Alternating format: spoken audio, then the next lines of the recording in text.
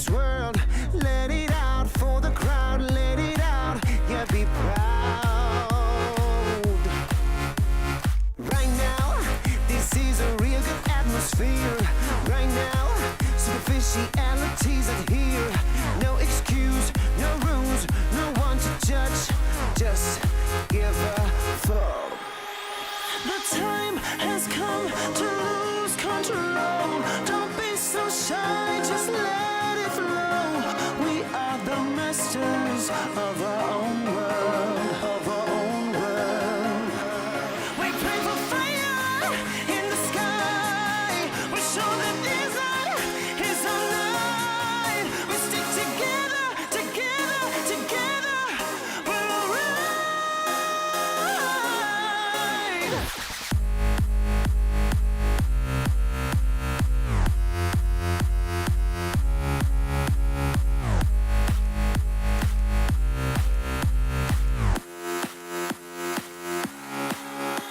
The time has come to lose control.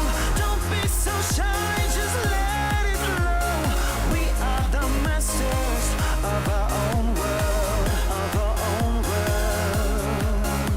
Well, they drink really expensive champagne on their private jet plane. All we need is a cheap bottle of wine and a cigarette to have a good time. A freedom, a big time, and no restriction. There's no other place to die than here with us tonight. The time has come to lose control. Don't be so shy, just let it flow. We are the masters of our own world. We pray for fire in the sky. We show that this night is our night. We stick together, together, together. We're alright.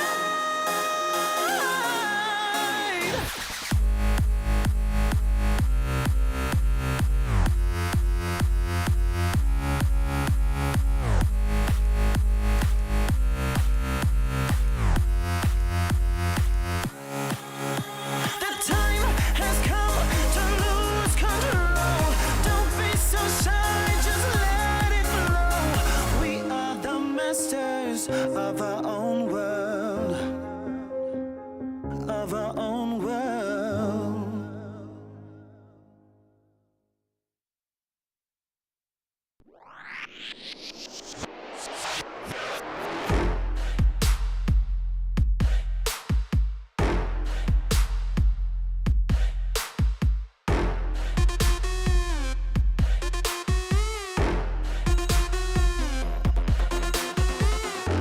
赤信号だとしてももう止まらない。理解不能のスピード100倍速い。地横なんて哀れよね。ねえ聞いてよね。負けの準備でもしておきな。Come try me get you down。悩んでもやめないわ No more 苦い思い消えてよこの街に呼ばれる際にレクチャー全力で追い越してよさ Driving モード始めよう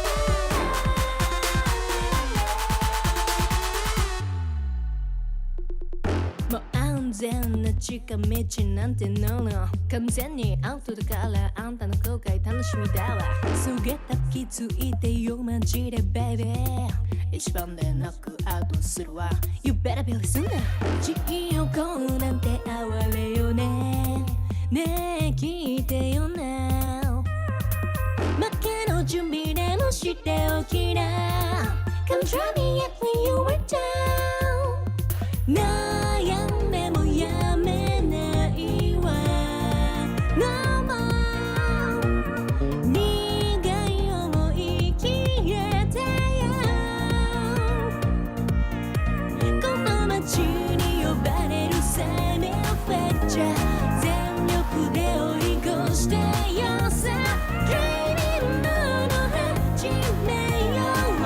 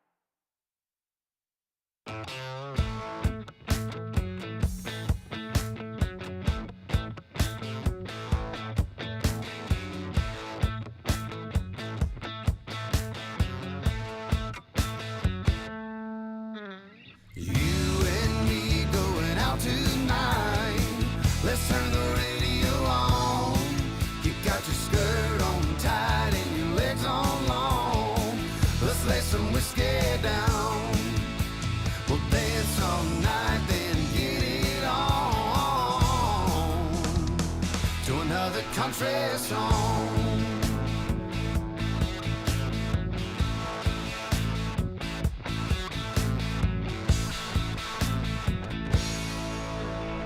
You and me going out tonight. Let's turn the radio on. You got your skirt on tight and your legs on long. Let's lay some whiskey down. We'll dance all night, then get it on. Another country song.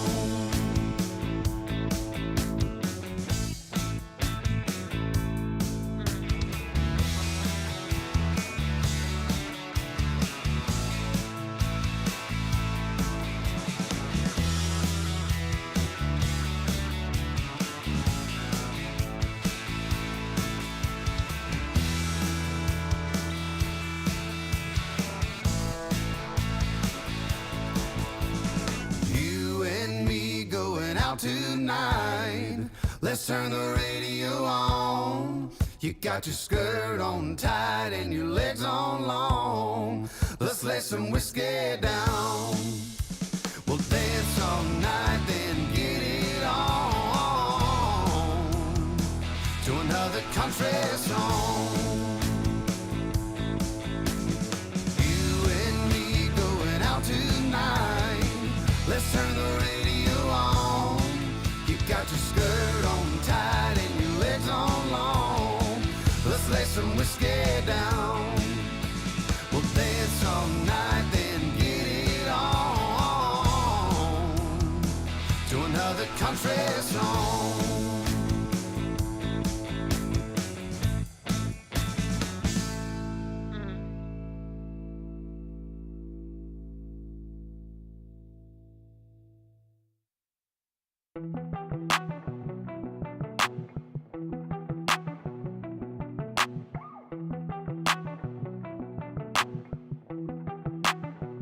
I saw you sitting in the moonlight, tripping, pain runs through your heart. Oh, we were skinny dipping, slowly sipping, then we fell apart. I'm just trying to catch a break from your love, oh yeah, hey. Cause I need to find a new life, no love, oh. I can't lie, I've been thinking about us, but you, yeah. Tell me everything's gonna be alright. Tell me that you're never gonna need spotlight. Just say how you feeling, I don't wanna waste time. I saw you sitting in the moonlight, tripping, pain runs through your heart. Oh, we were skinny dipping, slowly sipping, then we fell apart. I'm just trying to catch a break from your love, oh yeah, hey. Cause I need to find a new life, no love, oh. I can't lie, I've been thinking about us, but you know better than anybody around me, yeah. You know I think we both need a break from this thing called love. All love ain't the thing to question, it's all love. I got plenty problems and no shoulder. Last night on the tour, ain't no tour bus. I saw you sitting in the moonlight, tripping, pain runs through your heart. Oh, we were skinny dipping, slowly sipping, then we fell apart. I'm just trying to catch a break from your love, oh yeah. Cause I need to find a new life, no love, oh. I can't lie, I've been thinking about us. Putting out the fires, my head calls me a liar. I'm sick of breathing in your smoke. Leave a little longer, embrace a little harder. Yeah, every time we're not wrong, it's like we're walking on the water. Oh, too good to last long. Putting out the fires and looking for a miracle. It's like we're walking on the water.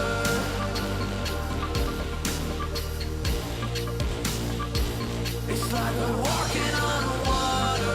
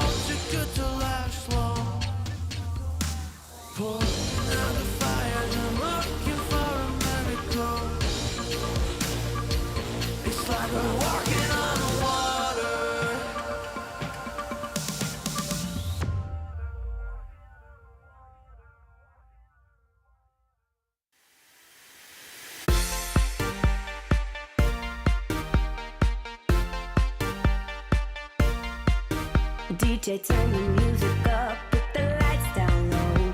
All the worries we had, we just let them go. Wasn't looking for love, I was happy alone. When you put your arms around me, how was I to know?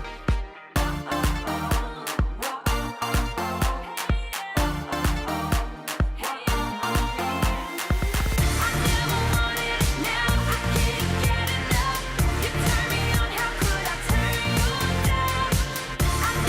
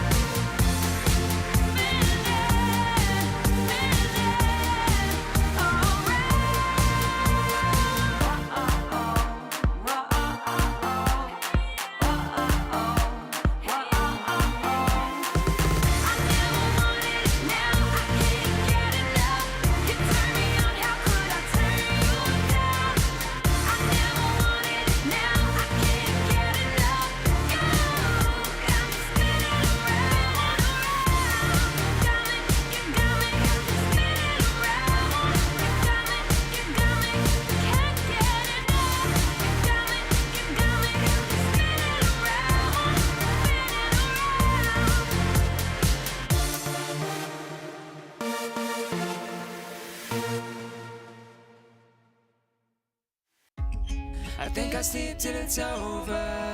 I think I'll sleep till it's over. I think I'll sleep till it's over. Broken letters, woven, breathing every now and then. Getting hurt but never learn. I'm falling short of hope again. I need a shock to bring me round, to pull my head from underground. I'm calling out but there's no sound. How many times can we make up? How many years will this take up? And never is as long as forever. When it's love but it's over. I've woken up in the headlights, taken from the clouds in mid-flight. Never is as long as forever. I think I'll sleep till it's over. I think I'll sleep till it's over. I think I'll sleep till it's over. I think I'll sleep till it's over. Stone days never end. Words I knew you couldn't say. We pretend we're more than this. Make believe that it's okay. I need a shock to bring me round, to pull my head from underground. I'm calling out but there's no sound.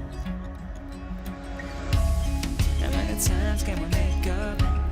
How many years will this take up? And never is as long as forever. When it's love but it's over. I've woken up in the headlights, taken from the clouds in mid-flight. Never is as long as forever. I think I'll sleep till it's over. I think I'll sleep till it's over. I think I'll sleep till it's over. I think I'll sleep till it's over.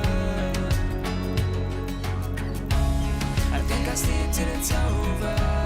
I think I'll sleep till it's over. I think I'll sleep till it's over.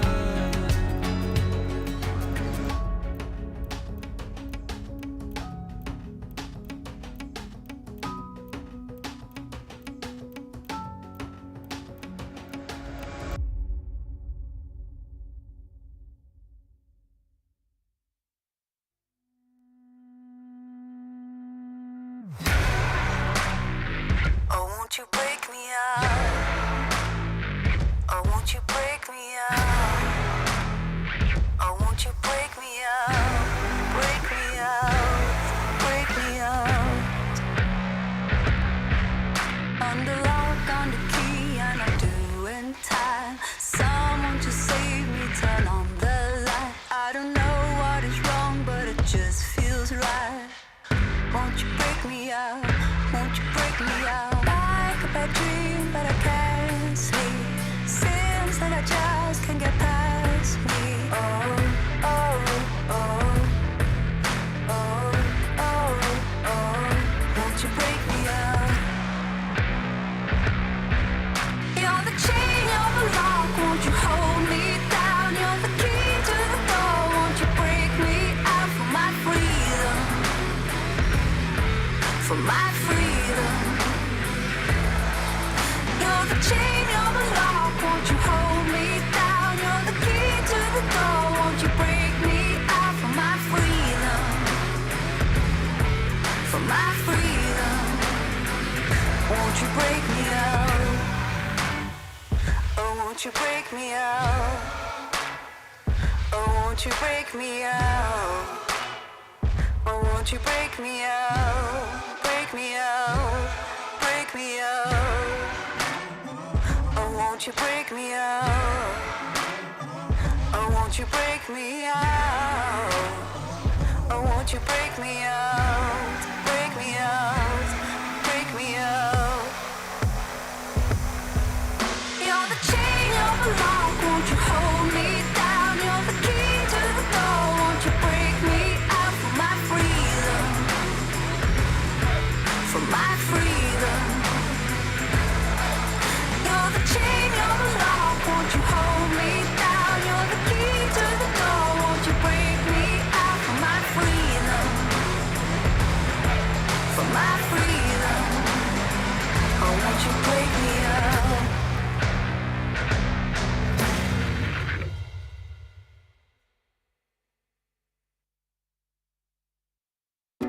Wanna wake up in my bedroom. We you right next to me, holding my hand. Something I could get used to, 'cause you're by my side. When city lights blur the evening, hollow skies grab my feelings, and shooting stars have no meaning. I know, I wanna be where you are, forever and ever. I wanna be where you are, forever and ever. I wanna be where you are.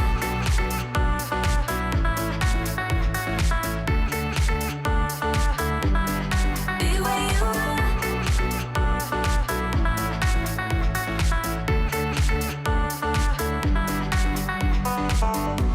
There's nothing like this feeling. Could look at you for hours, don't mind me. Didn't know how much I needed to have you by my side. When city lights blur the evening, hollow skies grab my feelings, and shooting stars have no meaning. I know, I wanna be where you are, forever and ever. I wanna be where you are, forever and ever. I wanna be where you are.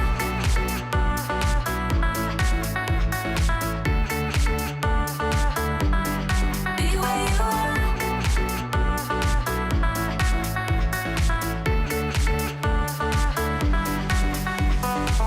When city lights blur the evening, hollow skies grab my feelings, and shooting stars have no meaning. I know, I wanna be where you are, forever and ever.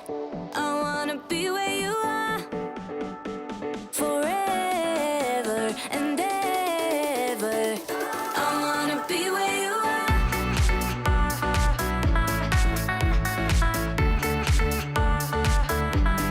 Be where you are.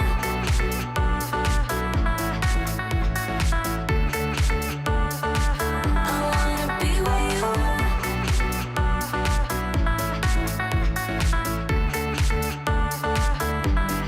Be where you are.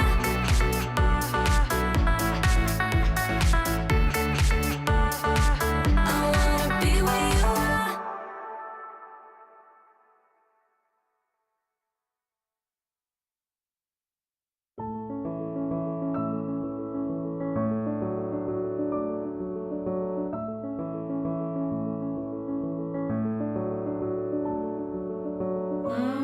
Now I know how it feels to hold pure solid gold. Sleep in the arms of my only minute tiny world. And right here in our arms you'll stay until you can find your own way. Oh, my son, stay curious, my boy.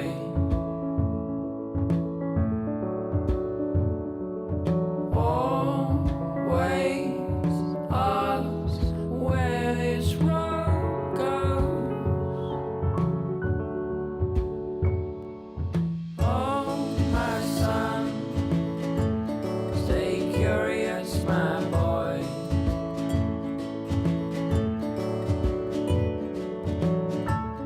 Just outside your door, you'll find love where you don't know.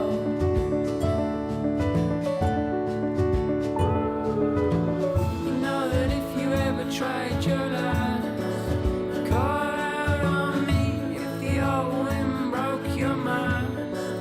Set out to sea if you've fallen down. You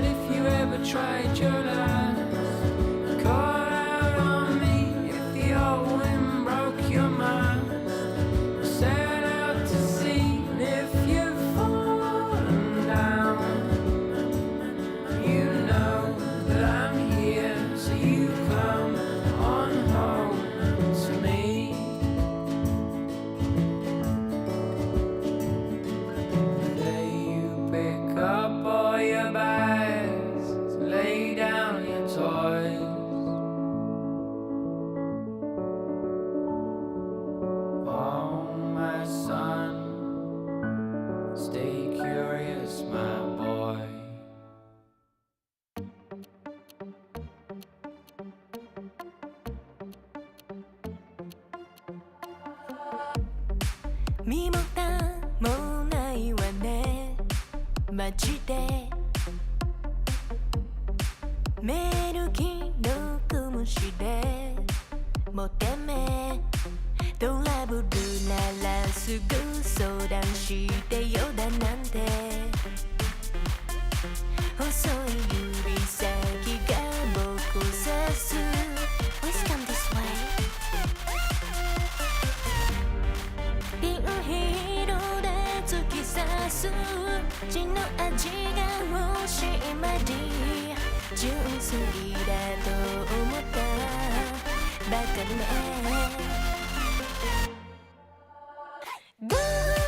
赤いリップで踊るネオンライトがきらめく騙されたなんてめめしいやつね通報するならすれば罪深いの私よこの世のクズどもよかも民がひれ伏す農場の世界へようこそ落とし穴に落ちたあなた Please come this way ピールで突き刺す血の味が欲しい前に純粋だと思ったバカね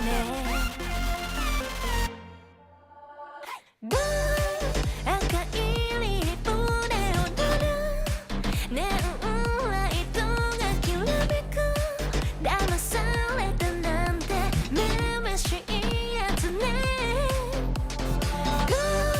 通報するならすれば罪深いの私よこの世のクズどもよかも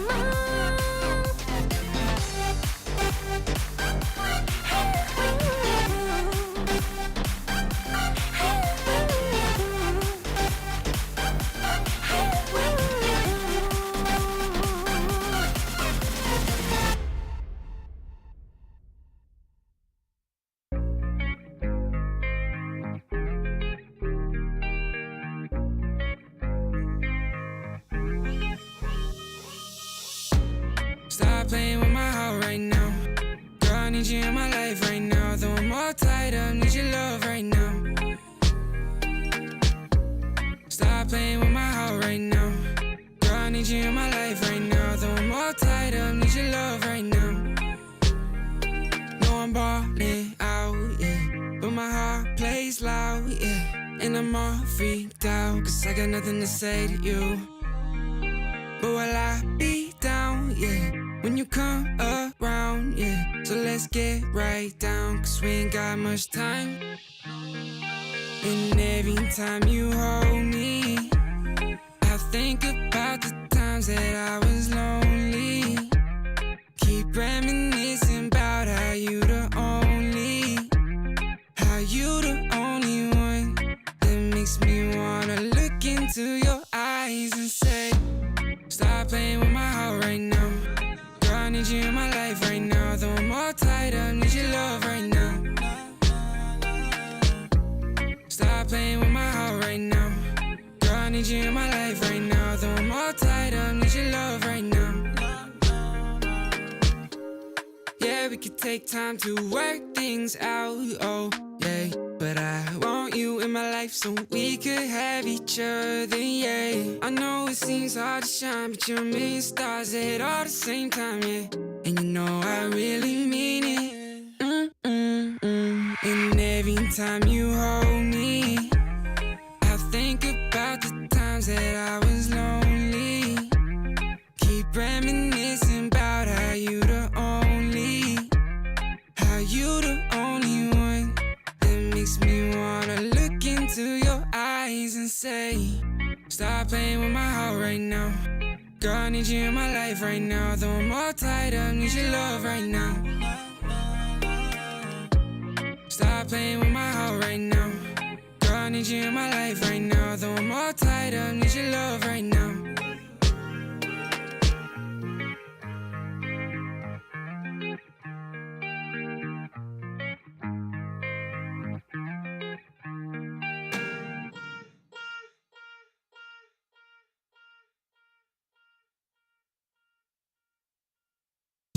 different energies I bring. Only sickness I fling. Bad like Gustavo Fring, can't try not a ting. Flyboy, I got the wings, and they can't keep up with me, dog. That's why all that I bring is wins.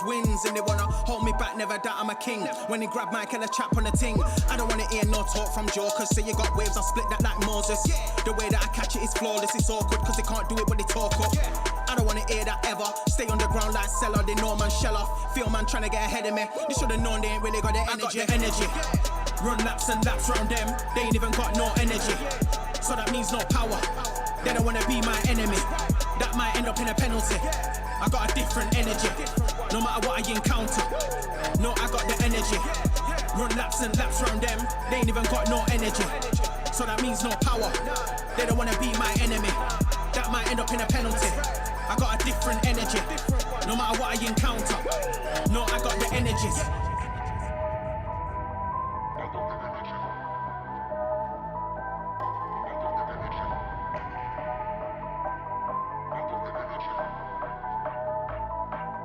I got the energies.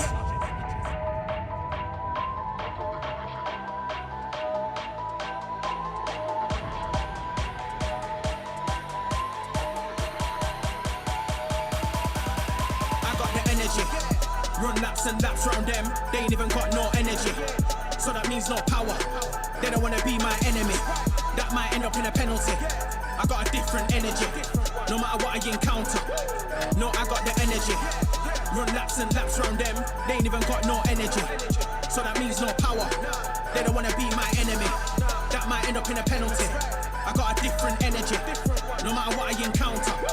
No, I got the energy. They ain't even got no energy.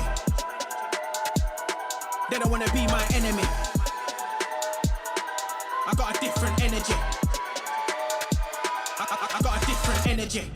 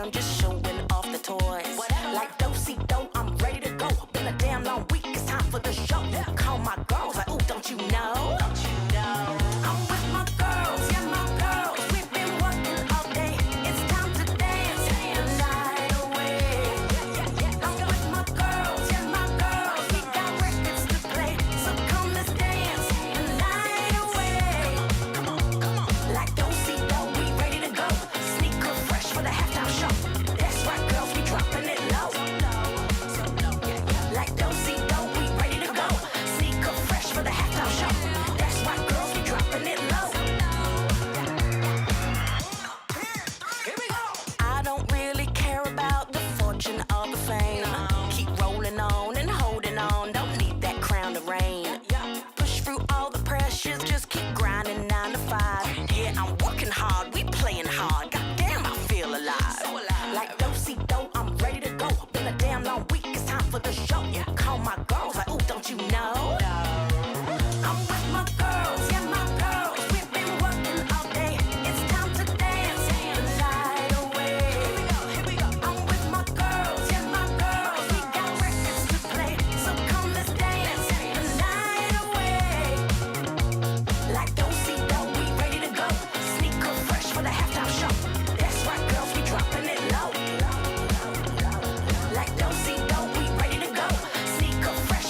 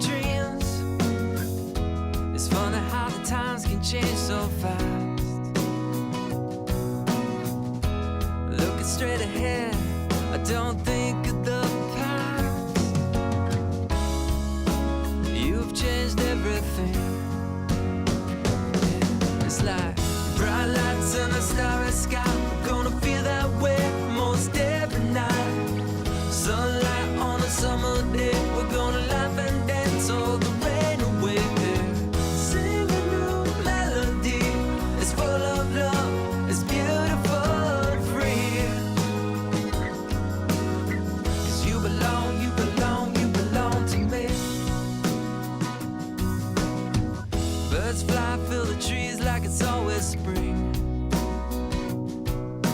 White clouds high above, I know just what I mean. Your smile, this love are an endless road. And I'll walk, I'll run, anywhere it goes. You've changed everything. It's like bright lights in a starry sky. We're gonna feel that way most every night. Sunlight on a summer day, we're gonna laugh and dance all the rain away. Sing a new melody, it's full of love, it's beautiful and free. 'Cause you belong, you belong, you belong to me.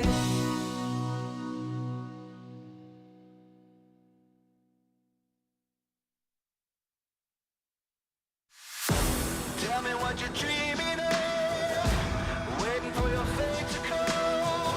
There goes another day of sacrifice. Are you never gonna try to fail? Never gonna stop to give in? Never gonna try to reach up for the stars?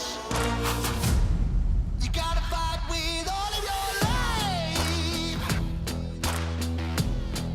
For the doubt change, show me your name.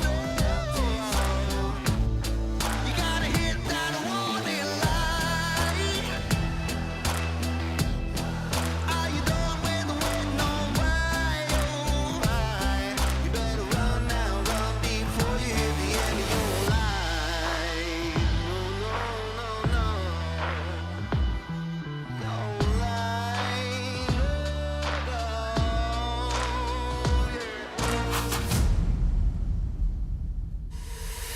so what you waiting on?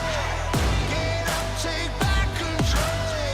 Ain't no point sitting wasting all the rest of your life.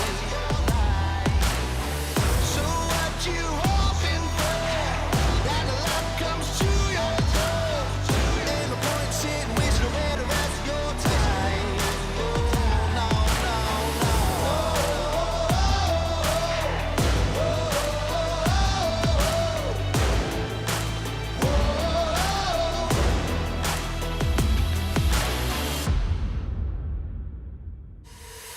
You know you're ready for something, but that something doesn't come easy. Getting ready to take that jump, but just understand and just hold that feeling. Nothing's gonna make you chase your dreams. Are gonna keep on slipping away. So get up and get that station. Never gonna stop to fail. Don't you ever stop giving. Never stop reaching for the stars.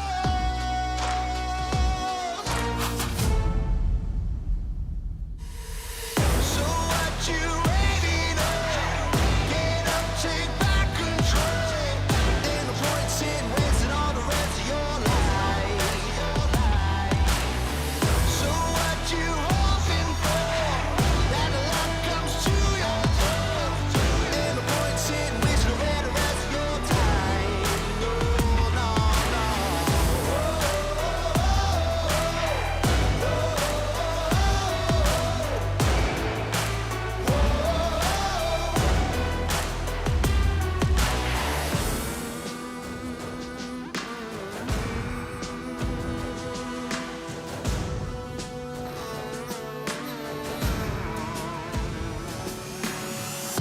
You're never gonna stop to fail, and don't you ever stop to give in. Never stop reaching for the stars.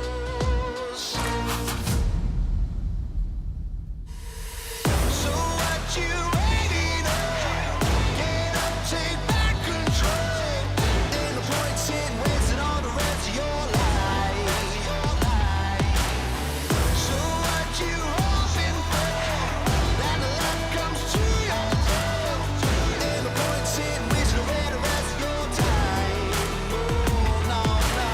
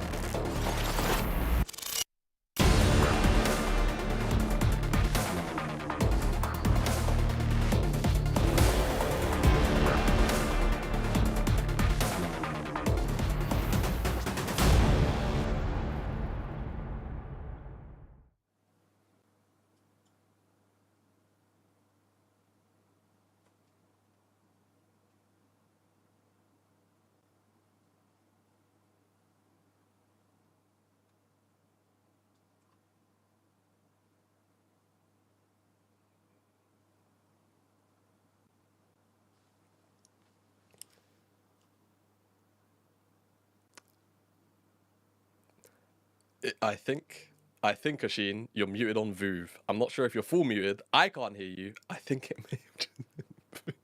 You may want to check. Either way, hey guys, welcome to the LPL playoffs. We're here today, hopefully, to see a very, very exceptional series between OMG and EDG. Of course, yesterday from the bracket you can see JDG, BLG. 5-game series. I don't know, man. I don't know how you guys feel at home. It felt like a little bit of a heist to me from the JDG side. I think it could have gone either way, but it is JDG who are going to advance over to the semis. BLG dropped down into that lower bracket, and like I started off, we will be looking at EDG and OMG take place in a not so distant future. To see whether or not OMG can keep the Cinderella story alive. They're taking down LNG, they're taking down Top Esports. I feel like EDG is now their next big test, and I'm hoping for their sake that they can keep the story going. I don't think Ashin's back yet. That's fine. That's fine. That's fine. So you guys get me for the intro here for a little while, and yeah, as I was mentioning, for EDG and for OMG, hopefully it at the very least provides. I think we've seen OMG take down mostly struggling teams so far.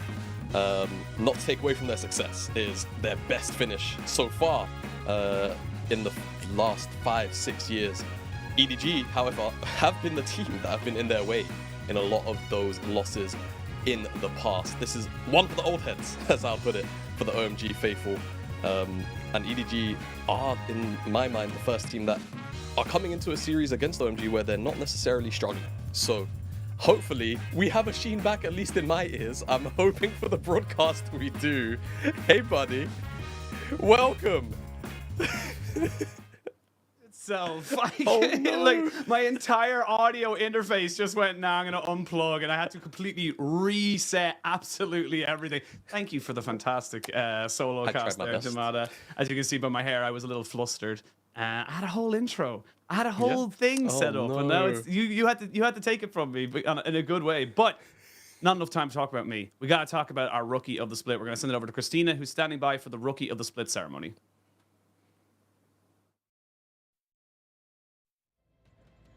Hello there, every summoners. Welcome to 2023 LPL Spring Season Playoffs. I'm Aris. Spring is season for the recovery of all of things, and many rookie players are fearlessly moving forward, competing for the peaks.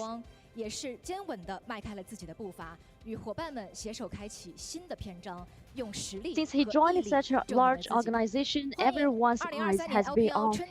He has taken firm steps and opened a new chapter with his new teammates. He has proved himself with perseverance and strength. Let's welcome to the best rookie of the 2023 LPL Spring regular season, EDG, Leave. Oh, welcome. Congratulations again. How do you feel right now? I'm so excited because it shows that everyone recognizes my strengths. You performed pretty good since your debut on LPL stage this year. On your professional journey, who had the most profound impact on you? How does he 因为自从来到 EDG 之后，见过他的 AD 之后，我觉得我的成长比以前要进步了很多很多吧。我觉得相信大家应该也是更加期待了 Leaf 选手在之后的一个发光发热，也想问一下，在 Leaf 选手自己的一个职业规划里面，目前的一个短期目标和最终目标又是怎样的呢？ A short-term and eventual goal 就是现在的比赛都要赢下来吧。然后最终的目标一定是 Now I just want to winning every single 我 match 相 up 信粉丝 here. 们应该也是非常期待那一刻，也非常感谢 Leaf 选手的一个分享。那接下来我们有请的就是腾讯体育 LPL 生态总负责人孙正先生上台授讲，有请。 EDG Sport Head of LPL League Operations and Development to award this honor to Leave. Welcome, Brett. 也请两位共同的看向前方的摄像机，合影留念。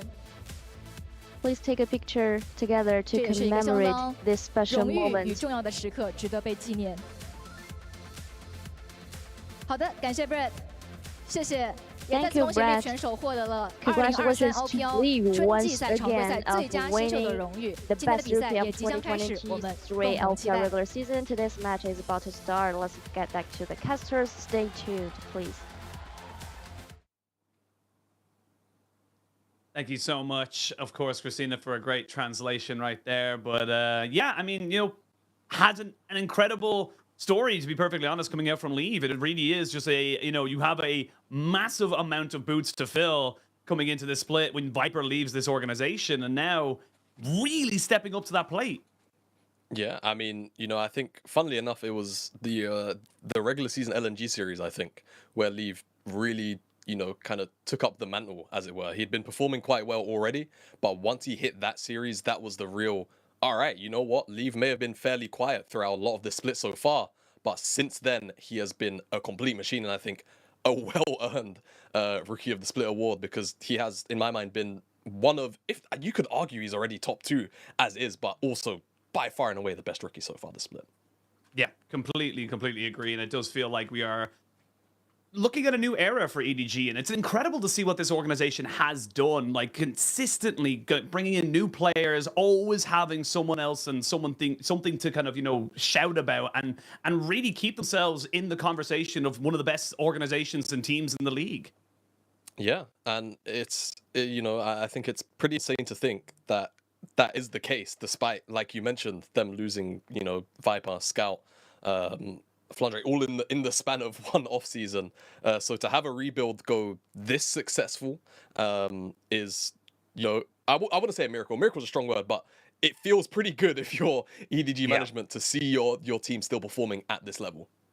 Oh, it completely does. And look, for EDG, you got the top 2. You were, dominant throughout the split, and even looking at the way they kind of came into it, it wasn't just an explosive, oh my god, this team's amazing, look at this. They were methodical, slow but surely, kind of just picking away and building that synergy, and it was kind of like a slow burner, but it never really stopped. It never really felt like we lost confidence in this roster to be able to say, no, this is a legit team. This is a team that can and will perform at the highest levels. And yes, there was a couple of different questions. There was definitely, especially with that bot lane with Leave coming in, but they've just kind of brought themselves back into form. And someone that I really do need to highlight right now is JJ in the jungle.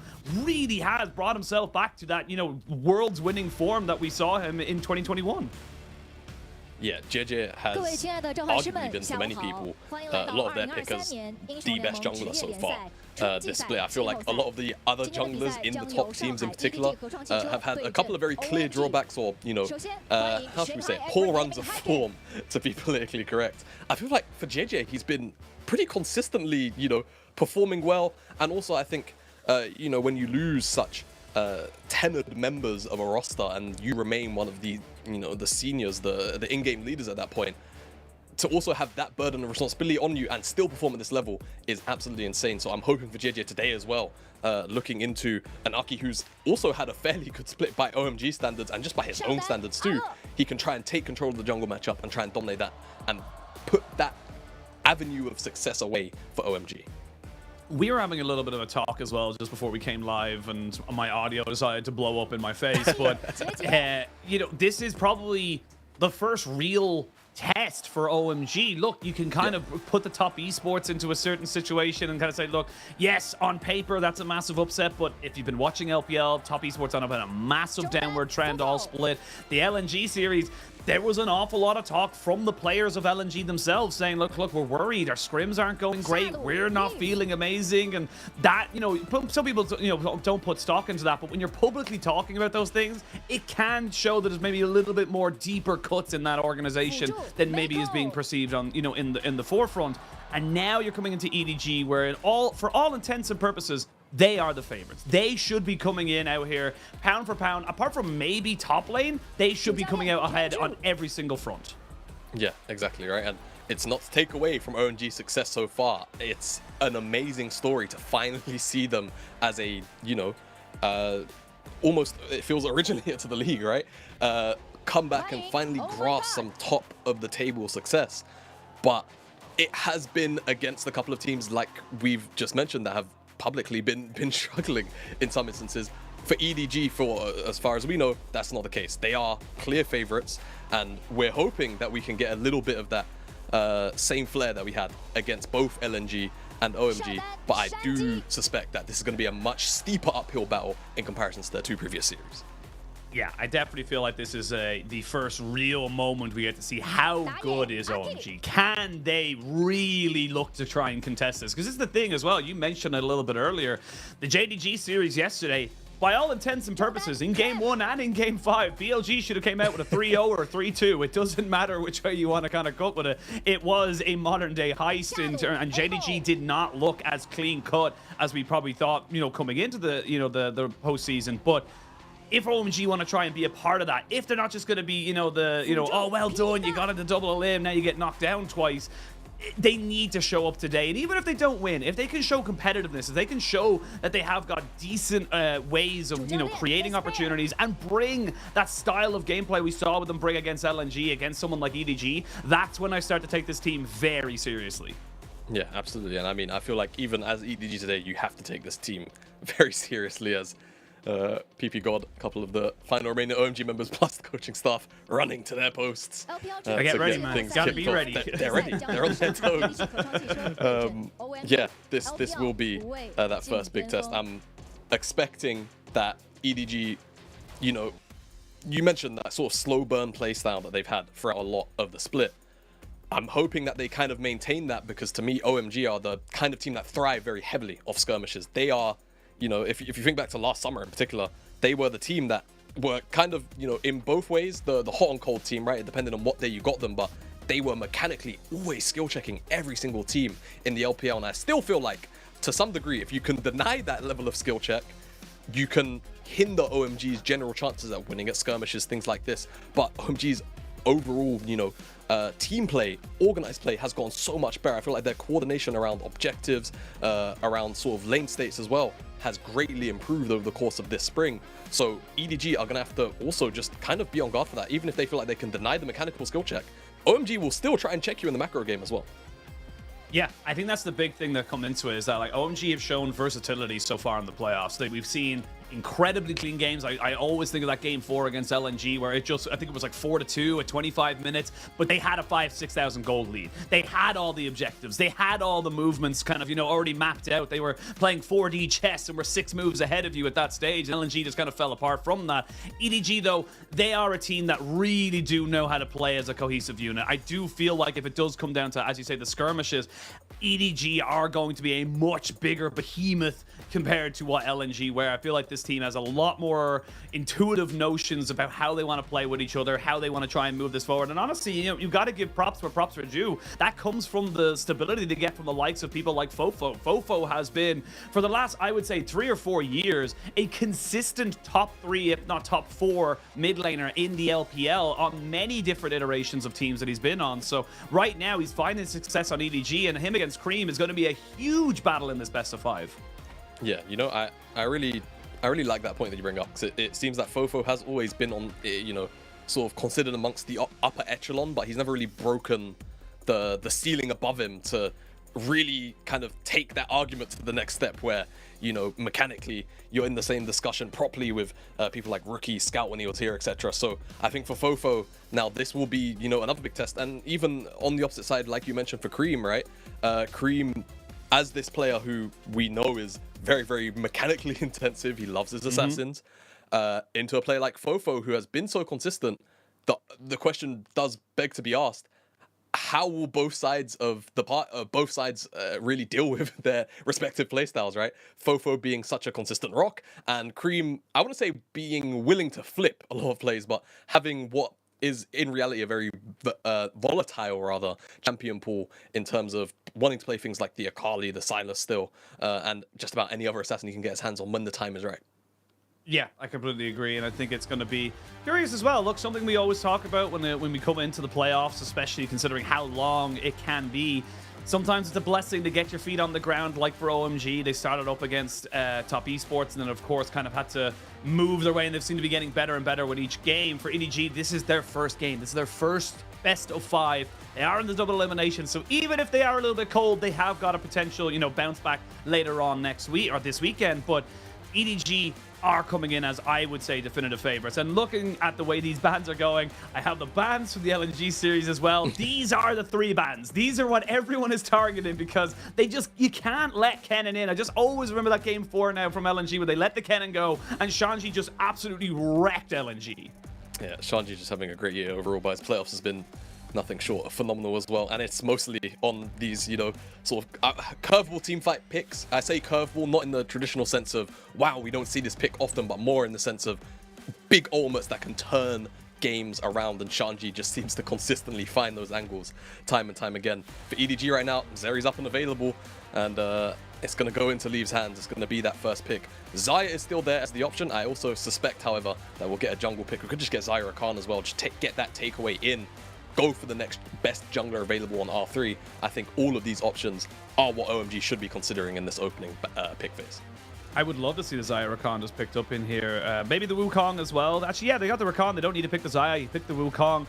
That was kind of a staple of their victory against LNG. Get PP God on the engage. Make sure you have Abel on the Xayah, which, to be perfectly honest, Abel was kind of the one real question mark we had coming into playoffs for this OMG roster. On the Xayah, he has been performing. He has been stepping up very, very well. Has he been, you know, maybe ruler levels of crazy? Not quite, but definitely a consistent pillar for OMG to be able to rely on. And for EDG, they now need to try and adapt, knowing that they're going to go up against what is going to be effectively an almost identical comp that's going to be coming out here from the side of EDG. I will say they go with the Xayah first. I'm not really the biggest fan there. I feel like they could have gone with the Wukong and maybe gone with the Xayah, but it looks like they wanted to get that K'Sante in for Shanji. So powerful on that pick. Yeah, it also says to me that they're willing to allow the jungle ball to potentially be pinched here if they're happy to pick up a K'Sante on R3 for Shanji. And for OMG's side of things, they can now also try and trim away at, you know, realistically just top lane picks, because Annie can be flexed towards mid and the support role. This way you guarantee 2 bans towards 1 champion pool instead of trying to flip between removing perhaps something like Nautilus if you feel like that's going to come out here for EDG. Fofo picking up the Annie. We've seen the Annie kind of shift more towards the mid lane pool now as opposed to the support pool. It's still flexible. We just don't see it so often these days. Now for EDG, removing away the Sejuani, kind of common sense here when you see that there's no OMG jungler. Vi and Wukong already out of the pool. I suspect the next best pick as well that they'll look to remove should be Arki's Maokai. So many engages set up in the previous series against LNG where it was just Arki into straight up follow up, and it was so obnoxious to deal with. I feel like EDG will be looking to remove that champion out of the pool. Yeah, I like this what OMG are doing as well. They're giving, you know, the K'Sante some extra room to breathe. No real big quote-unquote counters or things that can't just kind of have the same kind of level of impact. We did, of course, see the Scion have massive impact for 369 yesterday for JDG, and there's the Maokai that you alluded to. Still a Lee Sin that they could maybe go for on OMG. We have seen them lean towards the Elise, not to the best of effect. I feel like jungle really does feel like it has to be that big, hard team fight engage coming into this particular meta. For OMG now, I imagine right now we'll see the jungle pick, wait to see what goes mid lane, and then start to figure out what you're going to give Cream. Yeah, are they just going to go towards Ahri now and just genuinely save this R5 till jungle? Sheen pinched me. I can't remember the last time I saw an R5 jungle pick come out, but we're going to get it here for Aki. And it will be Ahri in the mid lane for Cream, so just, you know, safe, reliable mid lane that you know you're going to always have some kind of use as EDG. What will the pick up be? I'm suspecting a bit of a side lane pick. You've got Gwen up and available as well. If Ala really wants to go towards that angle. Hovering over the Fiora right now. And of course, when K'Sante first joined the meta, it was Fiora that came in as an answer time and time again. Personally, I don't feel like it's a consistent answer to this K'Sante pick, but we still know what the Fiora is very capable of in the side lane, especially post 2 items, and that'll definitely be the goal here for Ala for EDG. Something like Leona, something like Nautilus again, as alluded to earlier, I think just very strong engage and consistent tools that you can use to either set out for GJ or follow up on GJ's engages, but also just having a strong lane into the Rakan 1-to-1 should be very nice setup. Now I'm very curious to see what OMG want to take as the jungle pick here, because like you said, Lee Sin up and available, Viego if they want to go down the, you know, sort of skirmish route as well. I think those are the only 2 like strong options up, unless there's a curveball on its way, but I'm really unsure what the plan is for OMG. What the Lee Sin, it could be that. They hovered it once and I've never forgotten. It's always how it is. But looks like it's going to be the Lee Sin. Okay. But does give good disengage and engage. Great 2v2 in the mid lane as well when you came up with that mid-jungle combination. Just having so much single target execution damage between the Ahri and the Lee Sin. And it's going to be curious now. Again, lots of good team fighting tools for both sides. I do say that, you said that the Fiora hasn't been as as much of a consistent pick, or at least a consistent answer into the Cassante. 3-1 so far for Ala this split. Last 2 times he played it, it has been into the Cassante. So played a very, very good game. And that was against Bin as well. That was Bin's Cassante, to be perfectly frank. So that's a big kind of setup there for the side of Ala to kind of say, look, he knows how this matchup goes. He knows how to play it. We'll have to wait and see if he's able to bring it up against Shanji, who is just such a different being on the champion. Honestly, it feels like he is definitely in the argument for one of the best in the world on that particular pick. But teams are locked and loaded. It's kind of the same of what we've been expecting pretty much all throughout playoffs. It's all about the skirmishes and, for the first 5-10 minutes, but then it comes down to the big engages, the big 5v5s, and how you're able to execute. Absolutely, and I feel like on both sides there's fairly nuanced high bars to the execution as well. There's no point-and-click engage on either side per se. I think for EDG, however, it can be a little more straightforward. When you've got Wukong, Annie, Leona, you can just kind of force the issue a lot of the time. If you feel like someone's overstepped, it can very easily be punished, I think, especially with the Annie, in my mind. And the follow-up can be very swift. I think having the Fiora is a bit of a curveball to this competition, a little bit out there. Doesn't necessarily sync up per se with the general identity, but always having the side lane option and the ability to bring down a 2.5-3 item Fiora in the later stages is always going to be a massive backline threat for EDG. We're here, Sheen, into game number 1 of this series. Game 1 of this best of 5. The first round of the double elim. Win this best of 5. You got a date with JDG or a shot at MSI. Lose, you're not out. You got to go down, but you got to go down against BLG, who are going to be feeling a little hard done by after yesterday's result. You got to feel they're definitely going to be very much reinvigorated. And with a bit of a gap as well between this series and the next, they should be a little bit harder just to take down. Both these teams desperately kind of go for. And we've obviously talked a lot about, EDG. Had a lot of time to talk about OMG as well, but it does feel like, for EDG, this was a little bit of a band, quote unquote, a band of misfits. It felt like this was a team that, after losing Scout, after losing Viper, you're just not going to have the same level of expectations. And if anything, they've exceeded a lot of people's, predetermined expectations of them this split, and really come at the forefront. Don't forget, this is a team that went 13-3 in the regular split. They were alongside LNG, who are now, rest in peace, no longer in this tournament, but they were there with JDG as well. This is a team that has deserved, respect throughout the split and really come to the forefront as one of our top teams. Yeah, and I think, as you say, because the expectations to a point are definitely lowered when you lose those kind of home brand names effectively.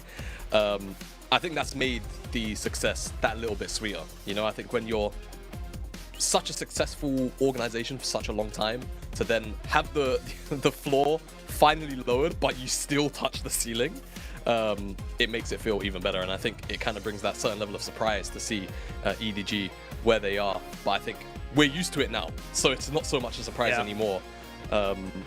Yeah, it has been a very, very strong split for EDG. Give me a little bit of fun trivia while we are in a small little pause. Of course, once we get any information, we will let you guys know. But out of the 4 teams in the playoffs, or the 3 other teams, not including EDG, EDG has only lost 1 game to 1 team in the regular split. Who was that team? It was OMG.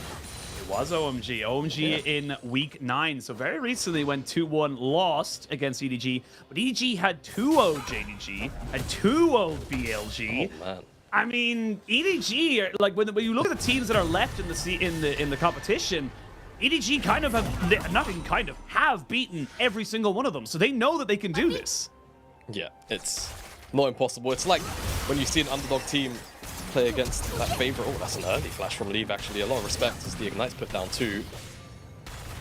And that's a Summoner burn really early, Sheen. So I think, especially with Arky clearing the 3 camps on the top side, look in the next minute or so to see if he ends up paying a visit to this bottom side of the map. There is a ward in the river from EDG to try and just scout out anything super early.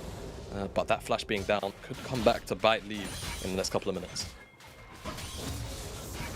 It's also something we kind of see. The Zeri is an exceptionally powerful pick, of course, but it is something that can be abused in those first few early levels, especially with something like a Zyra Khan that has got that extra little bit of advantages when the Lovers duo are paired together. 0-3 for the Annie in matchups this season against the Ahri. So the Ahri definitely having the edge in that particular matchup. Of course, EDG opting into that particular one there. And are we taking note of the last time that we saw a little bit of a Rakan into an Annie? As we do have a little bit of moves here. Mako taken very low. They might try to get one more feather down to try and bring back onto Leave, but doesn't have the feathers to draw back. This is a volatile bot lane. Looks like, exactly like you said, Aki looking to try and see if he can maybe make a move down here, but already Mako saying, nuh-uh, I know how this song and dance goes. I'm going to drop a ward before anything can come out here on the bot side.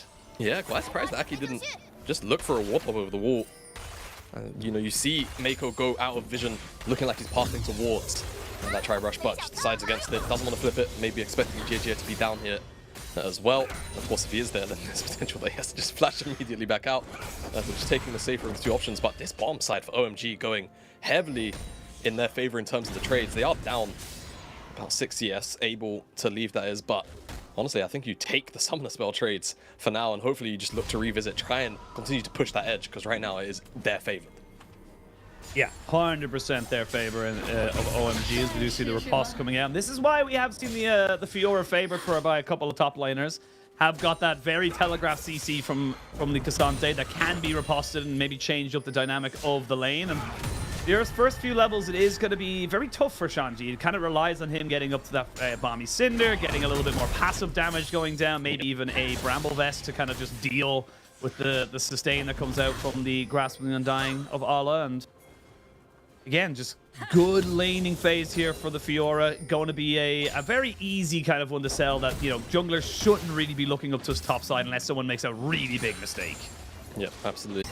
Able. Cleanse at the very least. Ooh, that well. cleanse. Not the greatest of all, but ooh, Mako. Might be a little bit too far forward there. Did lose both summoners off of Abel. He wanted to pixel perfect that cleanse. Didn't quite get it, but Mako almost loses his life because of it. Yeah, he does indeed. Turnaround damage again from this OMG bottom side. Really, really potent. That is JJ coming down to this bottom side first out of the two junglers to try and influence what has been a very, very volatile lane so far. We'll continue to track how active not only the trades are, but also how both junglers decide to interact with the bottom lane with that in mind. That was a really nice charm connected by Cream, and that should just force Fofo a bit to base because he is just about out of mana. I've got the teleport, of course, so he will make it back to this wave. But that is something that Cream definitely working for. Having already reset as well and teleport, just wanted to get that trade in so that he himself could get a base back. JJ finds himself about a level ahead. Only about probably 1 or 2 minions. Not the worst thing in the world. Level 5 for PP God. Not even sure how he was able to get that. And with the pressure you have mid, and of course the pressure bot, OMG find themselves with a unique position to try and maybe take an early dragon. This is something they did a lot during both the top esports and LNG series. They were just constantly putting down early dragon markers, making it so that those early skirmishes that we talked about in the pregame have to come to fruition. You have to contest them at some point because you can't just let over Soul. Yeah, no, you definitely can't. I think we've seen a lot over the last couple of series or so how important Dragon Soul can be. If not for the fact of the strength of the buffs, just what it can make a team do in terms of the decision making, right? Like being kind of trapped into a hole in the sense of, all right, well, I've got to contest this, otherwise they get a permanent buff. There's nothing I can do about it. And I mean, if you're super far behind, you have to just kind of make a very tough call sometimes on whether or not it's something worth contesting. You lose that fight, you might end up losing the buff and the game. Back of those kind of things. A gank angle here, but nice side step. Side step, PP God loses 2/3 of his HP because of the tower, and of course a little bit of a trade back damage. So, well, look, nothing ventured, nothing gained. I think that's the best way I can kind of put that in a nice way for PP God. But it does mean that Aki will have a little bit more priority to go for this dragon again, trying to get that early count going. Yeah, I think point of this gank just to force back Leave, force back Mako, either or. Right, get a reset forced out, and then you can just try and take this dragon with numbers advantage. Cream also has had pretty consistent mid lane priority in this matchup so far. So it's just a very clean and easy takeaway for OMG, and EDG just don't really have much of an answer because of the state of the map. There's no top wave necessarily being stacked up to be dove upon as JJ is on the bottom side. His top wave is being stacked, and given where Shanji's actually standing, I think he's maybe anticipating potentially a gank. He's got that control ward right by that blue buff entrance, so he knows at the very least, unless it's coming through the lane, he should be mostly safe. He's got all the entrances covered. See a very unfortunate Tibbers into the mid lane. Speaking of unfortunate, we are going to see Abel. Yeah, no flash, no cleanse. You're dead. Does go over to Leona, but first blood to EDG, just capitalizing on a summonerless AD carry. Yeah, just making up for the fact that they lost that dragon. Feels nice. Clean setup. Not much to talk about. Very, very easy from the perspective of EDG and Mako. Gets that flash forward. So, OMG, they lose the AD carry, but it doesn't really lose them anything on the map. The CS is definitely going to feel a little hurt, as you can actually see. Take a look at the scoreboard. Down almost 20 CS. Despite how positively the trades have been going, the CS has not been in Abel's favor. And now with JJ here as well, even with the information, they just have to respect it until they can see Aki and Cream in the area. They're making the rotation down. I just don't really feel like the chase is going to be possible. Yeah, you got Fofo there to be able to flash in with a stun if anyone got a little bit too far forward. Cream could Spirit Rush in with a charm, but decides not to in the end. There's the all-out. It's not going to land because Ala has got the riposte, so you lose an ultimate for a smaller cooldown. Now here comes the grand challenge. We're going to see Shanji just try and dash himself away, ghost for ghost. Not going to be getting those last little few vital procs. And this is the thing as well. If you can get that riposte timed, especially against Cassante, you can come out very heavily ahead of this this trade. Yeah, you definitely can. You can see the irritations of playing it from the Cassante point of view and why you would like to go the Fiora as well, for sure. The riposte comes out, and I mean, it's one of those things where I think, if I recall the matchup correctly, you can full channel the W. If you do connect the stun, you have to hit R straight away. You can't get the auto attack for the passive in. Otherwise, Fiora can just riposte anything else that comes out in terms of CC. And we saw it in action there. Really well played from Ala. As a replay, probably of the bottom side play. No, top side. All right, so let's see. If he goes for this auto attack after the W, he does. Yeah. And that's all the time. That's all it takes for Ala to get the riposte out. You can't afford to try and weave in the maximum damage. You have to get the chain CC in, otherwise you don't actually get that drag back. Feels bad for Shanji, just wants the maximum damage. Ala capitalizes. Does capitalize. That's 1,000 gold lead for EDG. It's mainly in that bot side, to be honest. 20 CS lead, a plate as well as that kill, so definitely small laning advantages coming out here, but the objectives have been trending in favor of OMG. They got the first dragon, now moving their way towards a Herald as well. And this is just business as usual from OMG. This is what we've seen from them all throughout the playoffs so far. It's just these early objectives, constantly keeping the tempo up, looking to try and go for it. There's the Spirit Rush over the wall. PP God kind of battle song his way out of this one here. Mako just get charmed and has to back himself away, but at the end of it all, it's just a couple of ultimates, nothing else really burned from that. Yeah, just almost traded. A little bit audacious, but I like the attempt from Fofo to try and get things started potentially. Burns through almost just for the Tibbers, so still an up trade no matter how you look at it. Really well played, but going back to your point on how OMG have been quite dominant in the neutral objective department, it has been definitely one of their core strengths. JJ eyeing up, just because there's no Spirit Rush, but I think should be fine here. Cream just hugging the top side of the map, or the lane rather. Even if the stun comes through, it's gonna have to be, you know, W flash. Hope you're in range still from JJ, but for OMG, it's a bit juxtaposed really to last year, where you feel like their version of objective control was kind of just fist fighting and hands checking the opponent. A lot of this year, but specifically this playoffs, it's felt a lot more cerebral. You know, it's felt a lot more think first, fight later. So very nice and clean second objective take of the game. We'll see where exactly Aki wants to put it down. Mid lane matchup's going quite well, but you probably want to try and bring Abel back into this game in terms of gold, because right now he's definitely suffering. Down over 20 CS right now. Try and close that gap back up will feel nice. Well, I don't see another invade or another movement down this bot side. Abel will have to let the feathers fly. Flashes after the point. JJ gets hit by the Sonic Wave, but nothing else really going for it. And this is the thing, the Zeri Leona has so much kill potential when you get the Wukong just joining in on this. It becomes very difficult for PP God and Abel to kind of set their feet down and make, you know, use of this very powerful 2v2. Yeah, exactly. Even if the 2v2 trades might be going their way, if JJ is just here constantly to force summoners, force key spells like the Featherstorm, you don't really get to play that 2v2 out anymore. As, this topside matchup now, gonna feel quite rough. The Fence Under already there. Nice riposte. All in. All in, going in underneath the tower. Ale did drop down the grand challenge, but didn't proc all the vitals. And honestly, that was Shanji kind of just getting him away from the tower. This is just EDG winning out, apart from mid, just every single lane, bot and top. They are owning this side of the map, but this dragon there spawning, flash in. They're going to look to try and burst out Aki, and they will not be able to get him just yet. The kick is good, and Leave cleans up the kill. Perfect synergy there between the support and mid laner, fully CCing him down. Yeah, Aki just caught out on vision as he's trying to rotate into the rest of his team there in the river. And EDG quickly pounce, break apart the play. EDG will get this dragon as well cleanly. It's not going to be a 2-dragon stack super early on for OMG, like we've seen so many times so far this playoffs. That'll be a dragon apiece. We're going to get Ocean Soul, and Rift will be our point of contention here. As you can just see, control ward, Aki steps on it. And there's a brief window where they kind of just walk apart from each other. Aki and the support on jungle.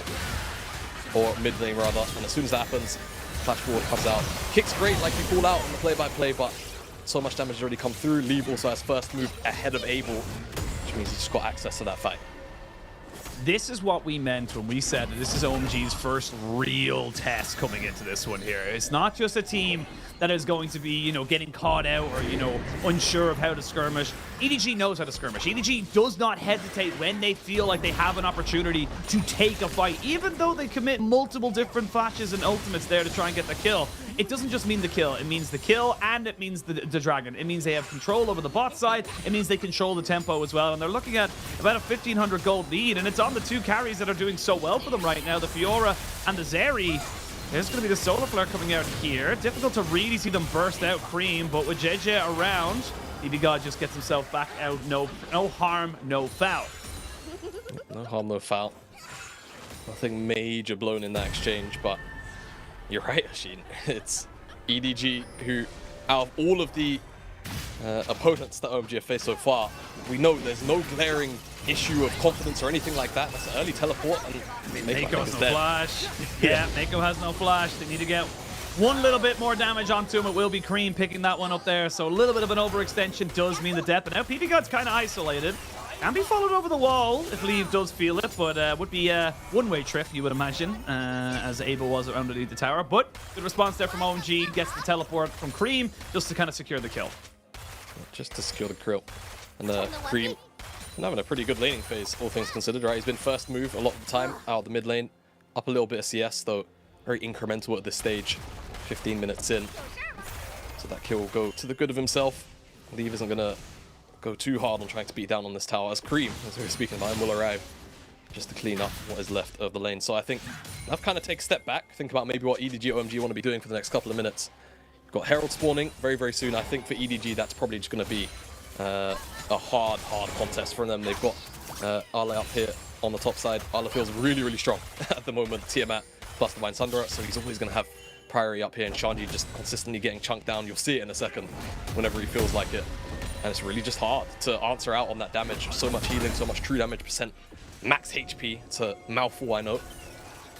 So that should be where EDG look to focus. OMG, personally, I'd like to see them try and cross-map it, but I don't think they will. I think they're going to try and fight tooth and nail for it, to be honest with you. They're going to try. Is the big thing there. That's about a 30 or 40 CS lead in the bot lane as well. Leave has just been kind of owning that right now. If it wasn't for the cold start, you would imagine for Abel, he would be much further behind. Cream is kind of the shining light right now for this OMG side as they look to try and gain back control. They are only about 1,000 gold down, so it's not the worst situation in the world here for OMG, but definitely does not feel good. Rift Herald is going to be started here. TP coming in from the Cassante from base. He finished up, I believe, his Frozen, or his Mythic, I should say. We are going to see that, Mako may have gone a little bit too far forward. Does have the W. Aki gets bursted out a little bit by the Tibbers. Mako taken down to about 2/3 of his HP. There's the quickness coming in. Does land on the 2 people. Can they finish off any of these kills? That's the question. Finally, Mako goes down, but what are they going to lose because of it? Great kick onto Leave, but it's just delivered him in front of Abel, and now Abel has nowhere to go. The kick was really good idea, but the execution just not quite on it. And now Fofo in a 1v1 versus Aki. Aki will take him down. PP God gets taken away off on the back end as well to a double kill for Allah. And this is all EDG all the time. Yeah, I mean, it just felt like EDG were almost always going to win this skirmish. in 9 out of 10 situations, and they roll the 9. OMG don't get the 1.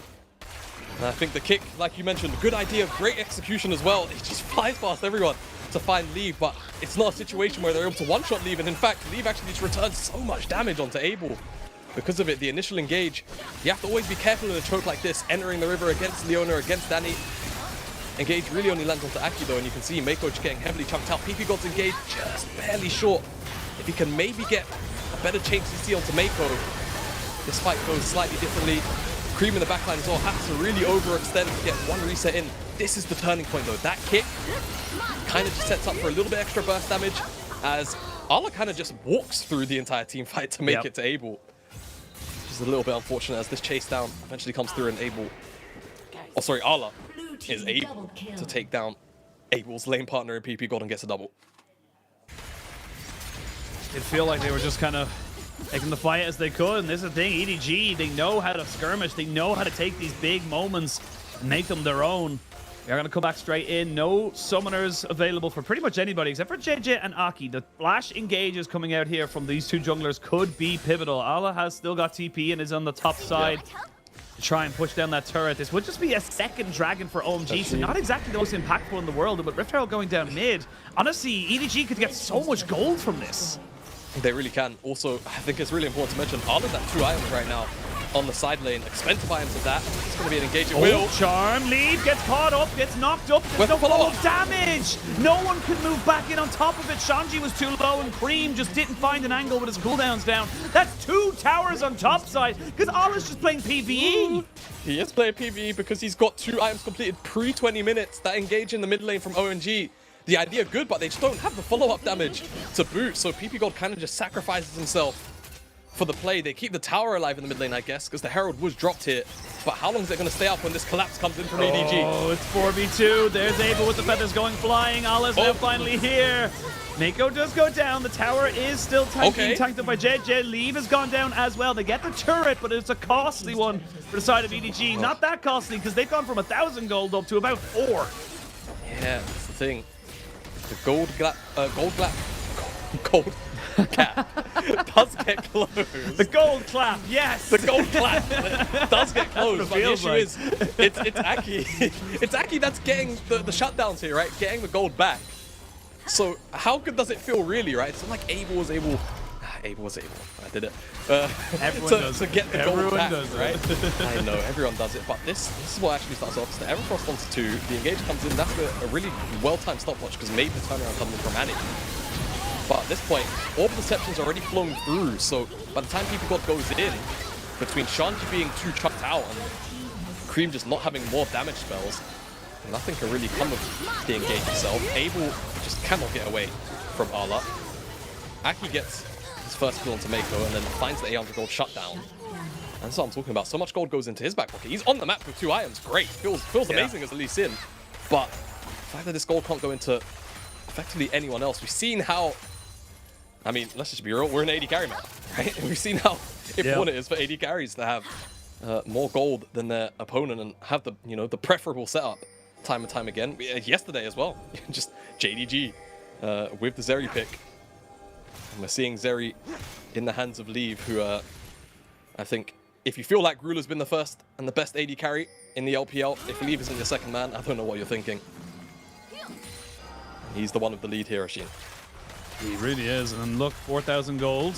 Cream is still looking pretty decent, I will say, on the Ahri.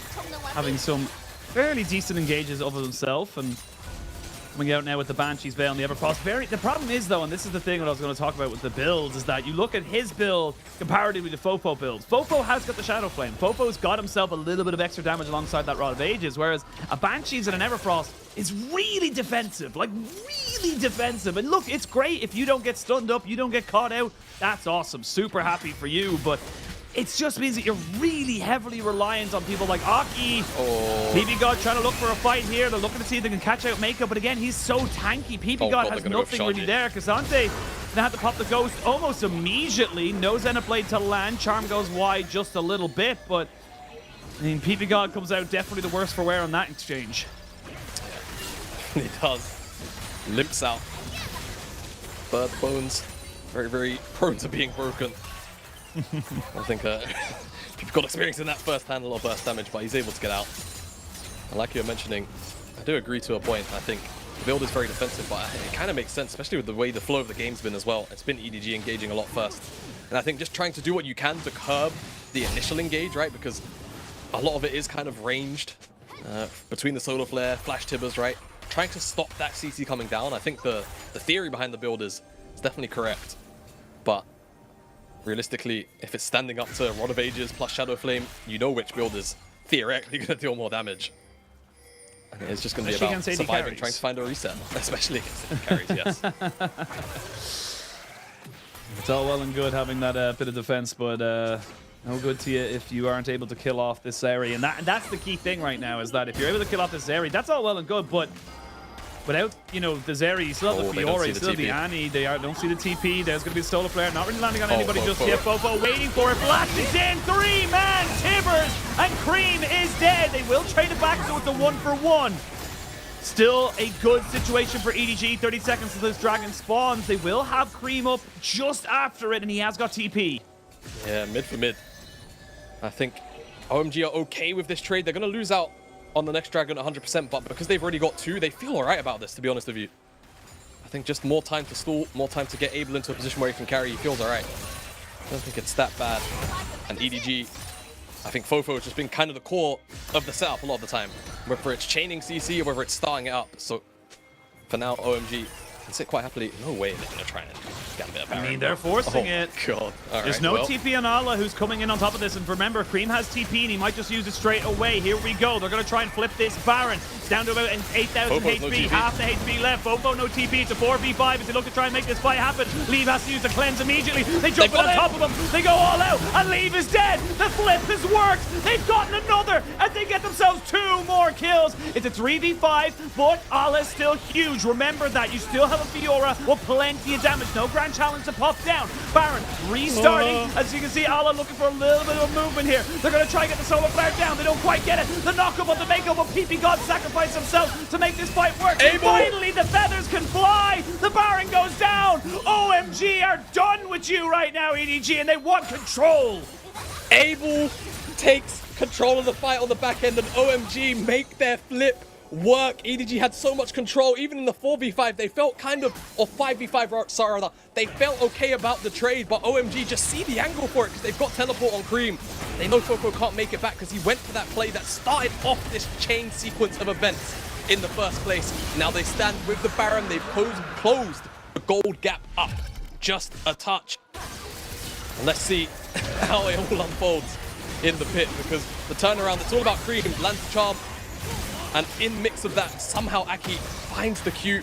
The knockback as well, I think it's actually interrupted by the Rakan W, but it's all just burst damage. It doesn't really matter at the end of the day. Shanji also just takes out Aki on the backside with one last end Coco strike. As 3-man Feather Storm root, or rather just root call-ups, no Feather Storm, and another one on the back end. It's just so nasty from Abel. Power of Zyra at 2 items. All stacked up, I think, as well. Just from hitting the Baron, it's just really well timed. And an excellent turnaround from OMG. You can see how much that means to the back-end staff. Coach Despair definitely feeling a lot less despair, despite his namesake coming into this particular one. But now, this kind of flips the game on its head. You've got Soul now in 4 minutes' time. You're taking back some of this standing gold, getting some towers for yourself. This is OMG just coming back and saying, look, we can skirmish, we can make these fights work for us, and we have no problem taking these against you, EDG. We are not afraid. No, they're playing this with no fear, with no despair in their hearts right now. To make that kind of call, to go towards the Baron, is one where you have to just have your head screwed on. Right now, back out on the map. Again, just looking to attack the towers where they can. The side lane is still going to go EDG's favors, though. And let's not get that twisted. Ala, 3 items, has the whole breaker on top of the Hydra and Divine Sundera. Shanji is going to have to do his damnedest to hold that together. Flank. They have to track that, though. Yeah, they have to track this flank. They are, thankfully, if you're an OMG fan. Allah was making his way very quickly around the rift, and thankfully for OMG fans around the world, they were called up to say, look, you know, guys gone missing for approximately 3 seconds, could be mid. That's just how fast the Fiora can be. 3-0-3, and like you said, has the hull breaker, so is going to be winning off in those side lanes. But with the Thornmail now finished up for Shanji and moving up towards the Sunfire Aegis, he should be able to control the side lane once he has that Bomby Cinder locked in as well. Yeah, I actually think he's got Aegis going into Gargoyle Stoneplate, which makes a little more sense. Just because you don't want to stack too much HP against Fiora, give her passive a lot of value. Plus just the general shielding, a very strong item. Once you go all out, having that shield of, you know, over 1,000 in many instances can really keep the fight going for you a lot longer. So I quite like it. I do also agree with your call though, generally like Bammy just to help with clearing out the wave just a touch more. Aki. They're nice rocks. They're nice rocks, brother. It's not a boulder, it's a rock. You know what I mean? Exactly. It's just you gotta appreciate it. But 2 minutes now, Jamada. Pretty much a dead even game. OMG using that Baron very effectively to pick up plenty of standing going. Aki has got a GA now. He's a full GA ahead of JJ. And has just been benefiting so much from these fights. You would love to get Abel onto this Bloodthirster. I think he has enough gold if he goes back right now to get it just before this Dragon fight in a minute 45. Yeah, I don't know how much gold he's sitting on. Yeah, he's got it. He's got it. That's amazing news for OMG. I think having that additional life steal, especially against, you know, so much long-range engage, dive, just anything that can help you survive that as you move backwards is going to be crucial. And just generally being able to say, especially after what was a pretty rough early game outside of the laning phase itself in the 2v2, it's been behind Leave for a majority of it just because Leave has been able to get more resources earlier on. Now, observers are highlighting this control ward just as maybe a potential angle for OMG once this dragon spawns up in a minute's time. But for now, as you kind of just saw, EDG just kind of playing around and to the side of where Ala is because he is their strong point right now on the side lane, acknowledging that he will eventually kind of start to take towers in front of Shanji's face. But for now, Shanji able to hold fast. But it's just about denial of vision, right? There's not a pretty big lack of information from the side of OMG about where exactly EDG are in this fog of war on the bottom side of the map. It's going to continue to be a bit of a scare again against into a lot of snap engage. Annie, Wukong, Leona. And everyone have to deal with it. Contesting this mid wave heavily, quite high up. No one's going to pull the trigger here.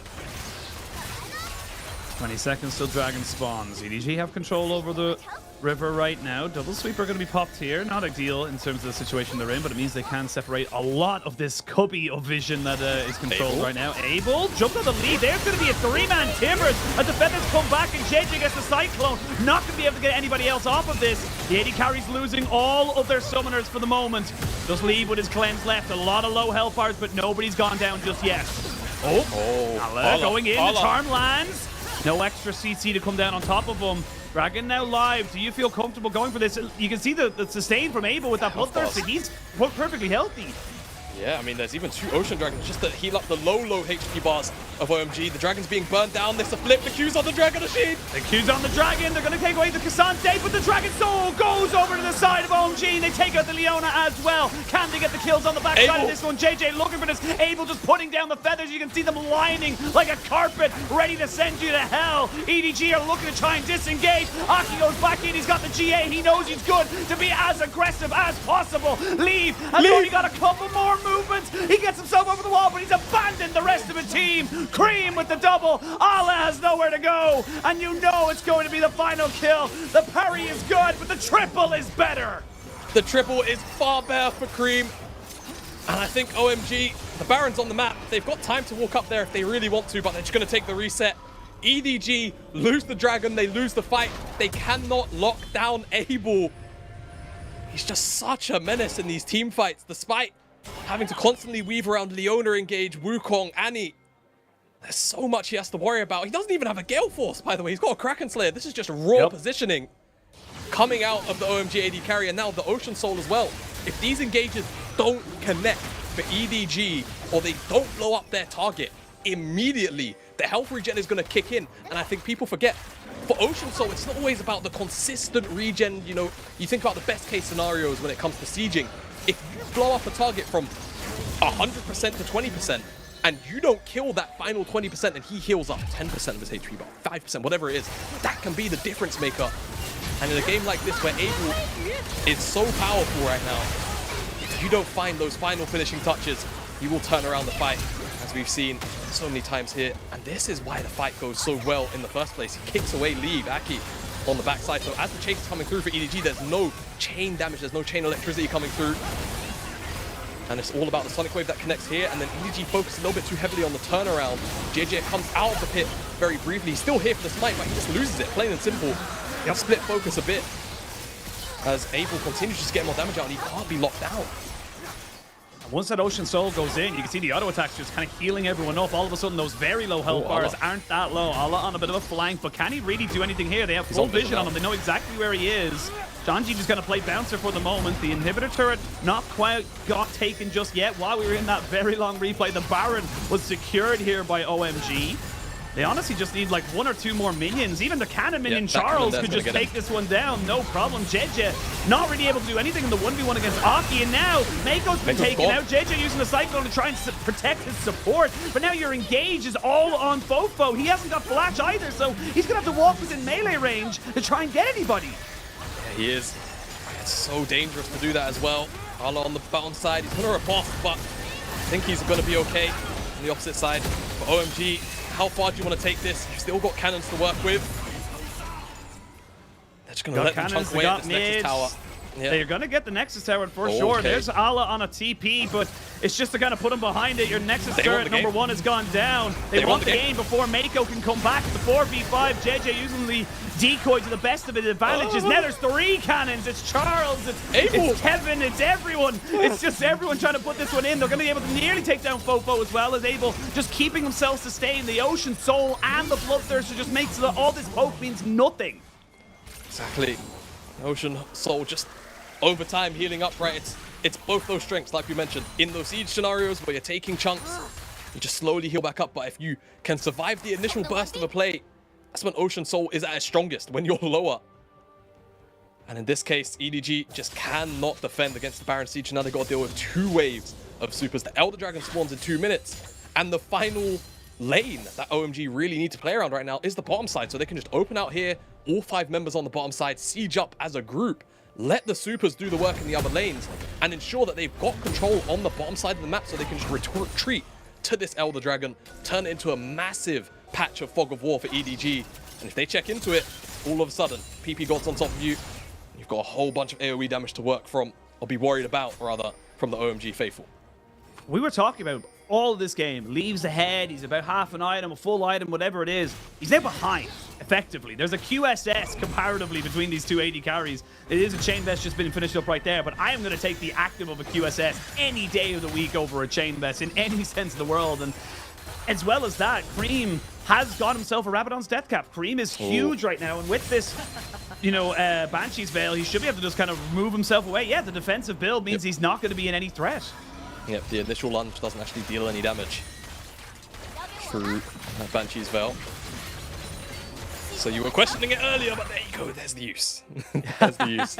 It took him 35 minutes, but now it took him 35 minutes. But hey, I mean, think about it, right? Like, at the end of the day, if he gets caught out here, which, very possible, if he gets that first passive proc, the movement speed, he can pop Ghost, the chase down is plausible. I would go as far as saying. And now all it means is, realistically, OMG don't really get a big siege on the bottom side. But what they will be able to do is take control of this bottom side river and still achieve a very similar goal of just keeping EDG out of the bottom side jungle and make the approach feel very, very dangerous. It would be a true jungle in every sense of the word.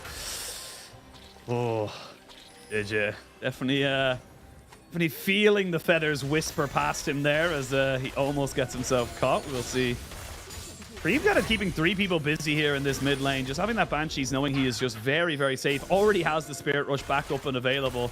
Aki level 17. That is a level 17 jungler in this game right now. That is absurd, to say the least. Aki having an exceptional performance right now. Him alongside Cream just doing so much. And now OMG They've cut off this wave while theirs has been cut off. Flash in for Mako. They're looking to try and get on top of Cream, but he's got himself a cleanse. Mako is dead. Aki now jumping onto Leave as JJ is falling down. TP gone as well. Aki looking to try and use his GA to the best of its effect. Abel still just kiting backwards. Gets all the feathers to recall. And now it's Leave against the world. And the world is a cruel, cruel place. OMG stamp down their foot and say you are nothing but a test and we will pass you.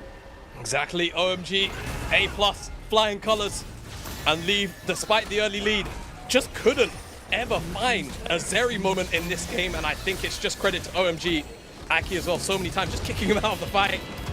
And OMG, the story continues for game number 1 of this series, will take down EDG and open up the series with a win. Huge momentum swing as well. When you think about how this game started, the laning advantages at EDG, it looked comfortable. We had a couple of question marks for OMG saying, look, can they bring that same level of intensity that they did against LNG? Can they surprise us with a couple of creative plays like they did against Top Esports now versus EDG? Yes is the answer. Yes is the the definitive answer for all of this for OMG, because it just felt like they just knew how they wanted to play. Yes, it was a little bit rough around the edges, but when it came to the 5v5s, when it came to the opportunities they knew they had, they took them. Yeah, and this is kind of goes back to OMG, you know, the version of them from summer being a very handsy team, a very skill check team. They will check you on the mechanics, but also developing a very strong sense of macro, right? That Baron call turned this game on its head. Until that point, EDG were what, 4, 5, almost 6,000 gold up. They find one 1-for-1 trade off of the back of an EDG play, right? Trying to find multiple members with the Tibbers, but they know Fofo just teleported for the place. They're like, all right, we'll just go to the Baron, we'll TP Cream in. It's a 4v5 for 20-ish seconds. And they make it work. They make the turnaround work because they know at that point, Abel, even though he's behind, he's still a 2-item Zarya, and all they have to do is keep him alive. It was an excellent set of decisions to get them into that position. And I think it just speaks to the strength of, you know, OMG now on the growth to now be up 1-0 against EDG in this series. And I think the big thing we come into this is that, like, you know, the general theory or the general feeling, I think, with a lot of experts and players around the world is that blue side is just so much more powerful. You get a lot more, consistent kind of target bans. You're able to kind of, get yourself a lot more power picks, especially that Zeri coming in. The Zeri was kind of the big thing. You know, Paul picked Zeri, GG, it's over, they win. That hasn't happened now. All of a sudden, Lee just didn't have room to breathe. He was getting jumped on consistently by Aki and by the K'Sante. So even though he wasn't dying, he wasn't doing the damage onto the right carries. And it does feel like OMG are very happy to let this Zeri go because they know it's not going to be that big of an issue for them. Yeah, and you know what? I feel like OMG just don't care about side select injury. Oh my goodness me. God damn it, Abel. God damn. He's dealt... I'm trying to do the quick maths in my head, but that's about 43% of his team's damage. 44 maybe. Yeah. That's absurd. I think it's nearly 50, to be perfectly honest. Like, as we say, doing the quick maths, it's almost at a 50%. But again, considering how far behind he was put, it does feel kind of 45. You were closer. 45. Yeah, 45. But exceptional there from Abel. And even then, it just feels like as a team, OMG just have it on lock. I can't help but praise this team. They're so fun to watch. They just are. They just are. And the growth continues. The story continues right now for OMG. And Bubble's flying high at the moment. I'm just excited as a not just as a commentator, but as a fan for this region. Because all of a sudden, I had EDG down, and we said it coming into this, as the clear favorites. They took control of this early game, sure, but getting outmaneuvered on the map by OMG in the last stages of this game is insane. So now I think as we approach game 2, things have to be, questioned about how they're now going to look to maneuver this mid game if they do take another lead in the early game. But not only that, you mentioned side select.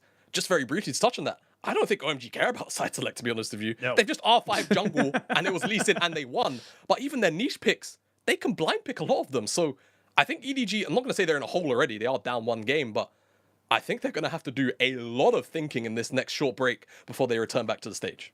Yeah, a lot of mojo going into OMG. We'll see if EDG can break it or if OMG can continue the streak. We're going to take a quick break, and when we return, picks and bans for game number 2.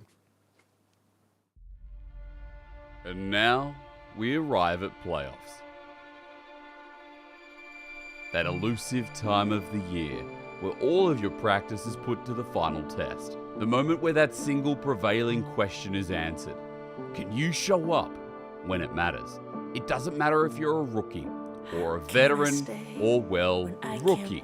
This is your shot at the trophy. This is what it's all been about. Keep your eyes on the prize as the world keeps their eyes on you.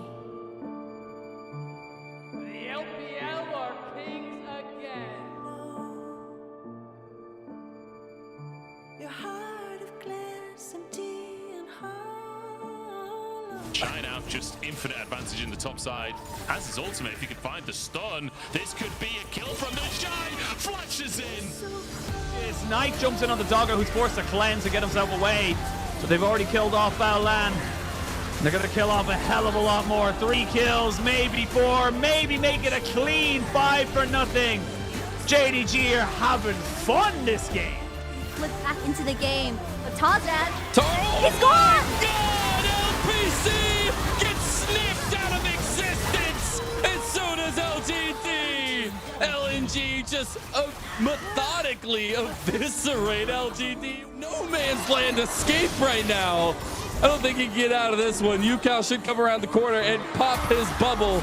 As Beituan chases him down. This is another big shutdown going over. Unless Leave can do something about it. Oh my God!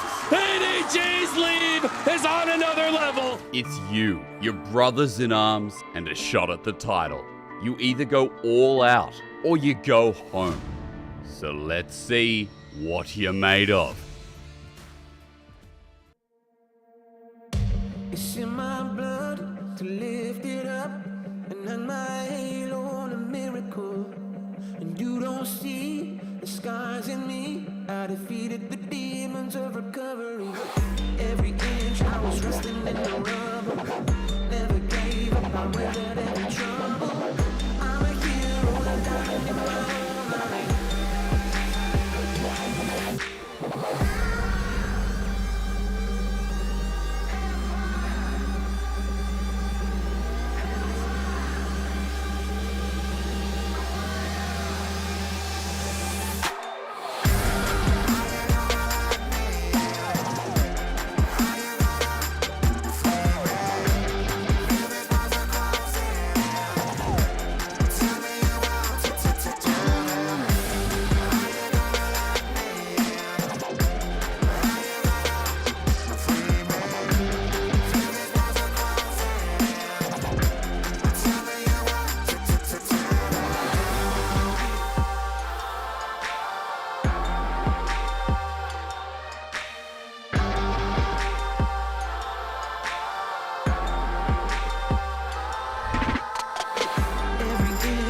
Resting in the rubble, never gave up, I weathered every trouble.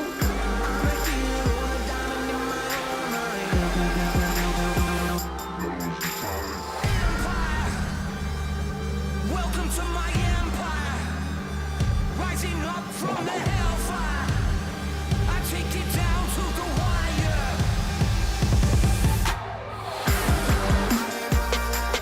Welcome to my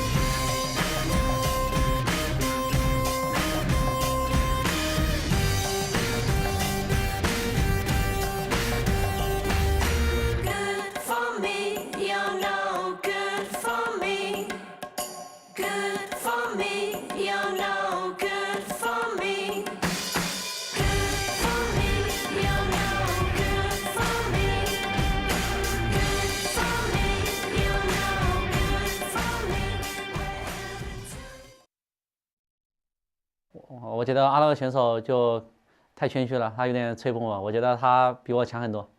第一次进季后赛拿复活甲就非常激动，然后意义的话就是我觉得我们5个人就对我们5个人这么一直以来的努力就得到认可吧，就非常幸运，就一开始是季后赛，后面是第2轮，然后后面是4强，然后现在都做到了，然后我觉得我们既然运气这么好的话，就先去伦敦吧，我觉得你们等着我们其他4个队友打爆你们吧，我就上路乖乖玩个3人步兵就赢了。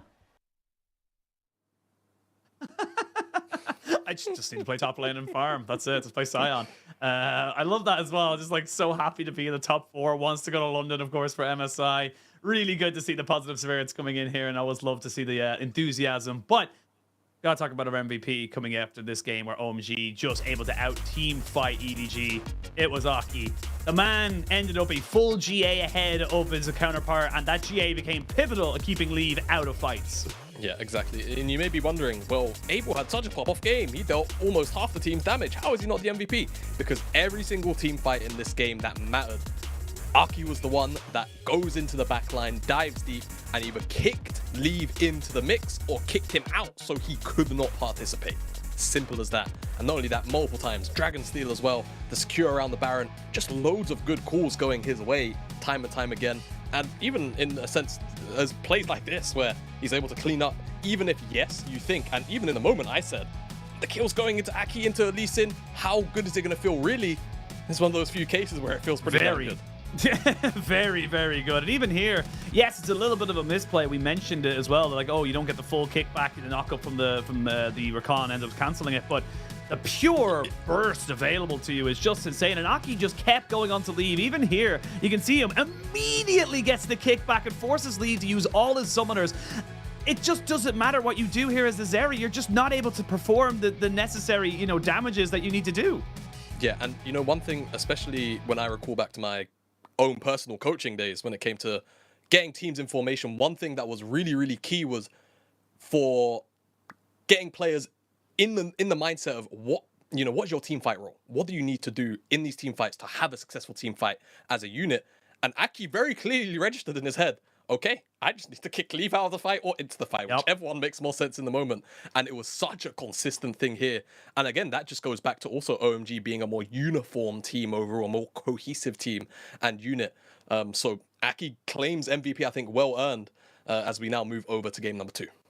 Yeah, and again, I really do want to kind of try highlight to say that Aki, as a player, has had, he's very much been a bit of a shadow, a lot of different things. Yeah. He was on top esports for quite a long time, didn't really kind of work out with there, of course, being overshadowed by much bigger and brighter stars there, and then went down to the Challenger team. Actually played LDL for a little bit, in the last few years. So getting to see him come back onto this roster, really kind of gel well with the likes of Shanji and Cream, and just being able to kind of bring his kind of, style of jungling back to the forefront is really, really nice to see. And it does feel like for OMG, the sky's the limit. Yes, it isn't the cleanest League of Legends in the world. They are not going to be coming around with a 0-0 22-minute LCK game, and then all of a sudden they have a 5k gold lead.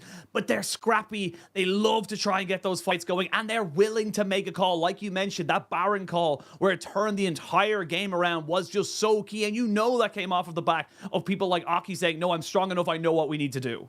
Yeah, and generally, I'll say it now, I think that was one of the best macro calls and decisions I've seen this year, not just out of OMG, but maybe just this year, period. Like, from the LPL, to make that decision in such a high tense and stakes moment really just kind of puts into perspective how OMG are thinking right now. And remember, this is not a lineup with 3-4 veterans. This is a lineup with predominantly players with a plethora of competitive experience, but in the grand scheme of the LPL, predominantly rookies, right? Predominantly players who don't have the longest tenures, and to see that in a top 4 match in playoffs is nothing short of phenomenal. It really is. And look, for EDG, a lot of question marks got to come back into this now. You had all the early advantages. You had all the early setup to try and get yourself going. That Fiora was insane, but I think it's like Dagda coined a term that I always remember. I was like, a team fighting Fiora is a sad Fiora. You should never be looking to team fight with a Fiora, especially when you go so hard into the side lane of getting that hull breaker, getting yourself so many things that can kind of deal with the Cassante. And then all we saw really was Ala just trying to look for those big 5v5s. And yes, the Fiora can have an impact after the fact, you know, kind of get those cleanup kills, be on janitor duty. But it's just not what you want to be seeing a Fiora do. So I really want to see them maybe look towards getting a team fighter on that top side. Yes, the Fiora did exceptionally well in the 1v1, but it just wasn't what you needed. You're going to be skirmishing. You're going to be fighting. Yeah, I think the big issue really was that Arla was never able to fully take hold of the side lane, even though if EDG go towards the Zeri first pick, which is likely, OMG won't be afraid to lock it in super early in this draft. Like, don't be surprised if they go something like Rakan plus Kennen. And EDG, with it being up, don't want to have to deal with it. So this gives now OMG the opportunity to snap up that Zeri if they want it. I mean, this is kind of the big adaptation that we wanted to see coming out here from EDG, saying, look, you got to get rid of something cool. Get rid of the Cassante, get rid of the Xayah. Look to see what you can kind of go for right now. Abel has not been able to get his hands on the Aphelios, but does he prefer the Aphelios over the Zeri? That is the question. The answer is no. He wants the Zeri rather than the Aphelios. And honestly, they get lock in the Lulu here. Gives you such a powerful bot lane and just kind of denies that combination as well over to the side of EDG. Yeah, and just to slightly derail before we get more serious again, I've noticed EDG OMG both hovering the Nila a lot. I'm wondering what the call is there in terms of it's clearly an internal thing. But yeah, there's not a lot of context to it. But if both teams are doing it, there has to be something going on. Something's they're up to something. I know they are. Okay, Twitch. Those chickens are up to something. But OMG bringing us back to it is bringing us back to the draft. Go towards the Wukong. I think it makes a lot of sense.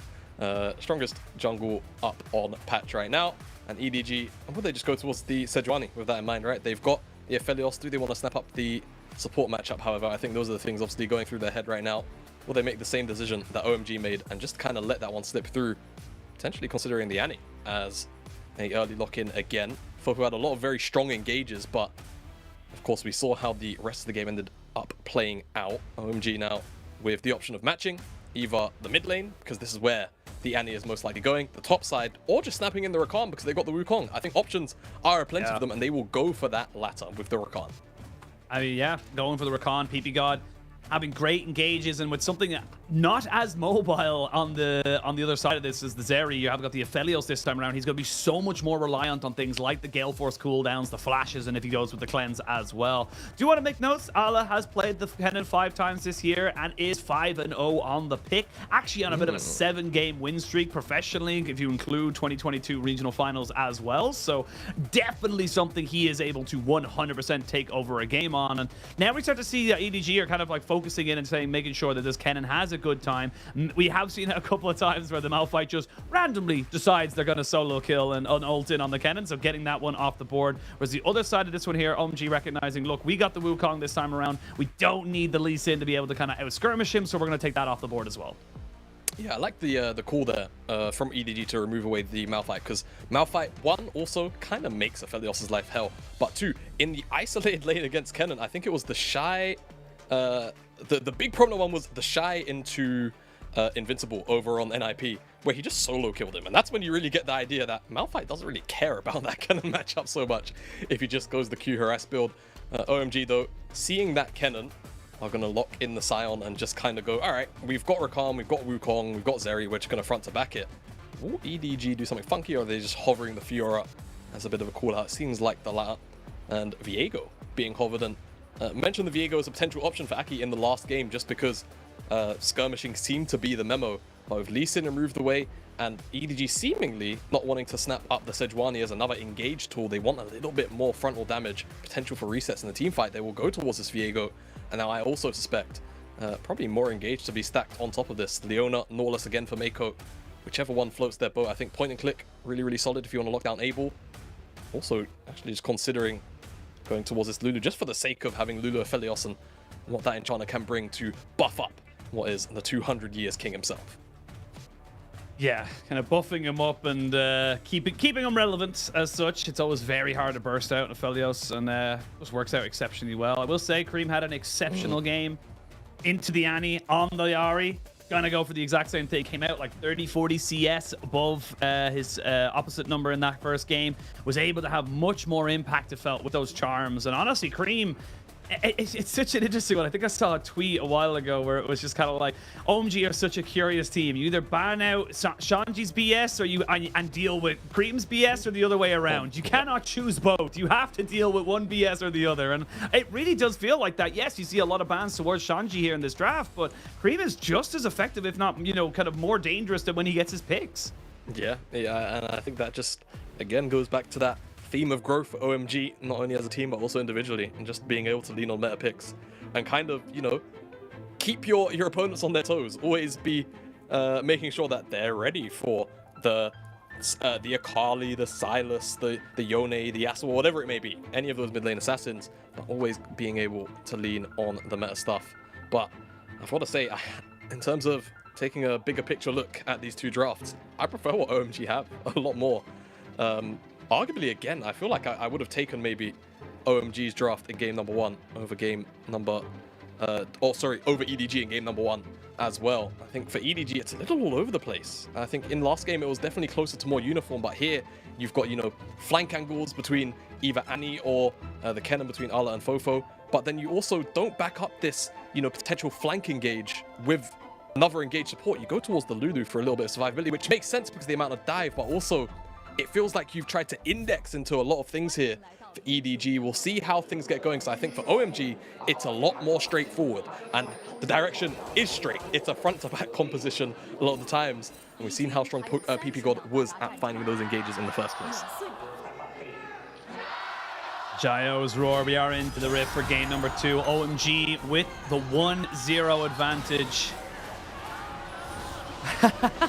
I was trying to see what that sign said. It was like EDG game 1, 2, 3 tick tick tick. They had underneath it game 1, 2, 3, 4 X tick tick tick tick. So just gotta, you know, change your expectations when coming into these things. Sometimes you gotta, you know, kind of bring it up, as we do have the Viego. And I do like that you bring up the way these compositions work, because it does feel like sometimes when we're talking about teams and how good / bad they are, and, you know, compositions, how they function and stuff like that, a lot of the time it does come down to which comp is easier to execute, which comp has a lot easier time of making things happen. And I got to admit, but, you know, I'm right there with you. You look at the pure, simple, you know, point and click engage almost coming out here from OMG. It's going to be hard for EDG to really find those, you know, god tier flank angles. They will be god tier if they find them, but, you know, the miracles are called miracles for a reason. And I mean, to back up that point, I will kind of mention that for the most part, EDG's engages were fairly solid in game number 1. So it's not like I'm concerned that they won't find them. I just feel that OMG as a team are much more likely to be ready for it in this game number 2.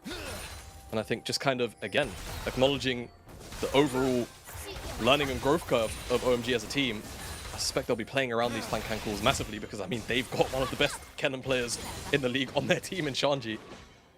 I'm sure he'll be calling out where Ala will be looking to attack from plenty. Curious to see where these early jungle paths kind of go for as well. The Viego has been kind of sneaking its way back into meta. It's not as common as such, because the Vi and the Wukong just give you such easy point and click engage as such, but definitely can have plenty of impact alongside, you know, some things like that. Because guess what? You know what's really good into team fights? Sion. So you can kill him, steal him, and get yourself an opportunity to maybe go for, you know, a bit of a, you know, kind of a trade back if you can. But that's the thing, though, with the Viego. If you don't get those resets, if you don't find yourself those opportunities, you will struggle to have a massive impact in these fights. Yeah, you definitely will. It's always about first punch with Viego. Very similarly to Ahri as well. So first kill is going to be crucial in terms of who wins the skirmishes, especially when those two champs are taking part in the same fight. As both these junglers collapsing down towards the bottom side, but I think it's more about just covering for each other, thinking that either side is going to be at this party.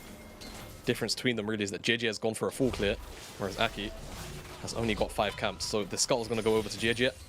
JJ will likely be able to pick up double Scuttle, and that'll feel good for him in terms of the jungle start.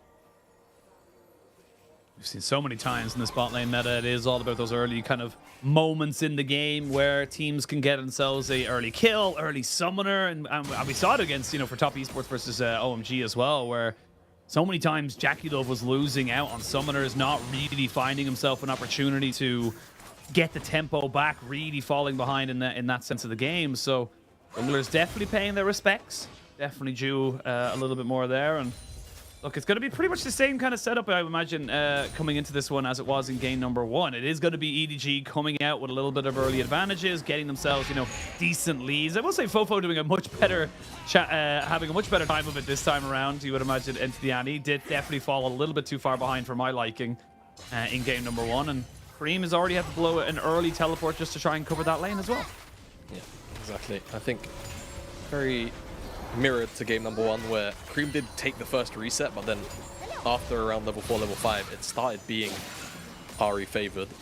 And we'll see how the trades go, because it's Fofo picking up boots, so a little more movement, cooldown reduction, right? But for Cream, a little more raw damage, just coming back with the dark. So it's not a lot of AP, but definitely enough to tilt the scale. Just a bit more in Cream's favor. Shouldn't see too much action, I think, in the early game. I think it's kind of important to mention, though, maybe I'm trying to cast the cursor here, but generally there's not a lot of setup in every lane, besides here, where there's going to be action. There's going to be a hell of a lot of action. Get the polymorph to stop any kind of escape. First blood goes over to JJ. Did have to flash for it, but you'll definitely take that as EDG. You're welcome for the caster curse, guys. No problem. I'm here all week. But EDG will get the first blood. Really clean setup, super easy. Nothing to really talk about. But now the response definitely still present for OMG. They know this dragon's going on, and they're all on the blast cone. So, they're going to wait for leave? Oh, they thought they could wait for leave. They're going to go over now. They're going to give over the dragon. Aki hasn't been found out just yet. Flash for flash. Abel goes over, cleanse off the exhaust, but can leave survive. He has got the gravitum. They cannot go underneath the tower. Now Aki, kind of in a bad situation right now. Heal gets used by Mako. There's the decoy coming out here. No flash here for PP God, so he's going to have to try and battle dance his way out of this one here. A couple more seconds, and he's dead. Disaster there for OMG. They could have just let it all go. They could have just reset the waves, but they wanted to go for proactive play, and they are punished. Yeah, I mean, I don't know. I'm in two minds about this play. I'll talk about it in a second, just in case there's some shenanigans going on here. But there's so much CS being lost. A couple of plates being shared. Even if it's between 4 members, it's just still more gold going over incrementally between all 4. The wave will eventually be picked up here by Abel and Cream. Tibbers just to irritate Cream on the way out. But I mean, OMG here in this scenario, they've got 2 choices, right? They know Cream dead, coming back from our base, so first move is going to be in Fofo's favor always. Bottom side, 3 versus 1, you try and take down Leave. That's the option they go for. The third one is maybe just try and collapse. You see Leave is on the wave, but obviously you're worried about the collapse from the rest of the team. And this is the play that they decide to go for. Aki recognizes that he can't catch back up, so he goes back towards the dragon, but the dragon's already dead. It's just a bit all over the place. They can't reach Leave as a 3, and they don't really recognize that as the play starts to unfold. I'm pretty sure they do. Yeah, just a bit of an awkward call. It's one of those things. There's a couple of options on the table. They make the wrong one, and now there's a fight on the top side. Yeah, flash away by Allah. He has got a blast cone if he wants to try and come back into this, but a flash charm is it JJ has nowhere to go. He's trying to run away as best he can. He is getting away pretty significantly, but the W from Cream means they're able to secure that one back in their favor. So, nice little move there from OMG, and this is what they kind of need to do, because that bot lane play went so badly. They now need to be proactive. Yeah, absolutely they do. Nice little pick up onto JJ up there in the top side. We'll see what more comes of it. This is red-white. I'm not sure how many chakrams Leave has available. 20 in the chamber right now, so we'll just look to shred away at this tower as Abel was on a bit of a reset, doing his best, PP God, to just interrupt this plate take as much as possible, but I think the second one not quite going to go down, so job accomplished, but still more gold going into the Aphelios' back pocket. Yeah, 10 CS lead. A couple of plates as well. Honestly, it's probably about 2 full plates, even though there was 4 people bot side. He ended up taking 2.5, I think, with the team, and then 2 by himself or with alongside his AD carry. So probably 2 plates in total is the lead there, and that's significant. That's basically a kill, and he's got a kill as well. So 2,000 of that gold in favor as we have a look at what happened here. It looks like straight up JJ thought he could maybe go for something here, and yeah, just not respecting that Ahri had the roam. Yep, not respecting that Ahri was first to the plate. It's all over Scuttle. to be honest with you. And, He got it. I guess he got it. It's it's a jungler's death, really. But first numbers, and JJ gets punished for it. Now, at the very least, he will get the Herald as well. So this is EDG picking up both neutral objectives, which feels quite good for them. And with the bottom tower so low, it does beg the question if whether or not they're going to use it on the bottom side. But Ala, trouble. Ala does get the Fly-Stick Maelstrom down, but a flash away by Aki because he knows that damage coming out from JJ would be massive. The resets would be detrimental to Shanji as well. We are going to see Cream. Nice little charm. It's a little bit of damage back onto Fofo, saying you went for a roam. You shall be punished for your sins. And it is still EDG very much in control of this early game, much the same as game number 1. Much the same as game number 1. EDG with this Herald, like I was mentioning before that play unfolded. I'm curious or not whether they're going to use it on this bottom side tower. Just because it's already sat at 1 plate, do you value dropping it just to pick up the tower and get the gold at surface value? Do you want to try and use it in the mid lane to try and regain a little bit of control? Just to take down a couple of plates. And I think it's also worth mentioning, generally EDG's wave clear, their siege potential is not particularly strong. Their collapse and maybe pincer movements onto a tower like that tier 1 can definitely be very strong with Kennen plus Ari. So maybe trying to drop that tier 1 in the mid lane has a lot more of extra value, but the immediate gold injection of the bottom side is probably what EDG will be thinking about as this dragon approaches in 30 seconds time.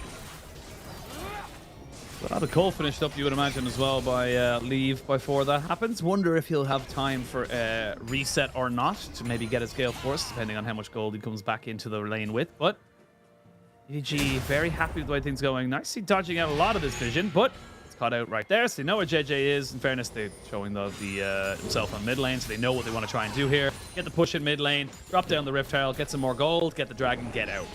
Yeah, I like this. Either one would have been worth it, right? Like we was mentioning, OMG do have some wave clear tools available to them, but whilst not the best, it's more than what EDG have to work with. So dropping that Herald just to get the gold, the priority as well in the mid lane, for them feels like the call because they don't want to break just a 1 plate tower on the bottom side now. Still no flash. Yeah, no flash. Has ult on it. Yeah, looking to try and maybe get onto Shanji. He's Shanji. Dead. Oh, he flashes alive. away! But he gets killed off at the end. The Wukong comes in. Aki stopping the retreat, but does mean he ends up taking the kill away from Shanji.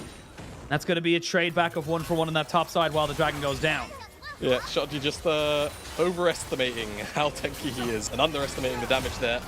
As like you mentioned, the dragon cross-mapped on the bottom side. That was the idea of the play there for Aki. Just looking to find something whilst they lose the dragon. It will be Mountain Dragon this time around as well in this game. Ocean Soul, but honestly, Mountain, I think with the amount of burst damage, snap, engage potential, bonus resist, feels pretty good on either side. As now more pressure down here on the bottom side. And Fofo also has first move. They commit to lightning crash. And the quickness as well. They're going to maybe try and jump onto Leave here. The Wild Growth comes out to try and stop any kind of real damage. Fofo's coming as well. You got to give up this tower. Yep, Fofo first move has Tibbers out as well. Seems like he had an exchange with Cream in the mid lane to just keep him there. Cream chunked out, healing up on the pots and the wave.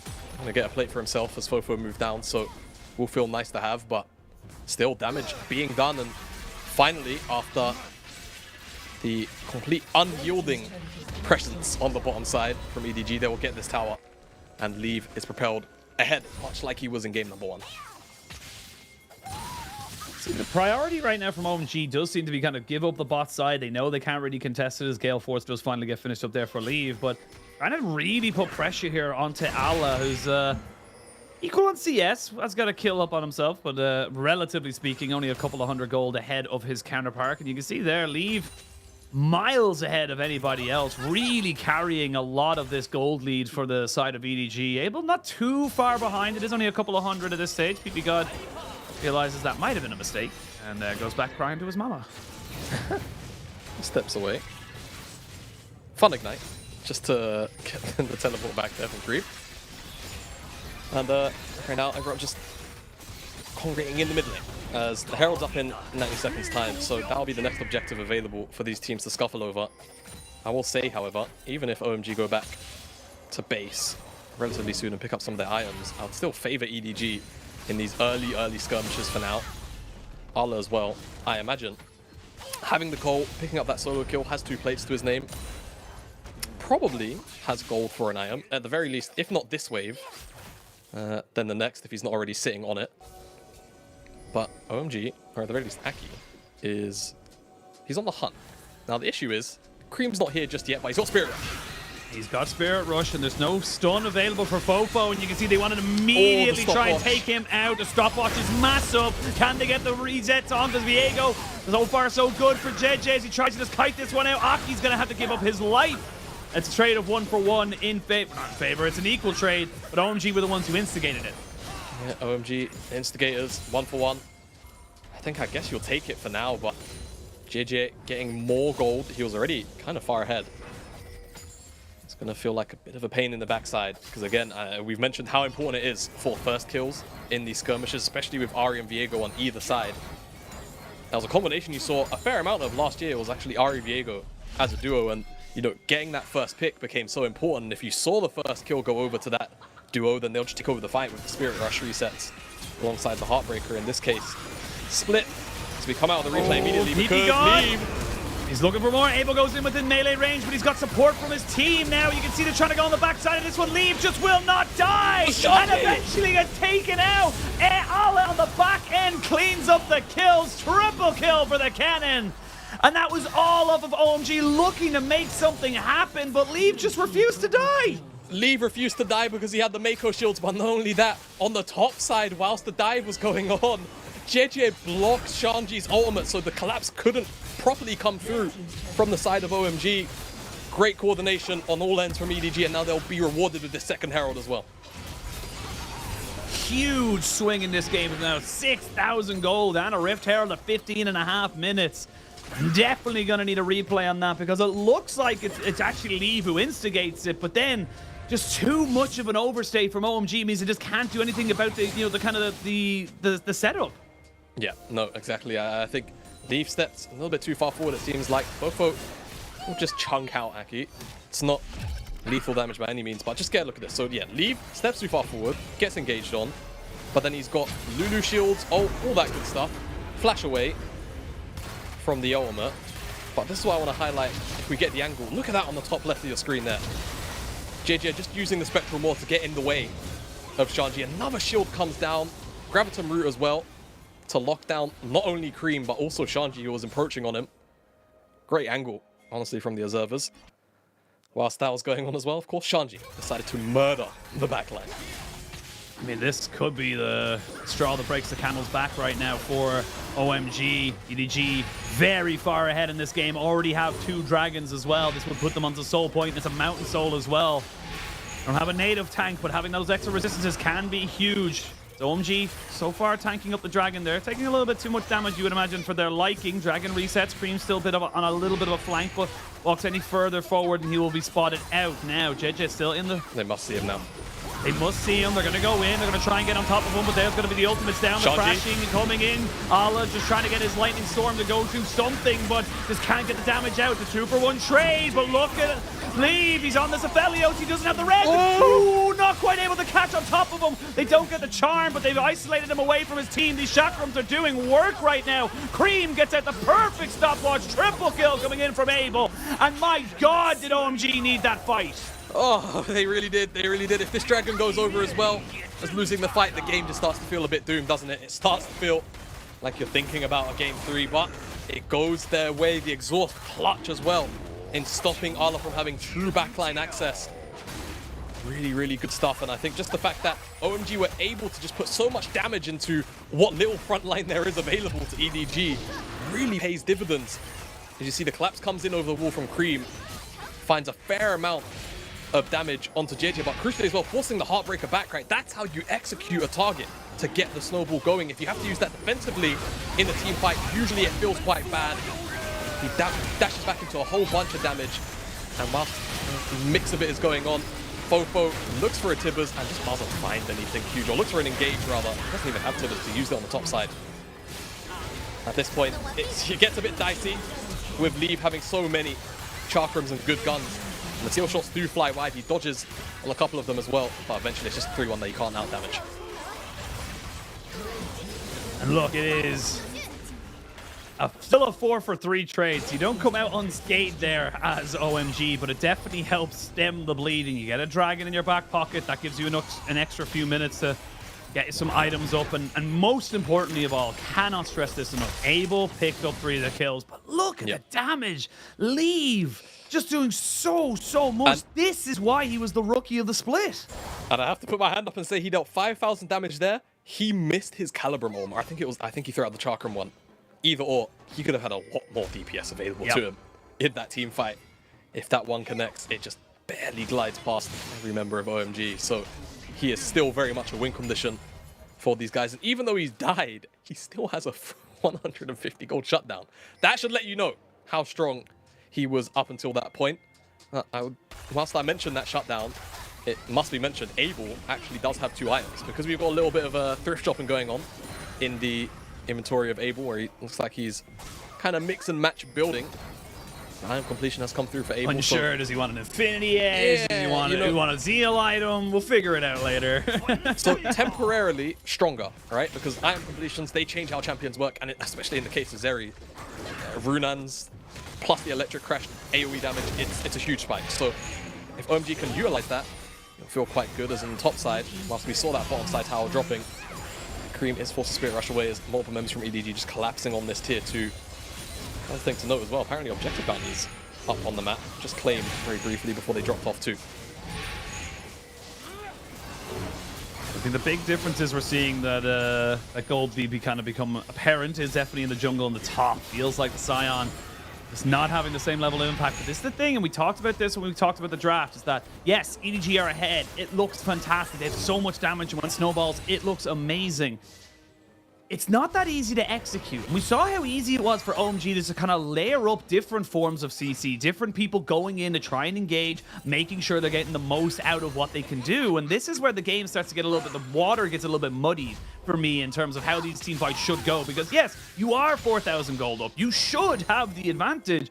But if the Zeri has gold and you're not able to get on top of her, that's a different story. That's when we start to question a hell of a lot of how this game is going to go here for EDG.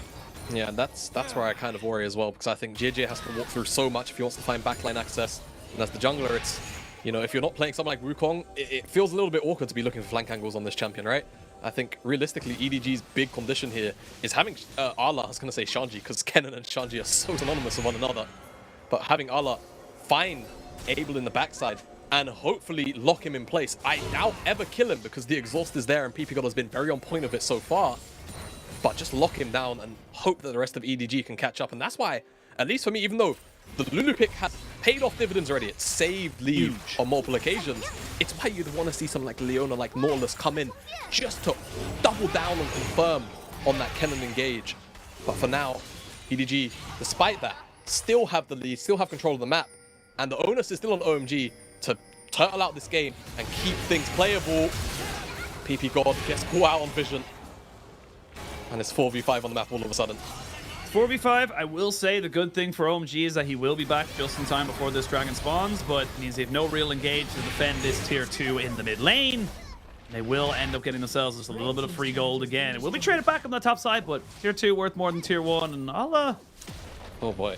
Thinking about maybe going for the gates. There is a Banshees though, so it would take a while to burn through Cream.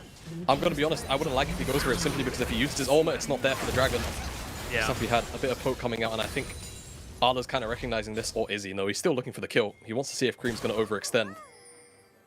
I mean, makes sense. It looks like OMG are just giving up this dragon. Yeah, seems to be the case. Yeah, OMG don't want no part in this team fight right now. I think just saying we don't feel like we are in the kind of position to really take this 5v5. And I don't blame them at all. So they'll give over this one dragon. It does put EDG on soul point. I mean, OMG, when it comes to making those split-second decisions and playing on edge, in the span of one game, they've already shown that they're capable of making very intelligent decisions. So we'll see how this particular gamble pays off, because it does feel like even an OMG from last game would have considered contesting this at the slightest, but give it over for free this time. All right, Jamada would come back in. 3 dragons to 1. EDG now 4.5 minutes away from a Mountain Soul. 4,500 gold ahead. So that gold lead's actually kind of dropped it a little bit. Kennen is absolutely ridiculously huge, but I'm going to be keeping an eye on PP God's exhaust to see if that has any kind of major impact. 2 items kind of across the board for most of the carries of both these teams. The big thing is though, that if we don't get a fight for another 4 minutes, April will have his Navori quick blades. Yes, you will be able to kind of get... Oh, maybe not, actually, because it looks like going towards that Bloodthirster rather than anything else. And it looks like EDG recognized this. They don't want to give any more time to the Zeri to scale up. They will take this Dragon very, very quickly, but they won't be able to tank it for very long. That's the big difference. Yeah, there's no...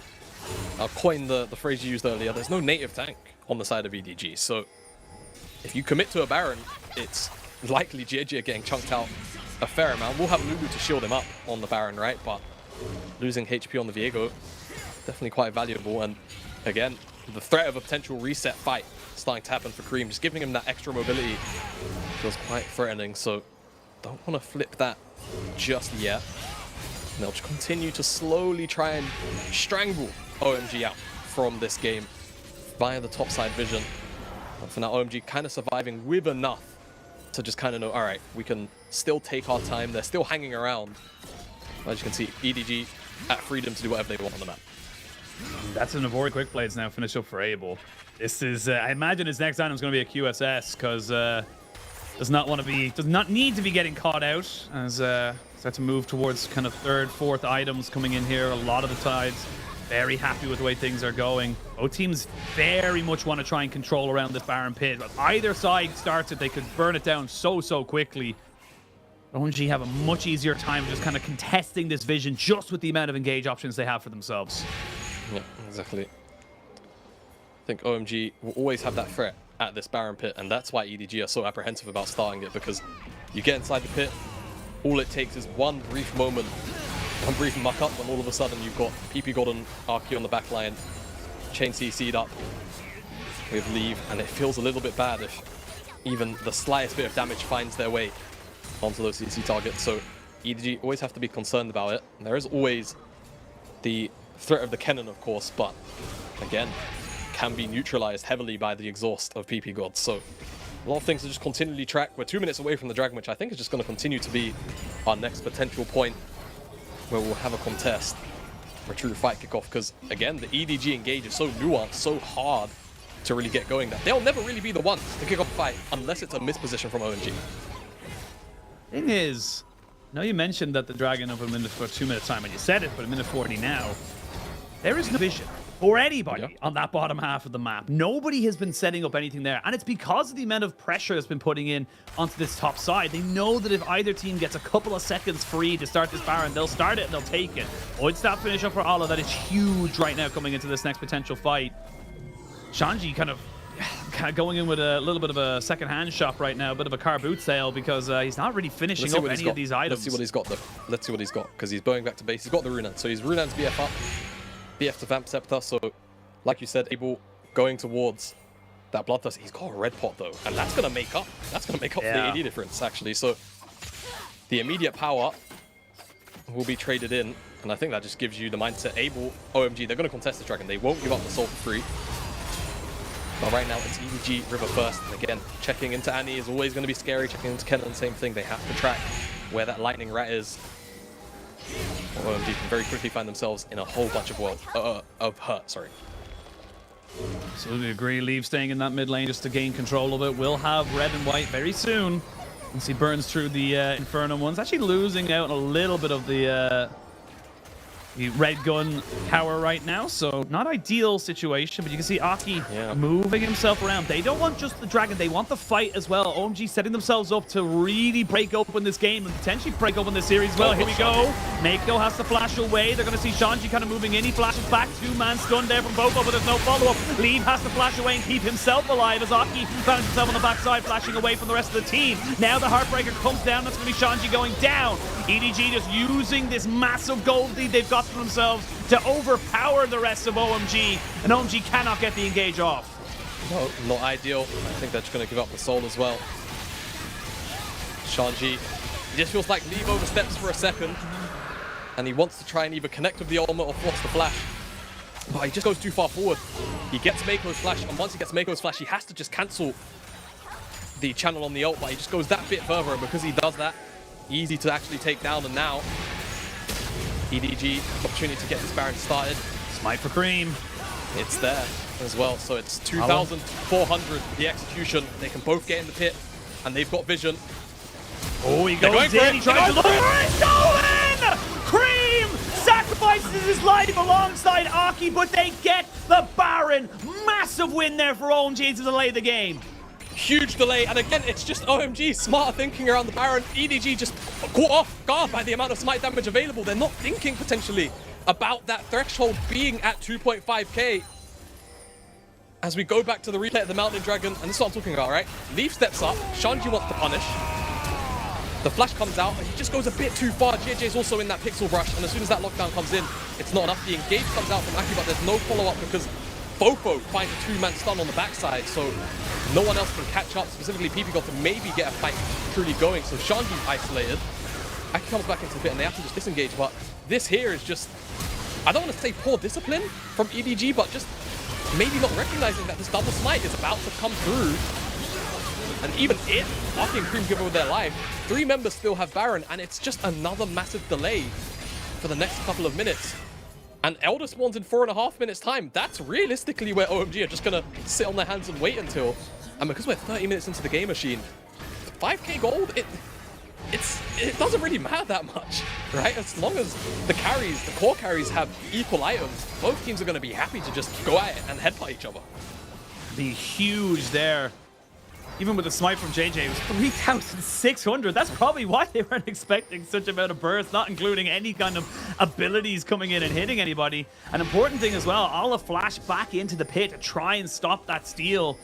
Loses that summoner from himself. And you can see Aki now on the side trying to see if he can maybe make something work for himself. But massive, massive win there for OMG. Keeps their hopes alive in this game as a Bloodthirster finally gets finished up here for Abel. He's on 4 items. If Abel can just keep himself safe, get that positioning down, which we've seen him throughout this playoffs, you know, kind of run, this could be huge now. This is becoming down to execution, no longer about that gold lead. No longer about the gold lead. As so often I feel like it is. Shanji getting chunked down low. Leave is a monster right now. Teleport's coming in. It's not going to be punished. I feel like EDG could have actually tried to hold the ground there. Maybe try and see if they could blow some spells out of Cream, but I'm not going to do that. They just want to commit for this tower on the bottom side to get the tier 2. Slowly again. Kind of just keep OMG in base. But they're actually caught a bit here. Tower's going to drop on the bottom side. The rotation's finally coming in from OMG, but it's late. Cream is so low now after this. Fofo just keeping everyone else away. PP God goes in, gets the charm up. They get away the cannon. No slicing Maelstrom to come out. They need a kill off the Aphelios, and they have. JJ finds himself behind enemy lines, and that is not where you need to be. PP God with the insane engage and a helter-skelter from Abel secures themselves 4 kills for 1. OMG, you just cannot count this team out. You never can, and they're just painting ADG across their own base wall. They're caught up, trying to retreat after taking that tower, but the collapse is actually quite good, even though Shanji dies immediately. It feels like a bit of a repeat of that previous Dragon fight where Fofo holds up multiple members of OMG, but it doesn't really matter because the core member is kind of just caught out in this case, and OMG find 4 members. They're just going to get an inhib. They're going to punish with an inhib off the back of that. Maybe not in here, but definitely the tower. Yeah, definitely the tower. All right, that's fine. You got to spend all that gold you got because, Jamada, it's an even game. It's an even game all of a sudden. Shanji comes in with the ultimate. And again, even though he gets shredded, you know, Leave is so powerful at this stage in the game, it doesn't end up mattering. Fofo here, take a look on the bottom side of your screen because he holds up both Aki and the Zeri at the same time. But the crucial thing is that PP God, again, finds a good engage to keep Leave in this mixer. And they're just slaughtered across the wall in their base. And the chase down comes in. Zeri skates over the wall from downtown, collects another kill. And like you said, we're in an even game now. Even game. Yes, you do have a Mountain Soul, but you don't have a natural tank, a native tank. You don't really build resistances on a hell of a lot of these guys. You're not getting the maximum amount of value from these champions because you're just not building armor, magic resistance. You're mainly just kind of building. Actually, I'm looking at it right now. There's like, what, 2 armor items and one of them's a pair of ninja tabbies. Like, it's not ideal. It's not ideal. I will say, however, in contrast to the previous fight, Leave, well, maybe he had some of the spells the last time, but he's definitely got them now. And with the Elder spawning in 45, seconds time. He will hopefully be able to reposition and get away from an engage. Cream will get chunked out here. Likely just go back to base and regenerate that health. But now, OMG, you cannot overstep in this brief moment where you don't have Cream. He doesn't have teleport. Aki on a flank. Aki's on the flank. Haven't spotted him either. Catch him. Yeah, the Vision Plant's not going to catch him. So he's deep behind enemy lines right now. Does Ala really have the presence of mind to be checking this? He does. It's so insane. That Mountain Rift is going to work in the favor of EDG, or sorry, of OMG, because just those extra little pockets of vision control they're not going to be able to kind of have in. 8 seconds till the Elder Dragon spawns. This could be it. All or nothing over this lead, walking very aggressively forward. Does get stunned up a little bit, has the Gale Force back, and now we can see maybe a little bit of engage coming in. They found out Aki, and JJ moves in on top of him. It's very scattered right now from the side of OMG. They're going to have Shanji go back to base and TP him back in. Yeah, they're going to have to. They need him at full HP. Mid lane's being taken up. This Dragon is already half HP. Look at Fofo. Look at Fofo. Don't know exactly where he is. Now they do. He flashes in, but he only gets it onto Cream. Not ideal. Nobody else follows up. The Dragon down to 6,000 HP. They're trying to go for this. The electric curve comes down. They jump on the lead. There's going to be the slicing Maelstrom down. With Andy and Kennen deleted in an instant. Able trying to carry this fight, but look at Leave. He's still alive. He's still ticking, and he's still pumping out damage. Nothing to be done now for the side of OMG. Aki will fall, and the Elder Dragon will be going to EDG. Yeah, so much AoE damage comes out on the back end on to Abel as he skates forward. And unfortunately, he skates forward into the weighing hands of JJ, so he takes the form, and EDG have 2 Fed AD carries on their side to clean up that team fight. OMG definitely could have had that one, but Elder goes over, and they should get the Baron. And you'd imagine EDG will look to try and put the finishing touches on this game number 2, but it feels like a mirror image so close to it. To game number 1, where OMG fall behind in the early game but claw their way back in the mid game. But this time, those later stage team fights go the way of EDG.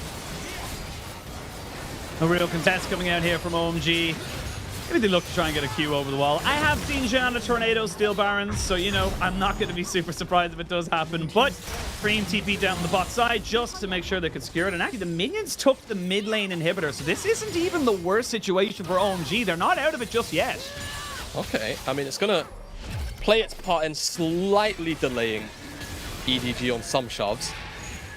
But let's get a look at this team fight as a whole, because Fofo doesn't find the connection onto both PP God and Cream. It's just Cream that he finds, but the charm crucially misses, so there's no lockdown onto Fofo. Whilst this is all going on, the backline engage starts up, but Leave is able to flash away from it, and PP God doesn't actually find any connection, and at this point, he just opens up with the Caliber and swaps over to the Infernum. It's AoE damage, and like I mentioned in the post breakdown, yeah, again, another charm, but the fact that there's so much AoE damage that gets skinned up by Abel, he skates into JJ and just gives him the defensive airy form.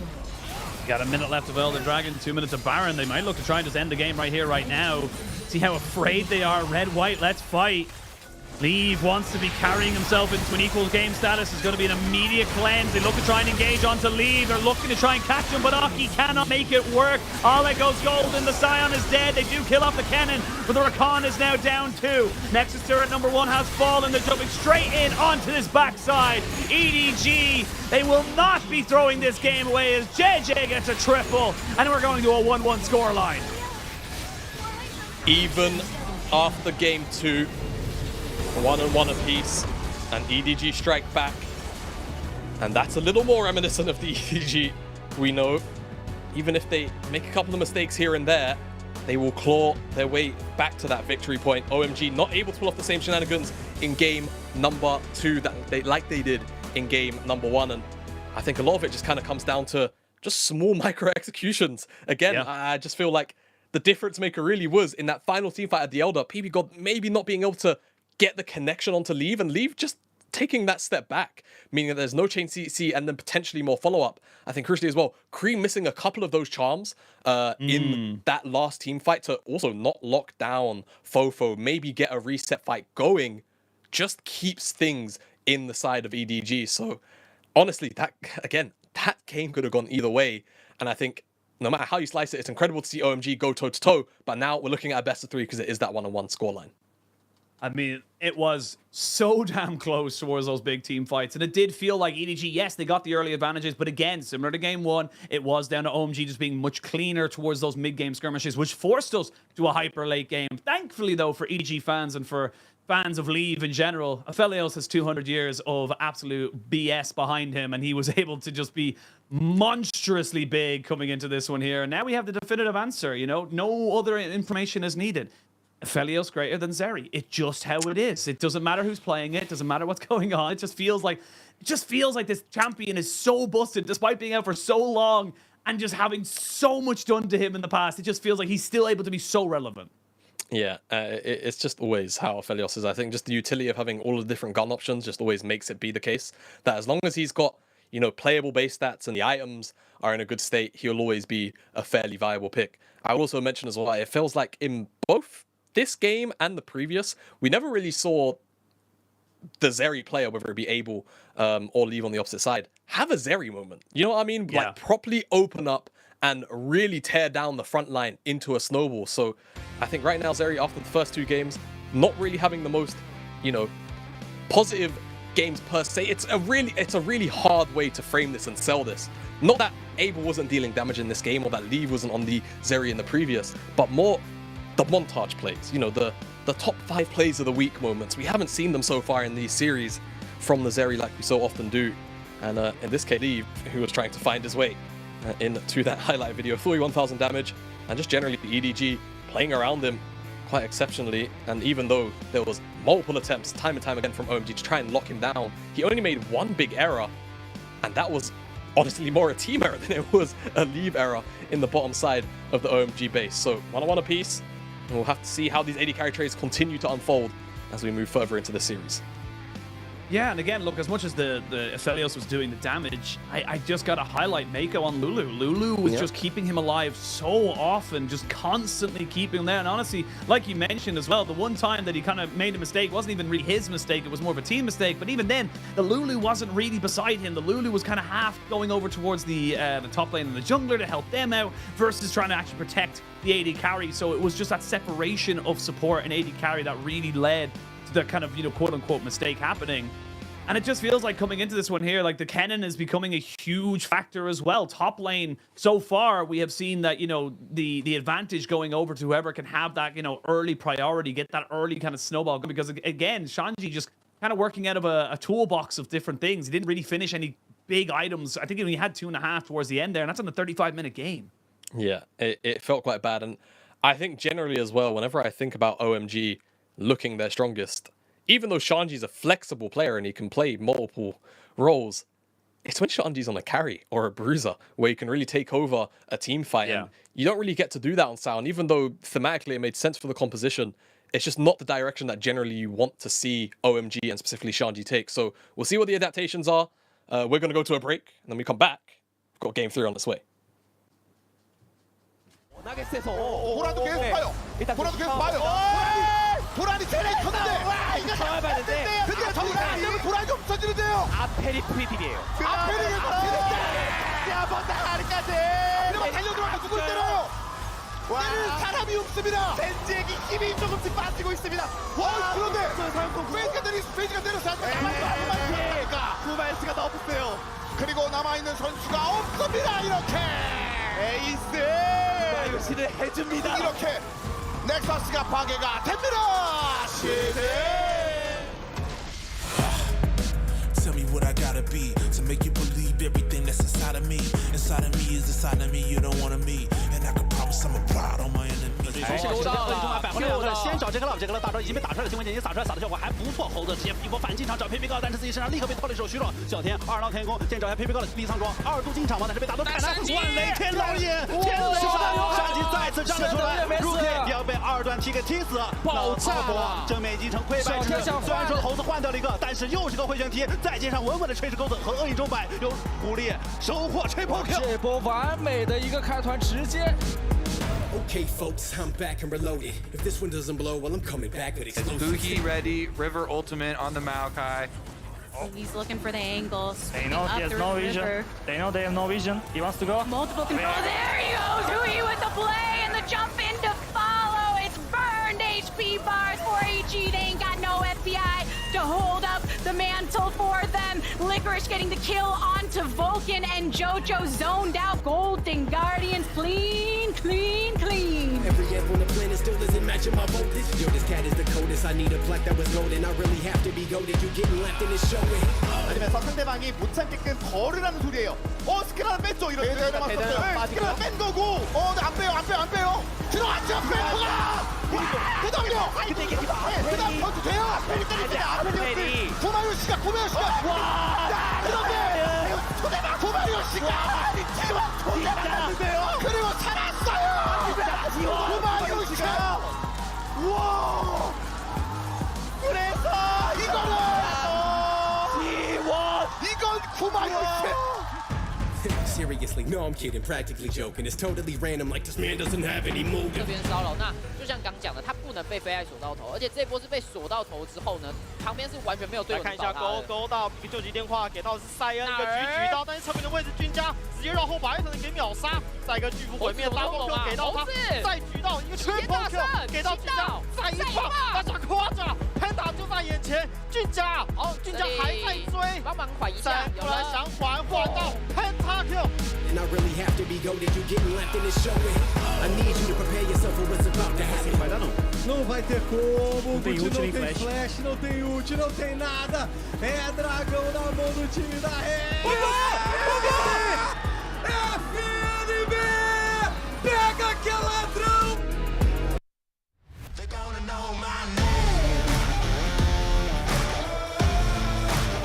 Well, there's a will, there's a way.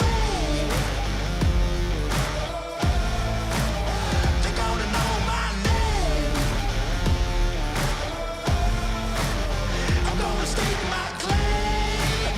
They're gonna know my name. Head down, I'm almost fading. I walk on with tired feet. No time for hesitating. The world's coming after me. But I got no time to be bitter. No doubt I will succeed. I ain't got no faith in you. There's only one thing I believe. They're gonna know my name.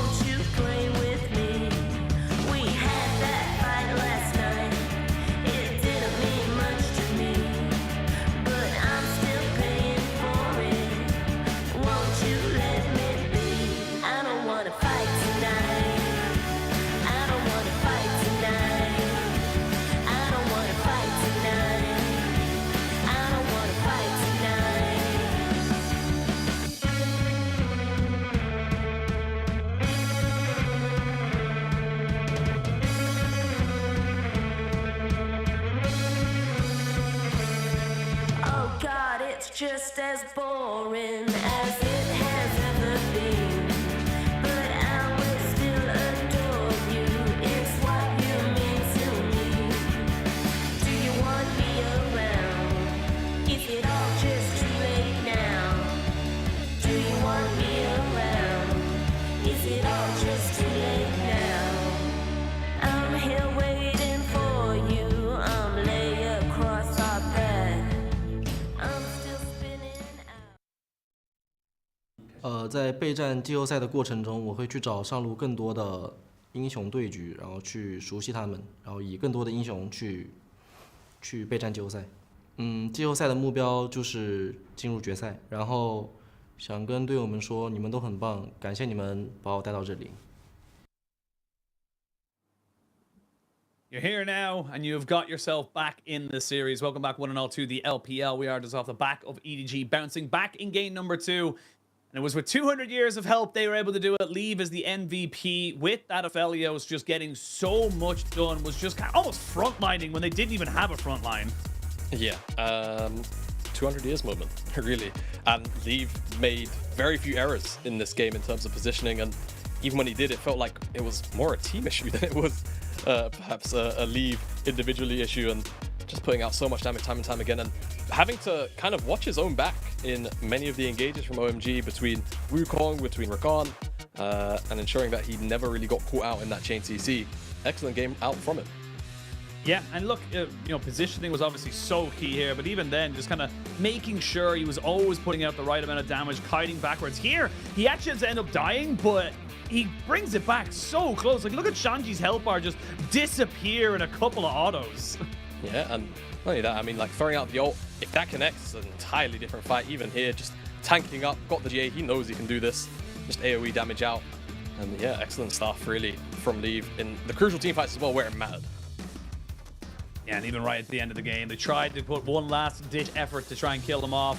Weren't able to do so. Baron and Elder, they are designed to end the game and definitely helped EDG bring themselves back into this one. Now, going into game number 3, we're having a swap of the sides. OMG have decided to go for blue. They may be able to get themselves the cannon, and we talked about this a little bit as well, is that when you're on this blue side, you can target ban. You can keep things out of people's hands without having to rely on the standard staples like the Vise or even like, you know, the the Zeries that we've been seeing pop up so much. Yeah, and I think also when you think about OMG's sort of more unique picks when they're willing to pull them out, you can do it on blue side and you don't really feel too bad about it. Obviously, when you're on red side, you have more options maybe for counter picks here and there, but the kind of picks that OMG do like to lean on in that kind of sense, where maybe something like Samira plus a Rel or engaged tanks on the bottom side in that combination, or, you know, an assassin in the mid lane, sometimes you can just get away with it by blinding. Yes, there's a little more room for punishment from the other side, but that's something that they can always lean on too.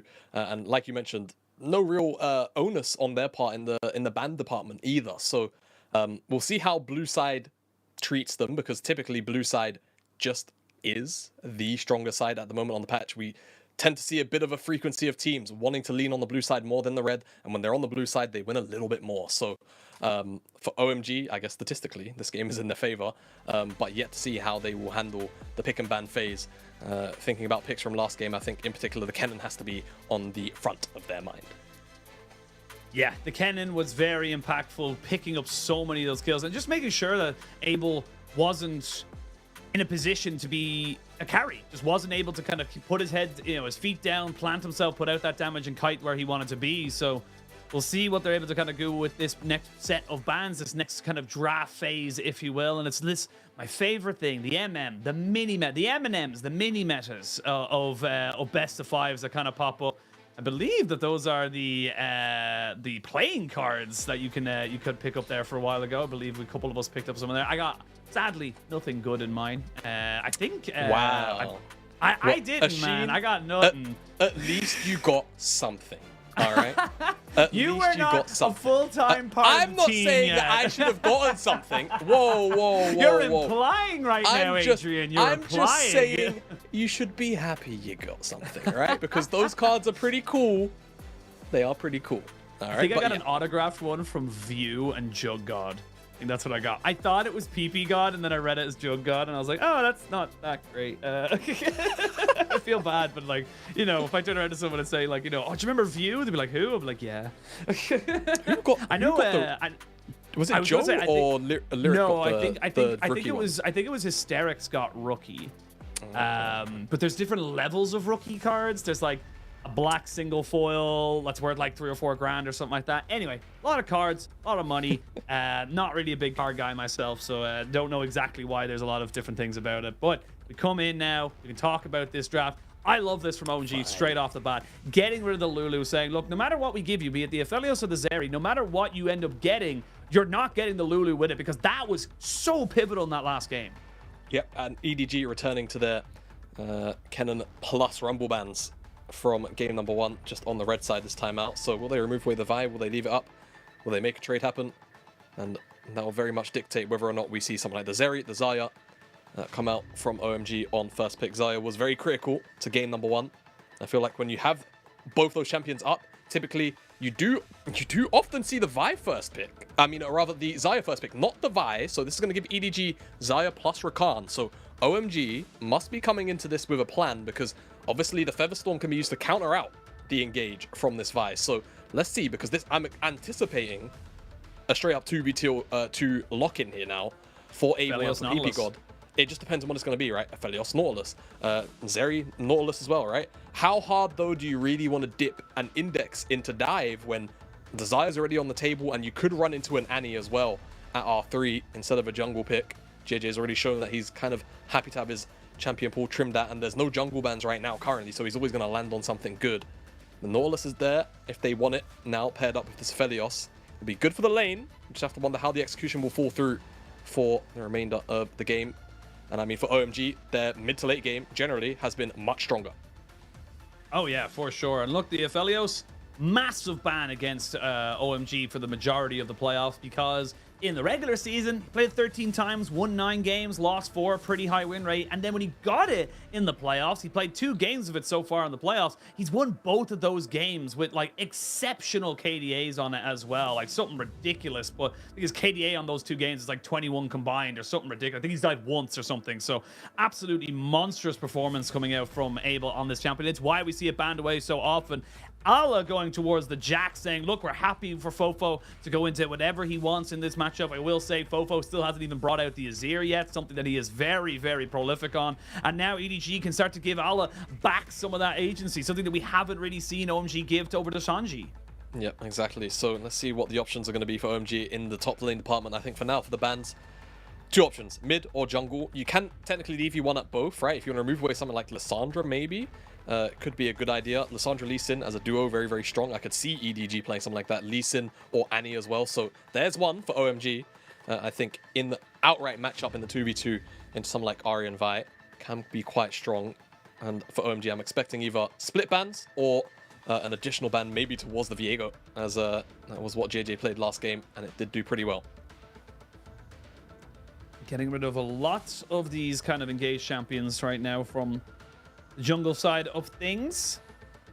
I see the Wukong banned away as well, or let's say maybe the Viego, the Gragas and the Malphite being banned away here by EDG. Kind of say, look, we want to see you try bring something up on that top side. You can see there big smiles on the side of OMG. Good respect. That is 5 top lane bans alone from EDG, wow. Let alone the Jason Fiora from OMG. That is 7 top lane bans in this series. I'm just going to say it. The Shy could never. Not 5. Not all 5. Shanji draws 5. Ooh, those fighting words. It's fighting words, but I'll say it. Look, as we look at R4 now, Shanji will have his work cut out for him, because it looks like it's going to be Sejuani plus Jax in the top side for EDG. So they've got strong team fighting, strong skirmish in the 2v2 on the top side. Now mid lane as well has the opportunity maybe for Fofo to go towards something like the Silas. I think OMG going to look at the Renata and lock that one in. I quite like it, to be honest with you. I think into the general dive and forward movement that EDG have now started to draft themselves into. Do it. It's quite a good look. Darius. Ooh, I mean, come on. No, I knew it. I was like, maybe the Gnar would be fine, but no, gotta go for it. Yeah, like you can even see him. He knew it. He knew what they were doing right there, baiting us all in. looking for that kind of setup. But it's going to be the Sion back in here for Shanji in that top side. I will say, should have a little bit of an easier time to be able to CS and kind of keep relevancy against the Jax. Melee into melee, should be able to kind of trade that one back fairly decently. And the Renata I love as well, because you touched on it very briefly. You're going into so many champions that just want to try and jump on top of you, run into you, and be close range. The Renata just disengages all of that with the hostile takeover. Yeah, exactly. And I think the Veigar on the opposite side from EDG, whilst in isolation, a fairly good pick into the Ahri. Also has a fair amount of value also in dealing with Aphelios. He hates these big AoE zoning tool abilities, which make him have to, you know, really think twice about overstepping. But not only that, I think it's just strong AP and consistent scaling throughout the entirety of the game, with strong burst follow-up on a lot of engaged tools available to EDG. I think for OMG, a lot is going to be relying on this mid-jungle in terms of what they can get done, especially once the level 6s come online, and how they can force and break apart the mid part of the maps. I think on the side of EDG, it's the side lanes which are really good, should in theory be flourishing, right? 2v2 on the bottom side should be very strong. Jax, whilst he might not be able to move Sion in the super early phases of the game, once he gets a couple of those items online, becomes that side lane threat and eventually even that teamfight threat too. Well, teams are locked and loaded. Going to be seeing very similar setups here, but again, the bot lane is the one I'm going to be looking at very keenly. We've seen some small fireworks in game 1 and 2 from this bot lane. We'll see if we see any more coming into this one here, and I actually find it very interesting as well. The Zeri completely falling off the priority right now for both these teams, kind of saying, look, we prefer the Xayah and the Aphelios. Maybe this is the adaptation that we've all been waiting for. See if 200 years or if a lovers duo is bigger and better than the either of the two, but jumping onto the Rift, it is even Stevens right now. If you're just joining us, it is 1-1 on the scoreboard. OMG get themselves onto the blue for the first time this series. We will see if either of these teams can take an advantage in that all-important one last step towards getting themselves a date with JDG in the winners final.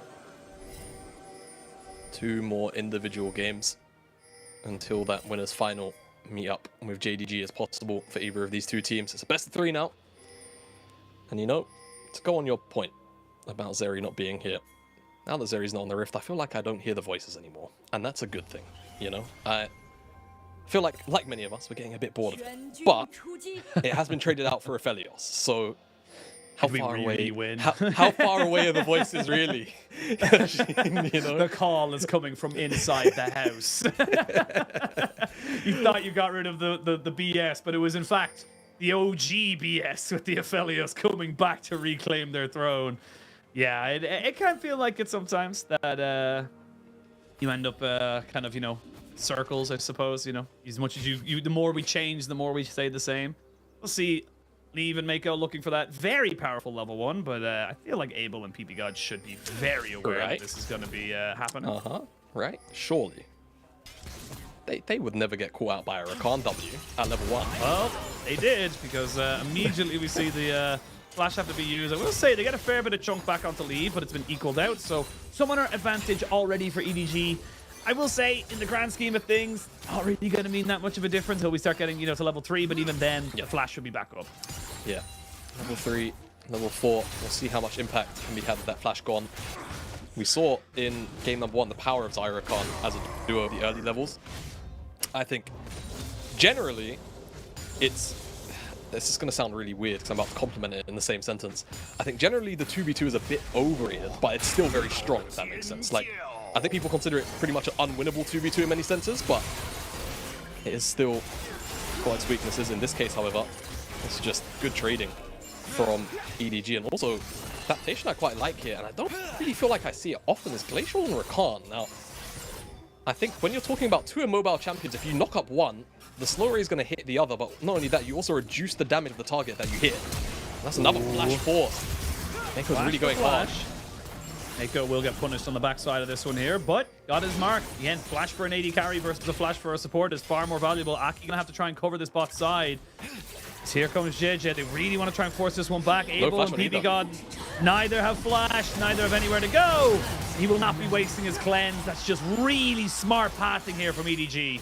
Yeah, and part of me, of course, I want to praise JJ and EDG for the punish, but surely Aki has to just come off the Krugs. He has to be just waiting in the tri-bush. You can see where the lane is. I think it's just a bit greedy looking for the camp, to be honest. Yeah.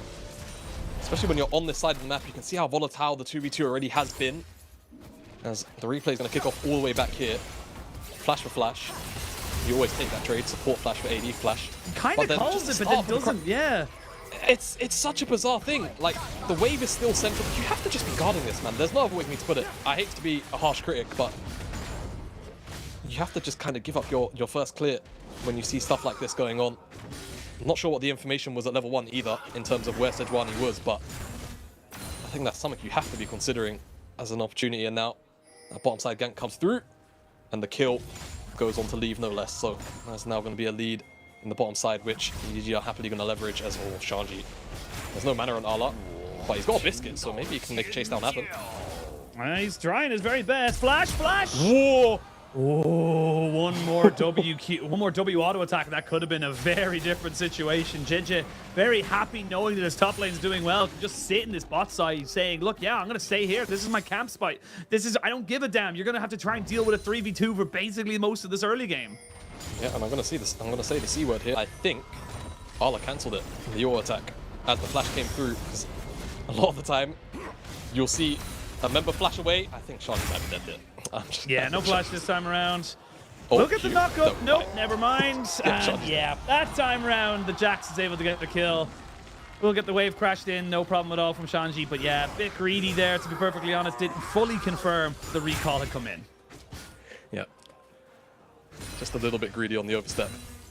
And Ala gets his first kill, solo kill in the top side. And we already mentioned how that's going to be a point of power. It's now engaged on the bottom side. Cancelled out! By the handshake. Nice handshake, really well done there. Now Aki in this bot side, maybe thinking of a Q there, just trying to get the flash in on top of Mako. Will not have the damage to finish it off. Look at Cream. Cream's here first.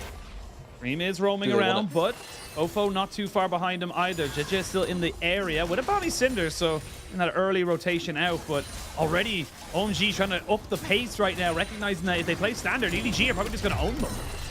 Exactly. I mean, do we need a replay of the solo kill?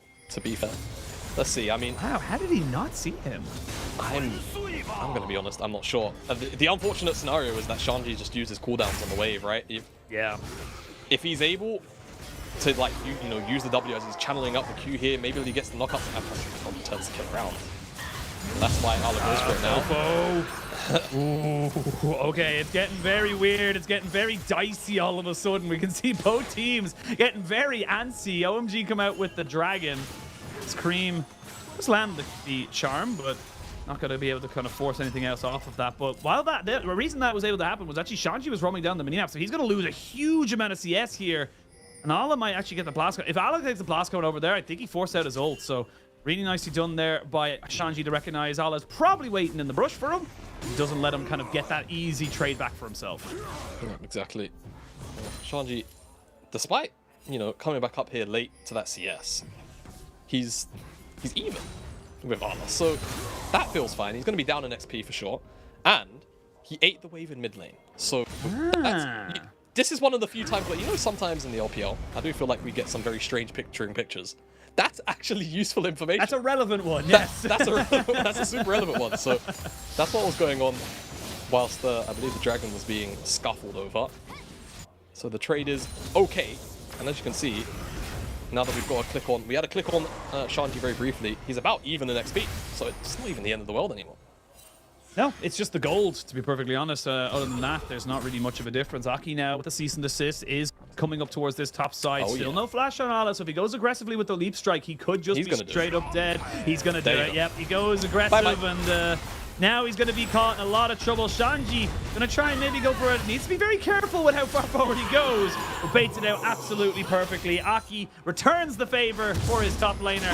We get ourselves a 2-1 kill. Did he miss the cannon? Aki smited it to try and help the wave clear, but Shanji channeled the Q for too long, so he missed it. I haven't heard you gasp like that in so long. That it could have been the greatest outplay ever, or it could have been a cannon miss. Look, man, the cannon miss, it's painful, It's don't forget, cannons are like worth an entire wave in gold, right? It's like in the early stages, 63. Yeah, early stages like 63, then it scales up to 90 something. True. It's a lot of gold to miss, man. You know a lot about your minions. You were the one who told me that minions in mid lane are worth 1 less gold. Did you? And you didn't know that? And the I cannons didn't are know worth that 10 because I only came in this year. I went into a deep dive. I went into a deep dive with the minion changes because I was like, that's so relevant. The 100 minions and the first 14 minions, 100 gold. Yeah, man. And the cannons are worth 10 less gold. I can't remember the timers and when they start being valued. Finesse. 14 minutes. It's 14 with the it's 14 minutes. See, same now with you're the thing. studied one up. I had to study, man. You exposed a gap in my knowledge, and I was like, what? Mid laner's getting finessed right now with these dealings. Exactly, and I've got to say, Shanji's so bored now of the top lane matchup that he's role playing the jungler. Just goes at JJ jungle, steals away the Raptors. I wonder if JJ is going to pop up there and be like, huh? Why are these gone? Wait a minute. What happened? I thought we saw Aki bot lane. Whoa. I mean, it makes sense. You kind of, the wave's in a really poor position, to be perfectly honest, for Shanji, so he's able to just kind of, until he can get Aki up here to reset it, it's going to be in a bad spot for him pretty much indefinitely. JJ will be spotted out here, so they know this is going on. PP God flashes away, but that was a Glacial Prison kind of committed here. JJ being aggressive on will have to flash himself. That's a flash for flash, so honestly, that's a pretty worth trade if I'm being honest for OMG. You're not really worried about PP God. You need JJ to be able to close the distance. And I'll always say, and you'll hear support players echo the same sentiment, if you lose your flash, but you gain flash from basically any other position besides the opponent's support in most cases, you're okay with that. So, like you say, OMG's fine. Shanji, I mean, he's got the lumberjack skin on, right? So he likes being around trees and jungles and things like that, and he's continuing his escapades in farming jungle camps. He's letting Ala stack up this wave, and he just doesn't really want to get involved. We had a brief flash of the gold. I did miss it, but realistically, Ala's not going to be too far behind, at least going by the inventory of what's in the items right now. So it's quite Giga Chat, to be honest. Shanji's just role-playing as both. He's just getting himself going and keeping himself relevant in this top lane matchup. Gotta love to see it. We'll see Shelly getting her debut in this game on the bot side. Will be fully cleared out by Cream, so it's just going to be the one plate you would imagine. So not ideal, if I'm being totally honest. You would love to get at least minimum 2, but now Shanji, he's just going to be able to hold this wave away. Did he wish another cannon? He missed another cannon. -3. Yeah. It's unfortunate, but sometimes you lose games, and they're not losing the game, but mentally for Shanji, missing that many cannons has to do something to a man. That aside though, take a look at the bottom side now. EDG, they're on this dragon. They do have lane prior in first move, but the collapse is definitely very real, and the threat is there. Aki and Cream can very easily lock down one member, Sheen, so see whether or not they can get that done. They have the Dragon's hostile 2K. takeover.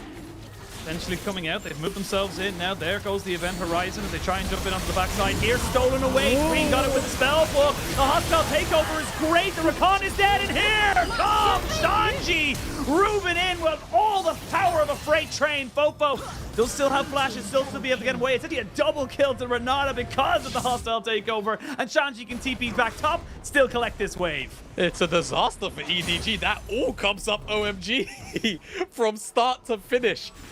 Aki gets rezzed with the bailout, and I never want to hear Everfrost hate on Ari again because he just stole the dragon with it.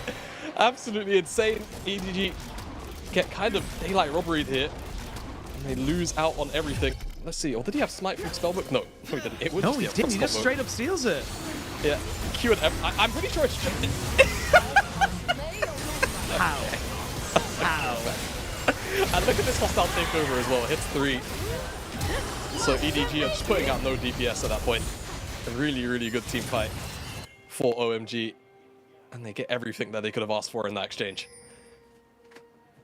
Everything and more, to be perfectly honest. It does kind of stabilize the bot lane a little bit. Yes, we are still going into a gale force of leave, but now with the just getting the call finished up there for Abel, he should be able to get it back and finish off one of his own. So really nicely done there by OMG. And now they're 2 dragons up. It is still an Ocean Soul, not the most impactful in the game, but when you have a Scion, when you have a Vi, things that can sustain very nicely in this game, might have them go for some more, but maybe Fofo might be in a bit of trouble. Does have flash, so would be able to kind of bring it back forward. Doesn't bring him quite underneath the tower.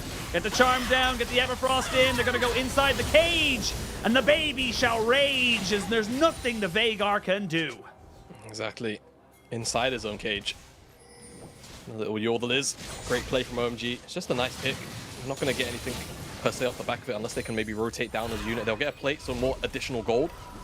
That's always going to go the good. That'll feel nice. And I think the ultimate as well is going to be back up from the side of Aki by the time the Herald respawns. So all is well, and they just pick up a real nice play. Now, EDG will trade out some gold on the bottom side of the map, but it's split between two members, the plate, so it's kind of a consolation prize at that point.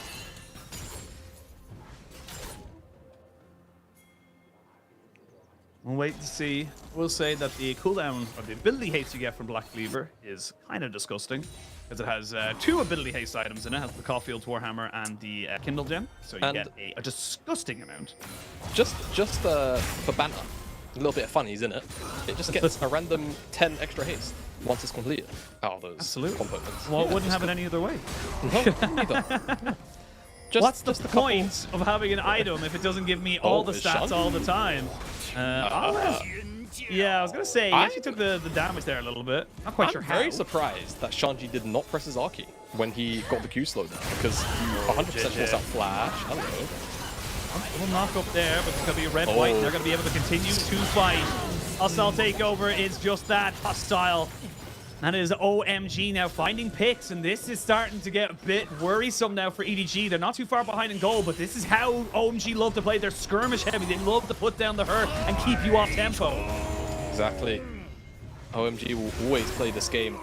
It's what they were molded in. They grew up in summer, and they've matured into an excellent team who will make this a very disciplined, replayable scenario time and time again. So EDG really have to just kind of check themselves, slow the game down a bit to the best of their ability, and just ensure they're not overstepping, giving Aki a reason to go forward, press his Aki, as again, he just finds out another member with his art off cooldown. And look, sure there's plenty of people in chat right now talking about how it's, oh, I'm gonna stop myself there, Mako. May have to use the flash here.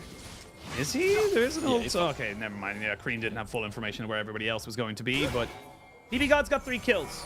And normally, I would totally agree with you. That's a memeable situation. Haha, very funny. However, I actually do believe getting that Shirelia's Revelry up and online as early as it is now just opens up so much more of this mid-game kind of tempo available to OMG. And yes, obviously, not gonna lie, you would much prefer to have it on a Aphelios or the Ari or something like that. But having that extra team fight movement speed can be significant. And look, I'm gonna say it, you know, you get all, there's no kill steals in League of Legends, just kill secures. No. Exactly. And I will also add, like, movement speed is generally, unless, again, like, you're always gonna feel a Hecarim running at you with 1000 movement speed. He's gonna one-shot. But what you might not always feel, but is always gonna be present, is that extra 25, 30, 40% movement speed just for half a second. That's gonna make a difference, Aki. You're gonna see the ghost being popped there by Fofo. Keep him in a pretty decent spot for the Summoner Spellbook, so moving himself away. But this is already seeing able to take a fair chunk of damage. See if there's any plants for him to be able to kind of work with. Cream dancing away here. Does get caught up a little bit by the sun and will flash away before the event horizon can come down. TP from top does mean that Allah is in the fight now. They haven't gotten rid of the vision in the back of the pit, so they know exactly what's going on here. Allah on a master flank. PP God knows it as well. No hostile takeover. 3-man gone. And can they find any more onto it? They're trying to just jump on the Allah. They've killed off the Vi. They've got the damage. Oh my God, that Moonlight Vigil was huge to try and keep this one in, but Shanji has nowhere left to go. There's no follow-up after it. I thought they could have turned it around, but it's EDG who get themselves 2 kills and the Dragon. Yeah, the unfortunate thing here is that Shanji's just not in the front line. He's behind everybody. EDG just make the call to go and collapse on the 4. Even though Shanji eventually makes it to that front line fight, doesn't really matter because Allah's got that backline access. Great flank, great 3-man stun on the backline with no hostile takeover to stop that from happening. The fight that ensues is just nasty. It's a great pinch up, all in all, from EDG. And it all just comes from the fact that Shanji can't quite reposition in time. And as well, it's also to do with this chunk that Abel was playing into this fight with. Flash away from Green, great engage at the very start. The hostile takeover is effectively just a bit redundant by the time it's cast.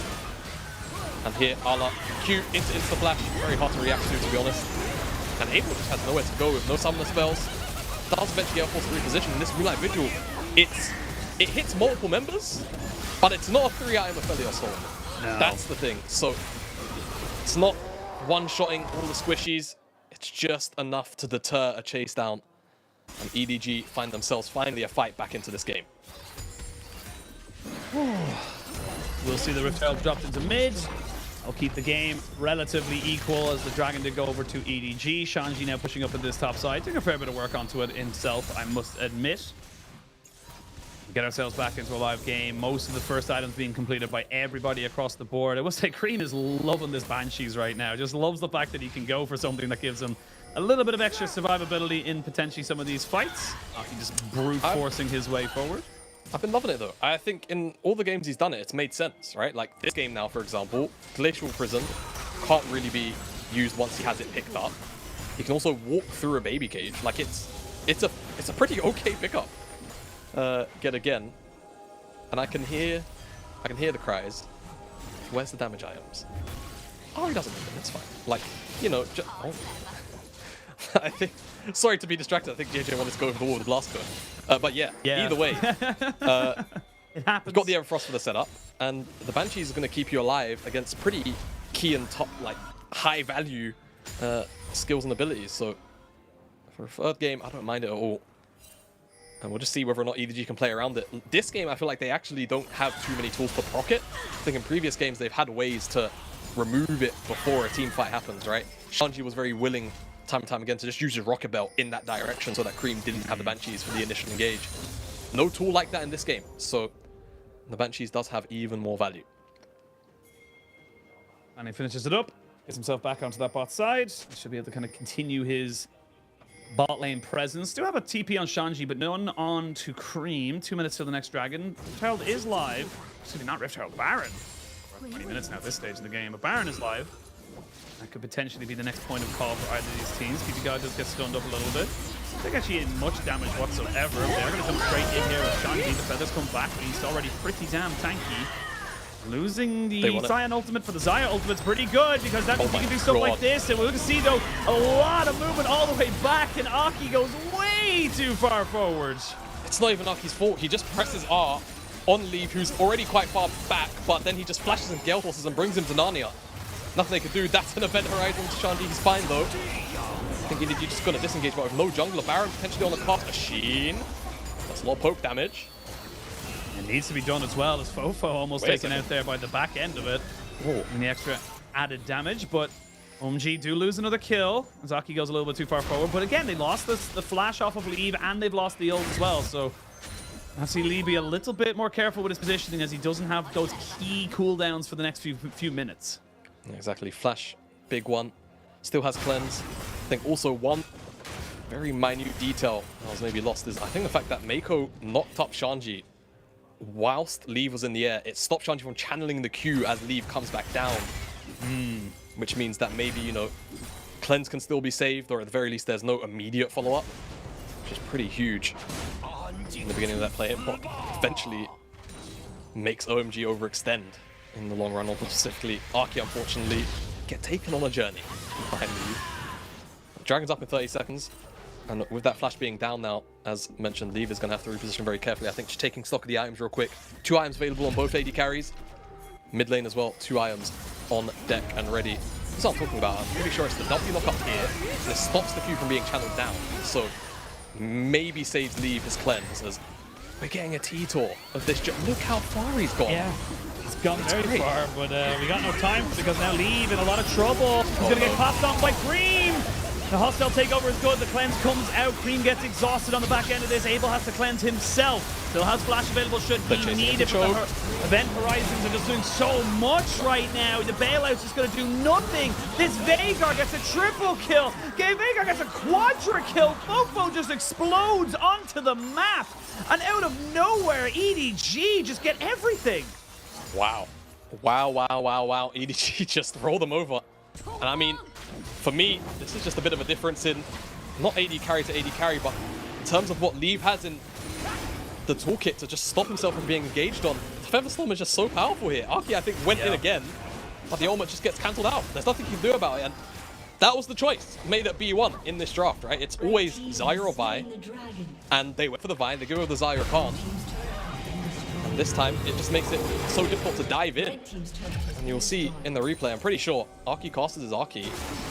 if my memory's right, on leave yet again. But it doesn't end up mattering. No, it really doesn't. Watch Fofo. Fofo just gets ignored the entire time. They're all trying to jump on to leave, and then Fofo just pops down his cage and says, cool, I can continue to put down damage because no one's touching me.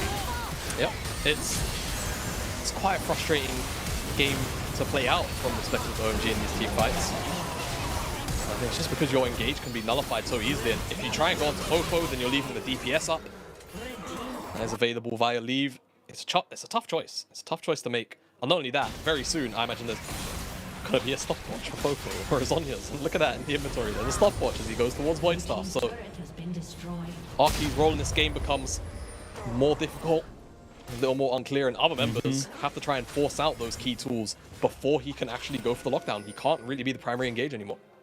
No, that's literally it. And when you're talking about a Vi, that's all she does is engage. Now we're going to see Drelia's use. Zabel just gets his Gale Force out. That is still a pretty tanky Shanji.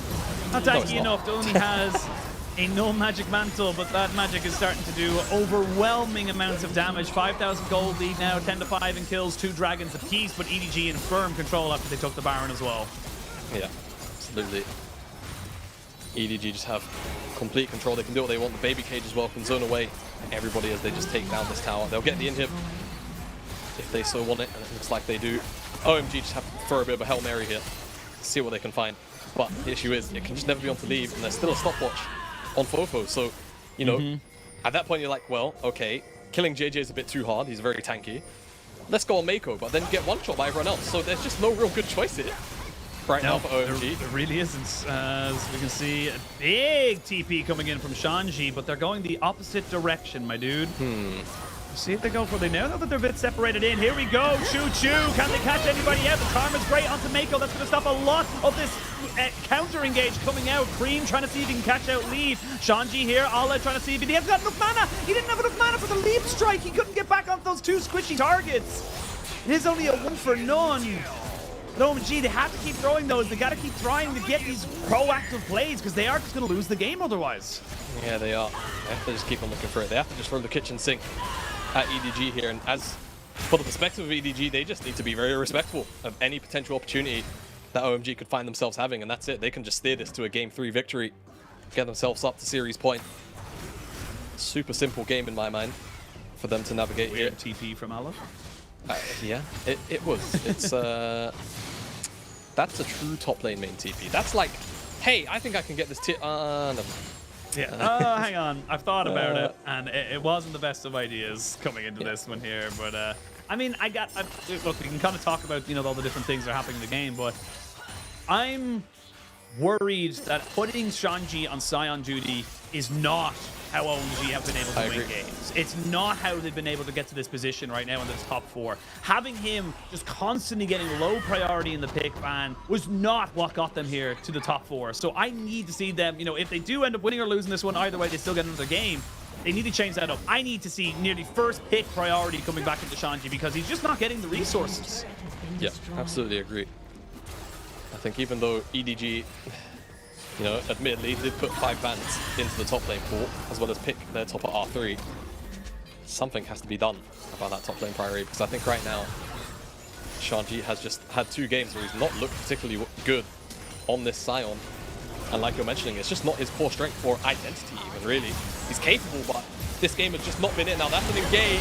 They're going in. Mako has to flash away. They're not going to be able to kill him off. Aki goes gold in the hostile takeover to try and give some time. The Moonlight Vigil is okay, but not exceptional. Ala goes gold to try and keep going. This is underneath the tower. Got 3 kills and nobody goes down from EDG. You can see they're just trying so desperately here as OMG, but no one's dying. Yeah, OMG just barely don't have the damage to find anything. So many low health bars. But in the end, it's not going to matter. They're going to get their second inhibitor of this game. How are they going to look for the end? It's 5v2. The health bars are low, but they know Abel doesn't have big AoE guns. And they found him. Machine, he's gone.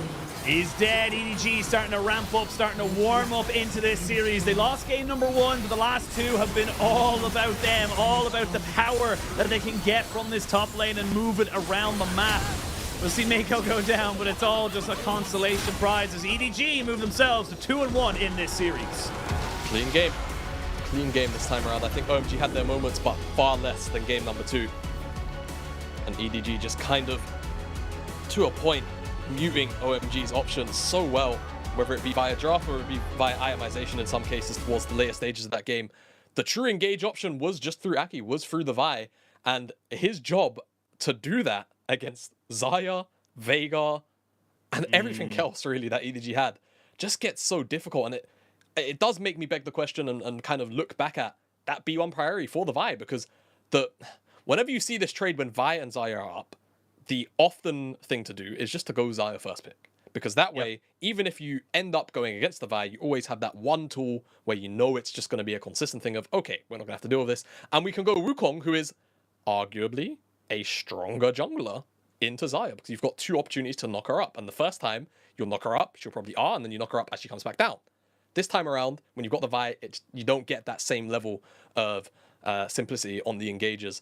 I think, actually, Wukong might have been banned in this particular game, but either way, you get the idea. You never want to be the one on the side of the Vi matchup when Xayah's on the map. So I think a lot of the issues, at least that we saw from the perspective of OMG, could very well be cleaned up from the draft side of things, especially when we was talking about towards the end of that game, Shanji on the tanks. But I think for EDG, this is their best looking game by far and away.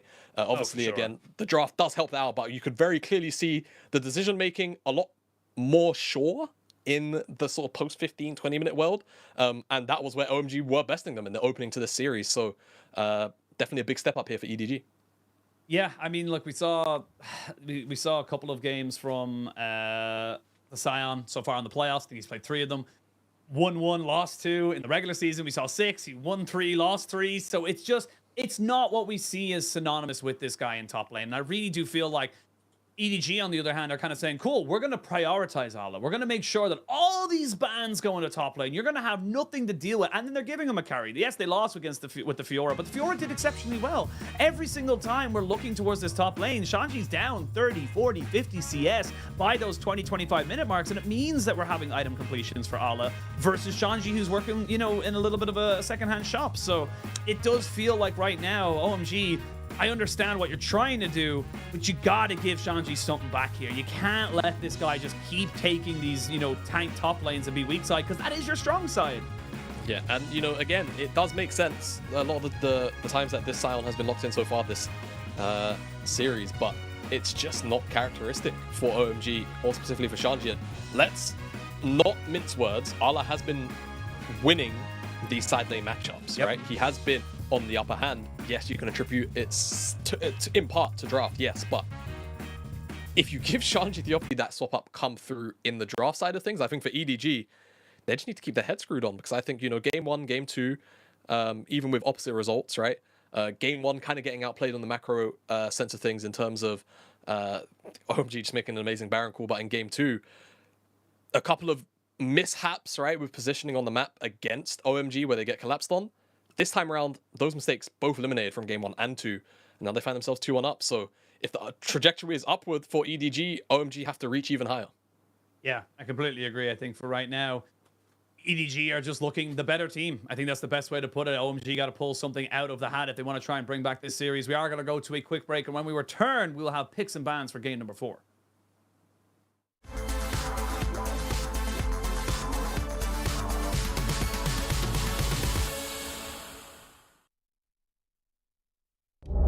It does not matter whether you clone or not. Xingtian looking for an all-in onto Cream at the top side. Spirit Rush is available. Can't push the ulti though, and he just autos him down.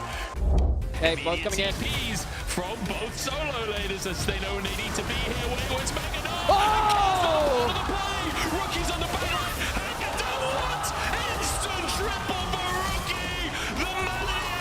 The man of the century in this fight. To go huge, still surviving, has a shield over the wall looking for Jackie. He gets one for himself. Wayward chasing down the Cassidin. They've done enough to get themselves the Drake. And that's a lot of Magic Pen as well as you look at his angle. Level 18, they hit the Baron, but they're turning to fight the all-ins there. A good all-in stun, but now IG have to be wary of Yagao. They haven't killed anyone yet. IG, as you said, Lyric, got to be scared of the damage as Arn jumps forward, but he's chasing. The Event Horizon saves his life as onto Shun. Hang on, a Belios moment. No, no way. It's happening again. On, run for your life. Yagal there as well as Elk is the only hope of taking him down. Gravitum is there with Calibrum too, but Arn's going to heal us back up with the BT. On needs a beautiful hick onto Arn through the gap close. Hook, hook, hook, hook, hook, hook, hook.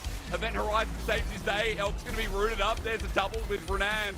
Arn's still alive as Blue Buff is saving his life. Arn's going to die onto Elk. The range is there. Oh, they kill each other. That's my LPL. He is having a hell of a game for himself, and now Death Cow in pocket. They've maybe found a big Shadow who pulls Wayward back. The bubble lands though. The Shadow who's gone too deep. LWX forced to flash out of the play. Back in the retreat as well. Here goes Rookie onto the back line, into the Shroud. He's 1 HP, but he's looking for LWX before he goes down. The Shuriken, no! Cut down, gun down! In midair, Care knocked up, and Wayward slams him. Care down! Dragging up onto LWX, but it's a Zeri in the late game. He's turning it around. LWX hammered into the floor by Wayward, who turns out to be the hero in the end. So crucial. Azaki, the target, knocked up, taken down. No smites when you've got no jungler. As Rookie. Oh, Jackie's dead. Shanji turns it around. Abel still alive as Rookie finishes him off, flashing forwards to make the hero play. Dodges the knockup, uses his clone, somehow dashes back out of the play, blocking, and Mark saves his mid laner. Absolute heroics from Rookie. The fires my head calls me a liar, sick of breathing in your smoke. Leave a little longer, embrace a little harder. Yeah, every time we're not wrong, it's like we're walking on water. Oh, too good to last long. Putting out the fires and looking for a miracle. It's like we're walking on water.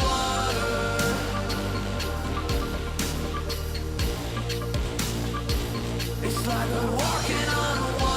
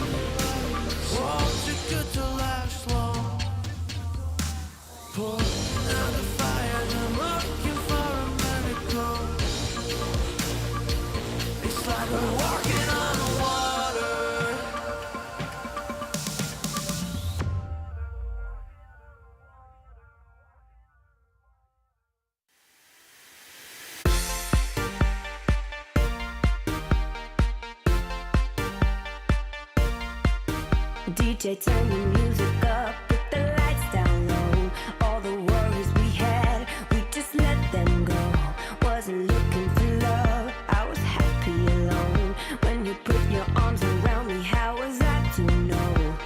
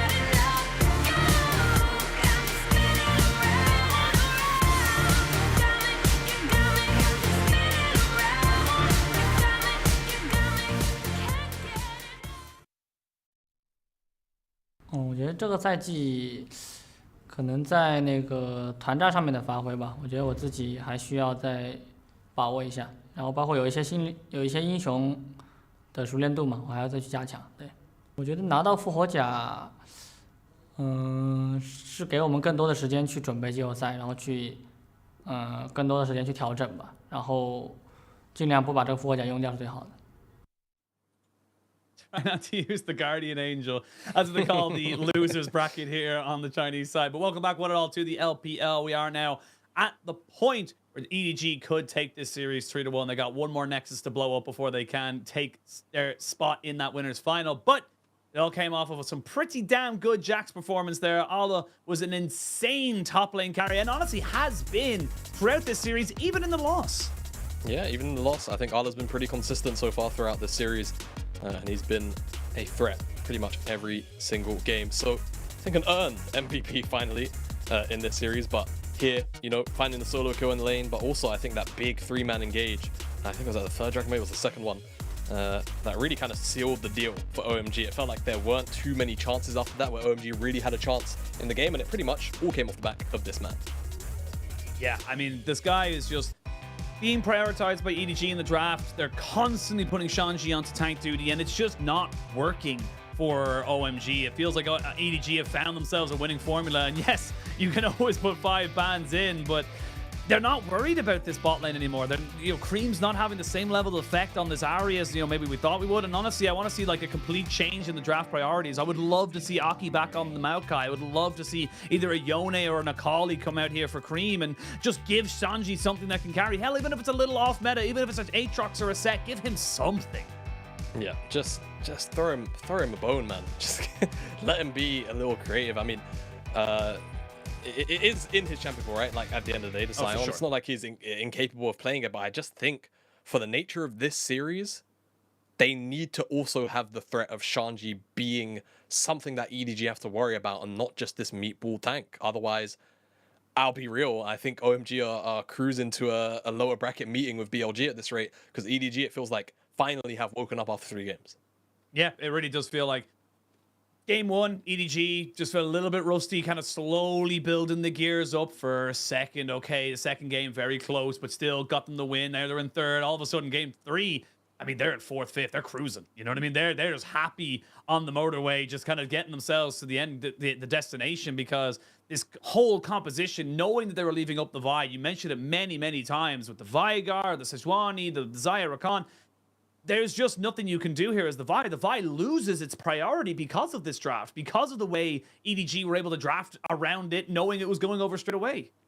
Yeah, and I just think, like, the way that you play out those team fights as well are just so difficult, because the only way that you can be proactive in those measures is going forward, right? You can't really take control of an area to be approached on by that composition. You always have to go into them, and, diving into Xayah, Veigar with surrounding CC, do I even really need to paint the rest of the picture for you? It's not going to go well, and it didn't. We saw that play out in that game. So I just feel like the decision to take up the Vi there when the Xayah was present was just a bit of a major misstep, and I think it just hamstrings you in your ability to make plays happen. And, for OMG, no matter what characterization we give them, the one thing that we'll always be able to say is their strength does lie core in skirmishing, right? In the sort of post First Herald world or at Herald onwards, right? That's where one of their biggest strengths is. And if it's not there, it's a couple of fights afterwards towards the 3rd dragon.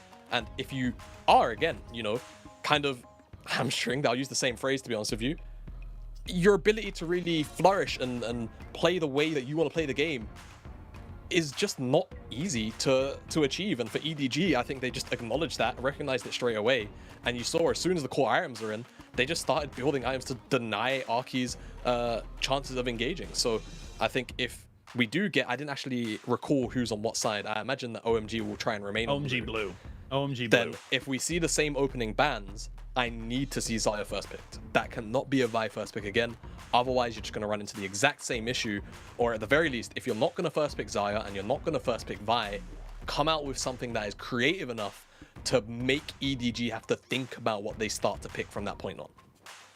I mean, honestly, yeah, like I know what you're saying in terms of a traditional draft setup. I would completely agree with you, but this is OMG. I think you go with a solo lane pick. Go for a crazy something mad. Get the Akali in. Hell, go for the Jax yourself if you really feel like it. You know, there's plenty of counter matchups there, but throw the draft into disarray. Give us something to kind of, you know, think about, or at least EDG to think about as they come into those next two picks. But we're going to jump in straight away.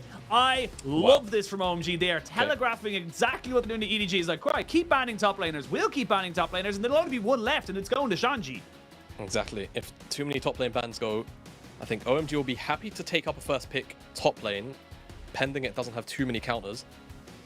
And very happily walk into that topside matchup. It's more about what actually gets taken after that from the side of EDG on that 1-2, because again, if you early rotate something that isn't that Xayah, which has actually been banned away, so I prefer this adaptation, because now this says to me OMG probably still want Vi first pick, because I think it's one of Aki's stronger champions, even though he had that fantastic Lee Sin performance in game number 1. It seems like that's the angle that I'm looking at. So what will EDG do with this in mind? Will they just remove away the Vi? Will they happily let it go over? No. So now should be Zeri first pick if I had to wager a guess for OMG, or of course the Aphelios, because let's be real, Abel prefers it more. Either way, it's an AD carry first pick for sure, and it will be the Aphelios. So now EDG, they can just answer with that, right? Zeri plus Wukong, or Zeri Wukong, not Zeri Wukong, Rakan is what I'm saying. Zeri Rakan or Wukong Rakan, because they know the AD carry isn't going to be pinched away.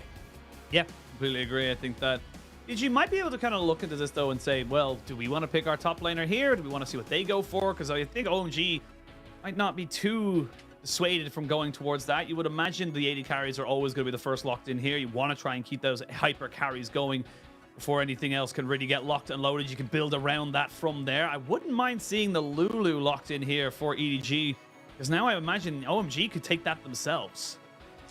Yeah, I think that's also another option. What I wouldn't mind seeing here for OMG, to be honest with you, on this next rotation, Cassante, I think.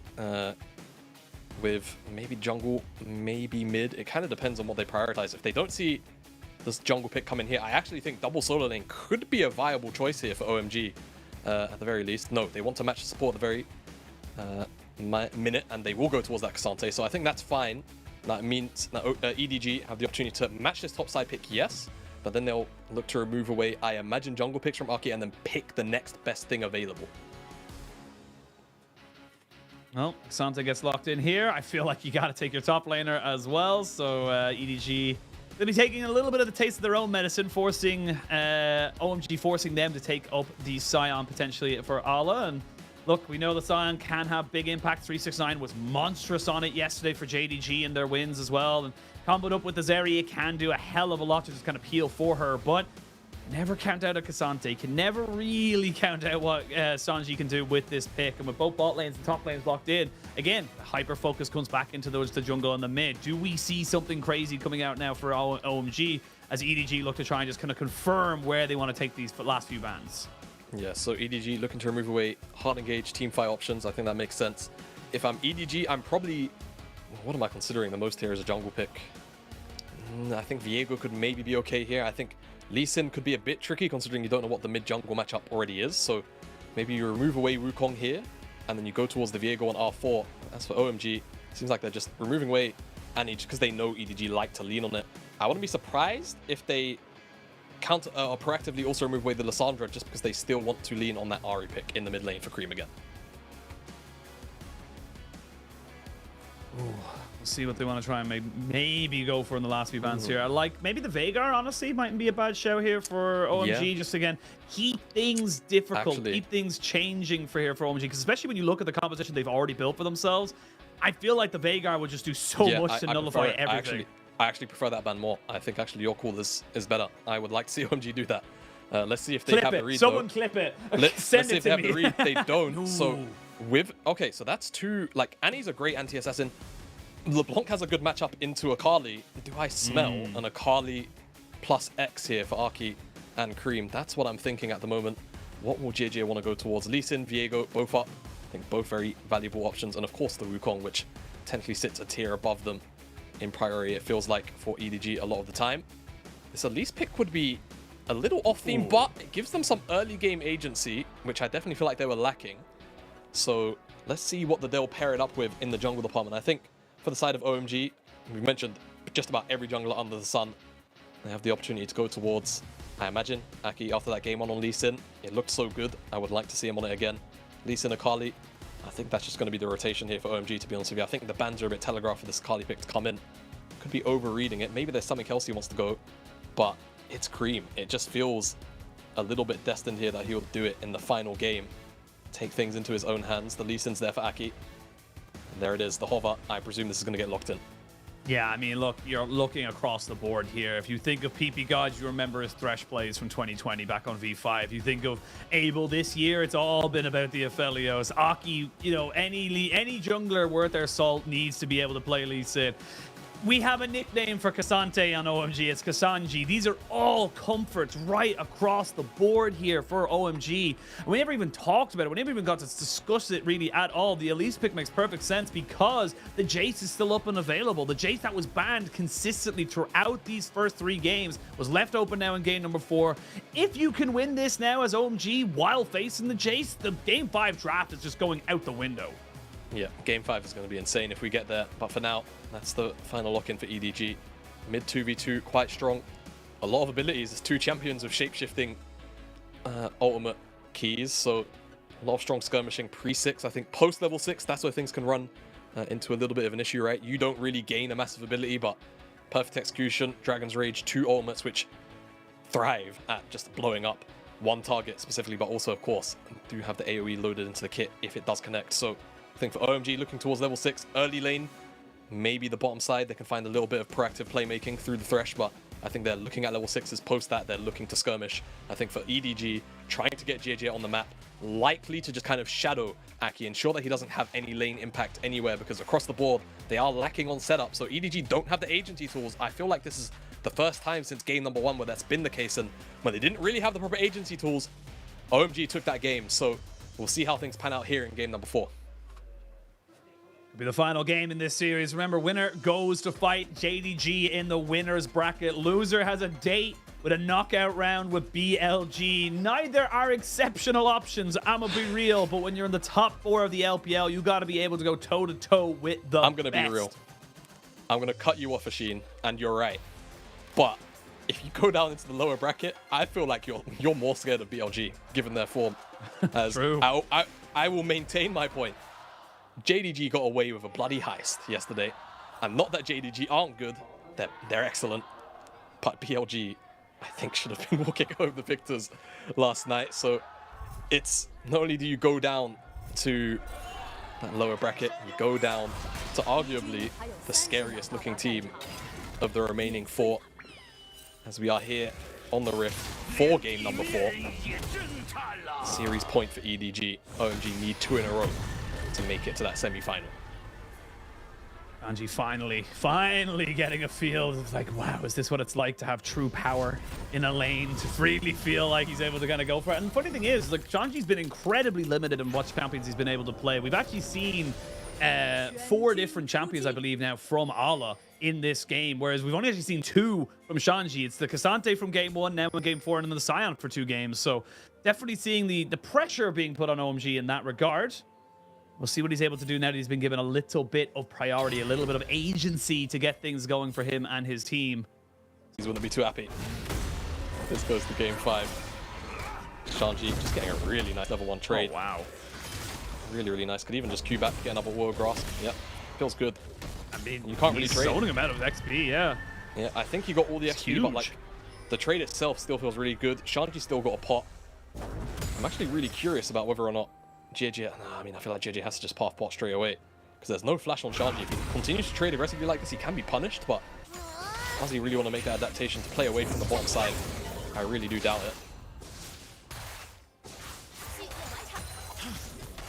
Movements already from Shanji in the early game. Sure that he's making the most of all the time he has on this Cassante pick into a much more favorable matchup. We look to see where these junglers go, and this is the thing now as well we're going to keep an eye on, because the Elise is exceptional when you tie it up with something like, of course, the Jace, and even like, you know, early game in the bot lane with the Lulu. It can have an extreme impact on getting those dives off if you can find the right opportunities. But more often than not with the Elise, and it's why we kind of questioned it coming into this, was that you tend to see a little, you know, kind of hesitancy. Teams just play a lot more defensively. They're happy to let themselves go down 15, 20 CS. And then the Elise kind of loses its value later on in the game.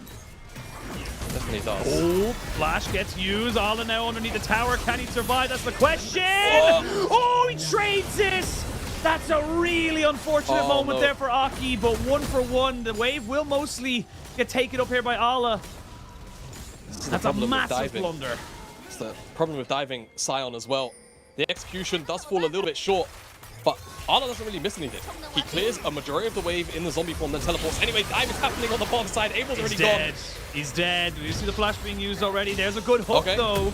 JJ not going to be able to get any turret aggro. No one was tanking because you have the repel, and that's the power of the Elise in the early game. Exactly. JJ finds his pounce on the bottom side, and it draws out this teleport from Shanji. So even though Shanji's going to pick up some of this wave, tied up with PP God, Ala, at 4 minutes, I'm not sure he'll get a plate after the Demolish proc. He's certainly getting a bit of an indent, and will slowly continue to chip away. And the tower is, let's take a look. Let's see how this dive doesn't quite connect. So the Q flash away. W, and it just takes a really long time for Aki to end up finding the Sonic wave. And it means that, see, I think he autos him in the mix of all of that to get the tower dive started. He just ends up dying. Then down here, forced away Abel was eventually, even though the play is pretty good from PP God to keep that Elise off of his AD carry. No! Not again! The two, you know what? I'm going to say a bold statement. I don't think Shanji's gotten a cannon minion all day. And you know what? I don't want anyone to fact check me on that. I just want to believe it. I'll say, he's probably not gotten a cannon on screen so far today. Well, Leave has got a flash and cleanse and has to use both of them, but he's waited too long. Or has he? The Lulu, the machine gun, using the picks to get it all going for them. And PP God thought he had something to go. Not quite able to do it. That was key, actually, dodging out that glitter lance. I think if he gets hit by that, he dies. Leave leveled up in the middle of that fight, man. Oh, that's so unlucky. That 2v2 should have gone the way of OMG. But just timing on it makes it so good. Let's take a look. Did Mako auto a minion even? I wonder if this is intentional. If the call was, hey, I'm about to hit this level 4. It's a really, really good turnaround engage. Minion dies? No, it's just the natural minions. That's so unfortunate. Yeah. Because they're fighting in the wave as well, so you would think the minions would be aggroed on the champions here. It's not a riot moment, I promise, but it does feel really bad. It does feel really, really bad. And now that 2v2 falls further behind for Abel, and off the back of that 2v2, that dragon looks like it's going to be taken up pretty easily, pretty happily. They get themselves the first objective of the game. Is EDG. So you can see fair chunks coming out here as Ala gets all in by the all out, but doesn't lose his own ultimate there. Curious to see how that one would work. And now Abel moving in, getting caught out straight away by Aki. That's just really smart baiting, but can they finish off the kill? That's the real question. They've got to flash in, they're going to go for the hook. No way. From the thresh. PP God committed everything, but can Aki get away again? Mako with the machine gun Lulu, trying so hard. The Akali goes in. It's a double kill for the Jace. And now, can they get the execute? No! It's falling apart. He has to commit. He knows he's dead. It ends up being a 2 for 2 in the end of it all, but my God, what is happening in his bot lane? Oh, it's just a fist fight. It's Armageddon down here, and it's going the way of EDG for the most part. I guess this one's a 2 for 2 trade, but it's just a nightmare scenario that you have to commit the way you do. The individual members like Cream, like PP God having to go forward to actually pick up the kill on leave. And EDG happily just clean it up. Nice and easy. They're just rubbing their hands together because they got the objective before that even kicked off, so yep. They really don't care about this. Leave is just looking for the 1v1, not expecting Lee Sin in the bush perhaps. There's a ward in the lane, so maybe he is, but gets caught out. They just don't have the damage though to actually make this one happen. As soon as Lulu shows up for the shields, that's it. They have to back away. Flash forward play. First ward doesn't connect, so then people got to continue to stay in the position. He probably would have died anyway, but it's just one of those things which it just has to feel slightly tilting, right? At the end of the day. First Q, I'm not sure if it connected. The second one does. Q forward dodged, actually, by Mako, to be honest. That's less of a miss and more of a sidestep from Mako. It just means that Cream has to overextend for everything. It just feels really bad. Really well played by EDG. Yeah, I mean, look, I'm a big OMG fan. Enjoy how they play League of Legends, but it's starting to feel a little desperate. It's not feeling good right now. Aki, level 6. Does have access to the Dragon's Rage kick should he need it. Santé moving down as well. Shanji is there, but Mako's already made the first rotation. Cream not really in a position to kind of go for this right now. Misses the Shuriken flip, so can't really follow it up. PP God is here. We have 5v5, you would imagine, if EDG want to go for the Lightning Crash comes out. They miss the Q as if Herald does get secured, I believe. As they look for the fight now afterwards. Cream finds them. Mako dead as well. Where have they all gone? JJ just get blocked out. Not quite going to go down, but 3 kills, or 2 kills, and everyone else is help us. And Shanji gets the solo kill. Shanji got the solo kill. The Herald. He wall tops to get it. It was about to break. That was seconds away. Fractures of a second away. Shanji got the solo kill as well, like we were saying. Everything goes OMG's way this time. And this is what I was talking about in the draft phase. Lee Sin, Akali, Thrive, level 6 is in. Skirmishing is just their sided. Plain and simple. Fofo, JJ, they're champions. Unless they're first pounce, unless they're blowing up a target immediately, their champions just, I don't want to say they're useless, but they just don't provide what Lee Sin and Akali can in skirmishes like this. Coordinated go in, just execute Lee. The energy champions, Lee Sin, Akali, synced up perfectly. Nice body block to ensure there's no execute there on JJ as well. And Shanji blocks the ultimate. Where does he bring him with the all out? Does he just make him? He just follows him down. Really, really simple. Yeah. Nothing you can do there. No flash available, no ult to get out, and you're just getting run down. That's just as easy as it is. Even with the kiting of the turret. So close, so close. But now we're back into it. Okay, 6-6. It's only a dragon difference. You still have that Rift Herald in back pocket. OMG, we're looking a bit desperate, but like you said, they recognize the power they had available to them. Yeah, exactly. And I think as well, just the fact they were in that choke just makes things so much easier. You know, the kind of funneled in. It's a lot more difficult from the perspective of EDG to avoid getting kind of minced like that. As an attempt was made there with the death sentence to try and predict where Mako would be. Doesn't find anything. Shanji is going to do his best to pick up this plate. Not going to find it on this wave. Didn't want to risk proccing the demolish. X flash forward. No hook. Would have been cleansed likely by Lee, but the attempt is still there. They want this Herald. They want to get Abel back into this game. He's definitely been struggling a little bit in the early phases. I don't think he's going to get this plate. I think it's all going to go. No, 350 to Lee Sin. But in fairness, you know, we saw this in game number 1. Aki on the Lee Sin was able to do a hell of a lot when he was able to get an early lead. So this time around, not picking up all the kills. That's 5 assists to his name, though, as he looks to try and kind of bring this game back. But OMG not quite done with this series just yet. Dragon in 20 seconds. They do not have a TP on their top laner. They may look for a bit of an engage. I will say Fofo having a decent time now in this mid lane, 20 CS or so up. Already starting to show the value of this Jace. I will say we saw it in the highlight, the last one. The accelerated shock blast missed everybody, despite it being basically, you know, fish in a barrel. And unfortunately, when you miss that first kind of key damage spell when you're looking for a fight like that, it gives time for OMG just to kind of react and get them, you know, so much more opportunity to turn back the damage. Yeah, it does. Again, you know, with champions like that, you need to be first pounce, right? You need, absolutely, to remove a target from a team fight. Otherwise, you're getting out skirmished by Lee Sin plus Akali. It's just going to happen until you've got items on board for the Jace, where maybe if you don't get one shot in the assassination attempt, you can certainly one shot back with all of that lethality, all the AD that the Mirror Mana will eventually give. I think one important point to note, honestly, all this is all out across the wall. I mean, it's a long run. It is an all out, and the Ghost as well. We are going to see Sion use his ultimate to try and gain away, but will he get knocked back? Yes, he will. Not enough damage just yet, but he is tripping him down very nicely. Aki is here, and Aki executes him. Really well done there by the OMG top and jungle. Shanji might not have had enough damage by himself, but he did have a spare champion in his back pocket. Aki just comes up, executes. Now this is an opportunity for EDG to just come down here, respond, try and put some pressure down. Abel's actually taking away the red buff, just trying to get some cross-map camps also a bit of golden resources because he knows he's going to be losing it via the wave. So EDG trade it out again in resource, but still kind of answered out in kind. Now Cream, after they're both here, they're looking for the response. Cream going to find the opportunity to pounce forward. Now fizzle out.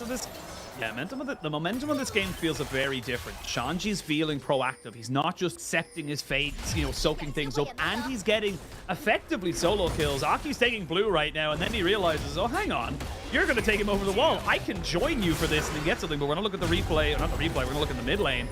Nothing going to land on the Cream. He's got some fancy feet, and he's not going to die either, so not going to be getting the patented LPL replay into a kill during live. And yeah, I mean, Ala just gets caught, and there's nothing he can do without the flash. Exactly. Super easy rundown once the Lee Sin has access to it, and it's just well played by Shanji to even find the angle in the first place, because it was full HP. Typically, you're not going to all out Sion to try and get the rundown, because you're just likely not going to have enough damage. In the isolation 1v1, it works this time around. And OMG finally putting Shanji onto not a full tank works out now. Look at this play. Oh, they get the kick down, but can they kill him off? Yes, they can. Yes, they can. The cleanse and the flash just not enough to keep him alive, and Aki feels very good on this Lee Sin pick. Yes, he does. And again, he's just shutting down Leave. Same thing from game one. Lee Sin, Aki, Zeri, Leave. Just gets insect backwards, and he even blows that flash on the very back end, thinking he can maybe escape, thinking he can maybe get some kind of reprieve, but he doesn't, and now he just doesn't have that summoner spell for the next 5 minutes. Which is absolutely crucial to how OMG can attempt to make picks. We get a replay. Just clean execution, on vision. Not on vision for Aki though. Slips in right here. And there's a ward in that middle brush, so they know. They've got perfect information. Ward hop after the flash, into the kick, into the calorie bomb. And even though the damage return is great, the flash walks into the box. Right into the box. Wow. I think it was damage until someone hits it first, so yeah, unfortunate. Yeah. That's tough. I actually believe the idea was to try and skate over the wall, but he just clipped the box. Quite unlucky for Leave, to be fair, but execution was still clean by OG. Well, Cream doesn't have his shroud. Might be in a little bit of trouble here. Ooh, wow. Nice flash. Cream just looks like a different human being on this pick. Yes, look, do not get me wrong. He's still falling behind Fofo in this matchup, but the Akali is just so difficult to kill off. Yeah.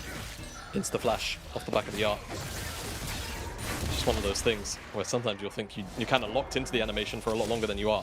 That looked really, really clean. Carol picked up on the opposite side whilst that cross map's going on.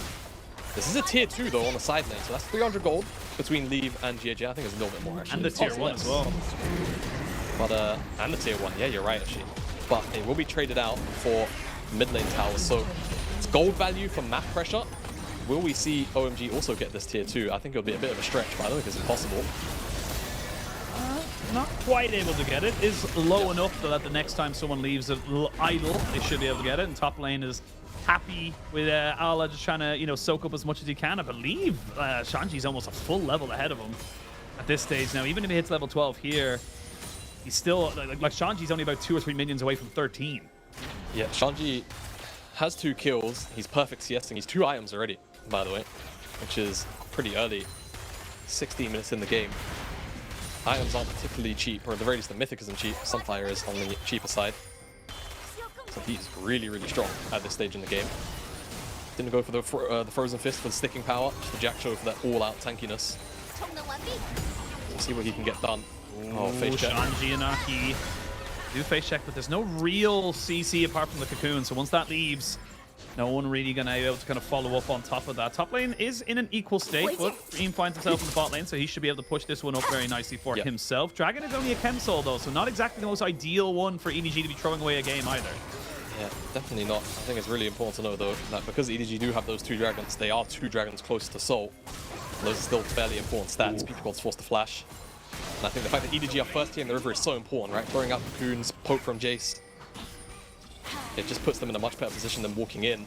They are still losing this tower on the bottom side. Abel will get that in isolation, so that's gold to himself. He'll get landed over, so it's not a long walk. And it's a fight on 2 fronts, which honestly, OMG prefer a little bit more. And again, EDG have to make a decision to go in. Gotta go for it. The Moonlight Vigil is decent. That kick is even better. But can they kill off Leave? They cannot. Aki's gone down. The Dragon's still alive. Cream looking for the execution on the back end of this. Olive very, very low, but he's the tank. He soaked up his damage. He's done his work. We're going to see the cleanse come in as Leave tries to scout this one out. And Shanji takes him out. His third kill. Bofo looking for a little bit more, but he can't get the damage down. Kasanji strikes again. And that's everything you want here for OMG. They'll even pick up Mako on the back end of this, but they've got the Akali. It's still a 2v2. They're going to try to get the knockback here into Ale, who's been soaking up a little bit too much damage and now has nowhere to go. Has got a flash, but isn't going to commit back into it. We're going to have respawns coming in. This fight is still going, Jamada. It's still going, but this is why we needed Kasante in the hands of Sanji, because he just looks so much threatening in these team fights compared to when he's been put on the side throughout this series. And OMG feel no longer defanged in these team fights with the diving duo trio, really, of Aki, Cream, and Shanji. Leave cannot get away from that much dive. EDG are going to recall, teleport back to this dragon, and they will reclaim this position. The TP's available. Yep, I mean, come back in from both sides. Still plenty of vision control, though, for EDG. And we're going to go again, Jamana. One more time. Bring us back around the merry-go-round. Do they look for the fight? I don't think they do. Yeah, they're just a little bit too little too late. Or do they look for the fight after the fact? That's the question. Dragon secured. Do they want to try and look for this one here? The Cocoon was decent. The perfect execution. Not quite anything else there. And EDG make a perfect exit. Yeah, good heist. Good heist for EDG. Get out. Don't lose anything. Cream's ultimate was already back off cooldown. Shanji still had a while to go, and so did, I think, just about everyone else. So EDG just kind of leveraging the fact that, yeah, ultimate economy lies in their favor. Don't forget, EDG technically really only working with 3 ultimates in this in this game.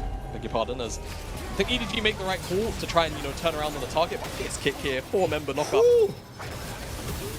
So strong, and imagine if Cream was just slightly closer to this call when that knockup comes through. It's just decimation. It's still decimation anyway in the extended, because you can see Shanji just gets in range, walks up with Ghost, I think, takes him out with the all out. Knock back on the Q3 because that's a commit from Fofo. Doesn't die because of the shielding. Really solid.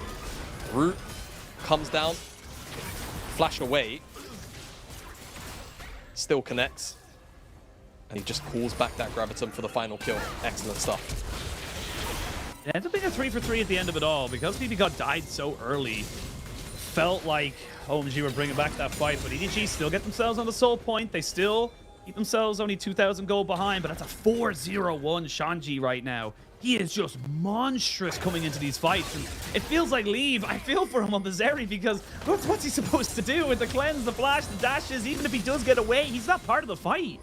Exactly. He's always basically just playing survival mode against all of these diving bruisers, assassins, whatever it may be. As now OMG rampage through the mid lane, they get the tier 2. That's going to feel good for map movement. I think that's connect. The lantern's there, so it's fine. And this is the problem I fear for EDG now, is because of this Elise pick, how much teamfight prowess they really have. I think dealing with so much dive, and Elise likes to thrive in pick-esque composition setups where you can easily deny away Fog of War, pieces of information, Fog, and then you make the pounce, you make the first move. It's so difficult to do it against this composition, it feels like, from OMG, especially now that they're ahead. And even if, you do finally set up a patch of Fog, realistically, it's either PP God or Shanji that's face checking. If it's Shanji, you're probably not going to kill him in the duration. If it's PP God, you might kill him, but then your backline is likely going to just get eviscerated by the topside trio. So I feel like EDG are in a bit of a catch-20. Sorry, Jamada, before it goes away. Yeah. That's a 3,000 gold lead in top lane. Yeah, that's alright. I'm sorry to cut across you. No, I really needed to make note of that. Yeah, no. 3,000 gold! Yeah, pretty chill. No, not a big deal. Shanji's only on his way to a Thorn Melter, which is just going to make him even more frustrating to deal with in terms of killing off Leave. And honestly, I quite like the Itemization, just because Leave has gone full-blown lifesteal this game. But away from that, Baron's being started up. He'll be spotted out. But what can EDG really do? They've got the good guns on Abel, like you mentioned. Oh, that could TP in. That could be the question here. There it is. They get the TP. That's all that OMG wanted. They backed themselves away. They've got the increased healing from the plants. Now Shanji, no flash on him, so it needs to be a little bit more creative. We are going to see Aki almost get caught out there, but I think they looked at the amount of chakrams that were stacked up there by Abel. They're going to back themselves away. As I say, that flashes have to be burnt there, as all it was Tokyo drifting his way back into the Dragon Pin in what looked like a decent play from OMG, where they could have just got the teleport and backed out. It's got a bit scrappy. Yeah, they just overstay in the river a little bit. And then it's the angle available for Arla to come in, force the flashes, and that's huge. Abel, no flash for the next dragon fight in a minute's time. Maybe they pick him off. You can start to see the potency of the poke from Jace as well come online now that the 2 items are there. They just have to find it, and they have to find it consistently. I think a couple of resets likely due here for OMG. Finish off a couple of items. Cream's almost at Shadow Flame. Abel maybe bases for Crit Cloak, maybe a pot, kind of depends. Pickaxe, there you go. Pickaxe, Crit Cloak. Got a couple more stats. Realistically, we just need Cream at 2 items if you're looking at this from the perspective of OMG. For EDG, I think they're there, realistically, for now. There's still a fight, which you don't really want to give up. You try and get the soul just for the sake of the stats it does give. And they are here first in the river, and again, that's the setup. It's the preferable setup that they need. Abel. Yeah, I don't know why you're fighting for that one whatsoever. Fofo rightfully brings down the hammer.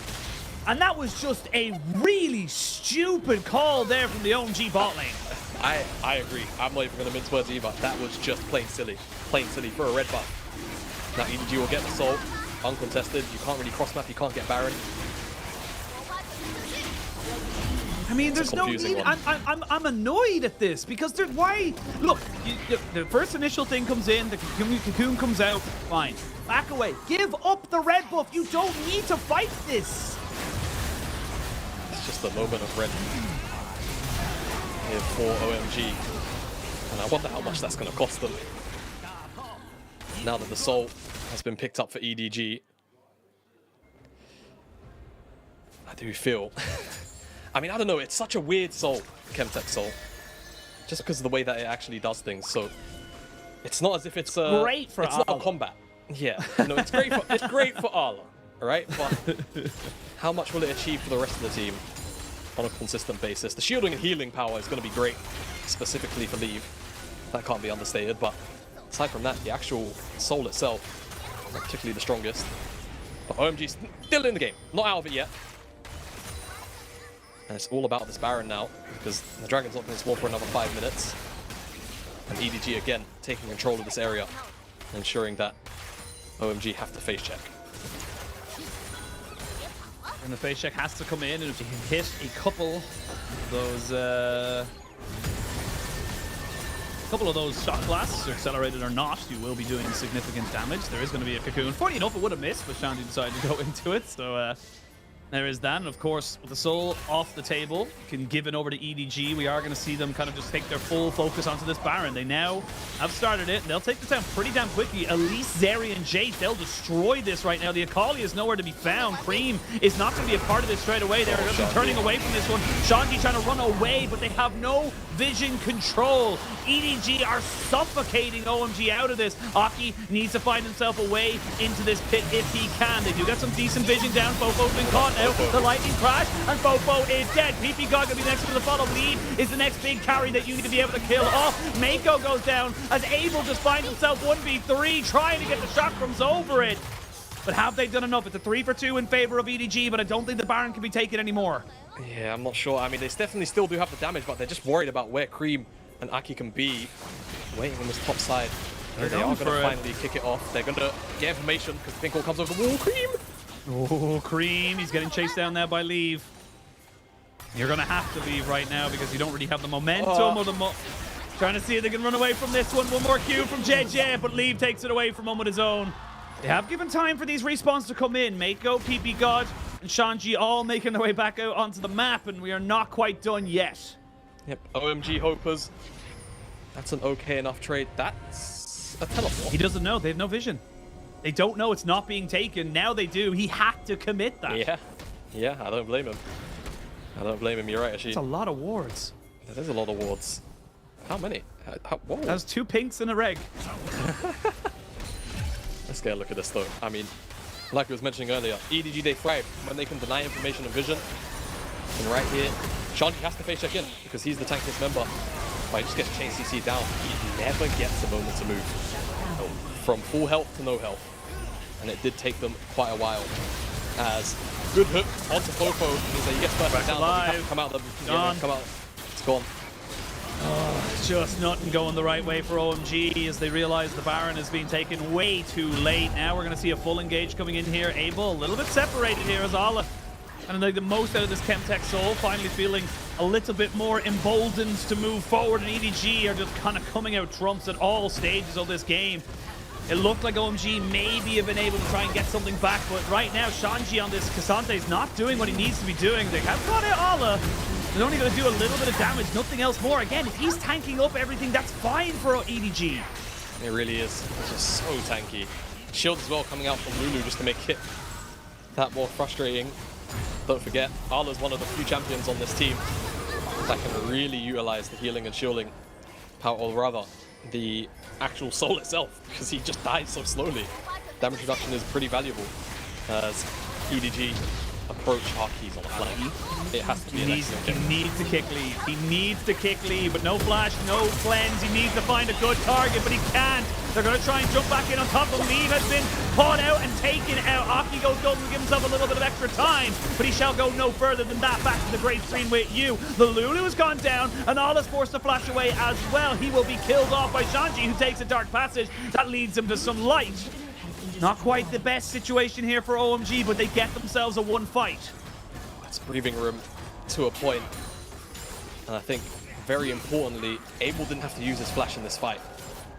It's that Elder Dragon spawns in a minute's time machine, and I think that's gonna be the make or break. Not just for this game, but for the series as a whole. Because EDG, they do kind of overstay their welcome here on this takedown. Focused a lot on Aki, but look at the front line leave. Caught out a bit by Shanji. Brings him to the side. And I think also manages to get the knock back in. So it's just a pretty big JCC where eventually Cream finds his way on top of him. Aki in the back line is buying a lot of time, keeping JJX and Fofo back there so they're not adding damage to the front line. And that's crucial because Mako gets separated off and is able to pounce because of the positioning there from the remainder of EDG. We're back into live, 15 seconds until Elden Drake spawns. I want to get a quick little bit of a history lesson here. 2014, OMG's last finals, they were beaten by EDG. 2017, EDG beats them in the third place matchup. In 2023, EDG finally blocked them again. Thank you to the ever-present Munchables for that little history lesson there, but we are going to come back in. It's going to be a little bit of an elder flip. This could be it, 16-16, gold basically even. Damage already coming out, so much on the PP God. And they get anything else off for EDG. Not willing to kind of fully commit to this one just yet. They don't have flash on Leave just yet, and they don't want to just try and run into him. But PP God and Abel taking so much. You cannot stop a Scion! And Leave gets up the kills! Now you're no AD carry and no support. There's nowhere for you to run. There's nowhere for you to go. And you just cannot take this fight. EDG will be taking this series 3-1. They will indeed. Ala with the massive Scion ult locks Abel in place. Abel had flash. He could have gone out of the way of it, but he just elects to not press the button. And with that, the series will come to its conclusion. EDG will put a stop temporarily to this Cinderella story that has been the last couple of series for OMG. They'll drop them down into that lower bracket against BLG, and EDG set themselves up with a date against JGDG in that semi-final bracket. A lot of G's in the LPL, a lot of G's. But no bigger G's than EDG right now. They're feeling good. Look, game one didn't go as planned. A lot of people kind of coming in expecting great things from EDG. Didn't see it in game number one. Game number two, they felt up, a little bit better, learned up a little bit more from their first game and said, right, let's figure out how we can go about this. And in game 3 and 4, they just felt in control. It felt like OMG were the ones to try and throw those desperation Hail Marys. Even the fact despite Cassante got so far ahead, Shanji got to 4 kills. And even then, it still felt with Fofo having this chase for the first time in this series. There was a reason why it was banned so consistently. Yeah, there was. And I mean, you saw it in the final fight right there. Just 2 shock blasts back to back, landing onto Abel. Just breaks the entire game. And all it comes down to is an engage that effectively ties up the series. And like you mentioned, there's a reason why I was banned away, but there's also a reason why the Shanji was banned away for so many times. EDG, however, not thinking about that right now. They're thinking likely about their rematch with JDG for the best of 5 to make it to finals, to make it to MSI, to make it to London. As that series, you have to imagine, is like yesterday's series, and honestly, like what could have happened in today's series will go the distance. Absolutely, and congratulations to EDG. They now move forward, as we mentioned, to the winners final. They will go up against JDG later on this weekend, I believe. I'm gonna have to triple check on the old schedule. But of course, for OMG, they unfortunately just couldn't really make it stick. It felt like they had an idea, but once the consistent top lane bans, the consistent pressure to keep Shanji underneath this, you know, the thumb of Allah just kind of became too much. And then game number 4, I do genuinely believe OMG could have won, but just a very odd situation. And it's pressure. It's the pressure of the moment that comes into it. I feel like a couple of times Abel and PP God just honestly dropping the ball completely, and I don't want to completely put the blame on them. It's a best of 5. Plenty of different things could have went different ways, but 2 times the red buff, and as you said, right at that last fight, not flashing away, not giving himself the best opportunity to try and, you know, get away from any of this damage. It led to the loss, unfortunately. Yeah, I just... It's a bit of a difficult game to break down, I think, generally, right? When you think about what could have happened from the perspective of not just OMG, but also EDG in the earlier stages. Because I think everything was also in OMG's hands as much as it was in EDG's. So I think a lot to go into the next series for both of these teams to think about. And I think a lot of learnings to be taken. For me, more from the perspective of OMG than EDG. Yep. But either way, I think this was a series which could have gone to 5 games. I think if Abel flashes the Sion ult, maybe there's room for maneuvering, but it's so difficult to call. Yeah, it's a bit of a tough one, but I do agree with your points there. That generally it did feel like it was lucky. Saw it yesterday with BLG and JDG. BLG should have won that series. I think a lot of people, if you watch that series, would have said, yeah, BLG should have won it. But in game 1, they couldn't close it out. In game 5, they got caught out, and then in 30 seconds later, the series was over. These are the margins that we're dealing with now as we come into the top 4 teams in our league. Yeah, it's fine margins. It always will be when we come to the top of any competition in a major region, but especially the LPL. As Fofo silently did the most damage in the game. You didn't really get to see much of it until the very end portions, but it's just what Poke does at the end of the day. And it's about Triumph alongside Leave getting his hands on the Zeri as well. It felt like game 1, I think it has to be mentioned, the roles that OMG were fulfilling slightly different, right? Think about what Aki was doing in game number 1 compared to this game number 4, where game number 1 it was all about denying Leave any kind of ability to play the game in terms of, you know, either kicking him away to make sure he doesn't add damage to the front line or kicking him in so that he gets one shot. This time around, it felt like the MO was always to go in and try and assassinate him, but in doing that, you allow JJ Fofo to just have the freedom to kind of play the team fights how they want if they're not necessarily peeling for Leave, and I think that slight amount of freedom, a little bit too much to hand over to EDG today. Yeah, I mean, look, this is why, you know, you said it right at the start of the day. EDG are your favorites to take it all. I think that we saw that very much in full display here. Didn't even get to really talk about JJ in this entire game. 3-0 and 12 on the Elise, very much making it worth, as he just constantly found people to catch out. And this combination of the CC with the kind of the mixed damage between the Elise and the Jace is just so good for something like EDG when they're looking for those small corridors. They're looking for those moments to try and catch people out. And I am so damn excited to see how this team is able to kind of go up against JDG. I really do feel that, like, when we look across the board, pound for pound, a lot of very similar matchups, and it does feel like we might be getting a very, very close winners final. And of course, for BLG and OMG, they'll be playing, I believe, on Saturday. So that's actually OMG have a little bit of a quicker turnaround, unfortunately for them. But it is going to be about kind of rectifying these mistakes. I feel like right now you're looking at a lot of different people from OMG and saying, look, you need to step up. You need to be, you know, kind of, you know, showing what you showed in those previous rounds. Because unfortunately for a lot of OMG today, we just didn't see it. Plain and simple. Plain and simple. I think OMG, again, the learnings really are there. They're on the wall, and I hope that they do take them from this series, right? Shanji needs to be on carries. If the top lane pool does get focused, and I anticipate that after watching this series, BLG, having been as their top laner no less, will look to do exactly that. Because it is definitely a very clear point of power and a point to be utilized as a win condition here for OMG moving forward.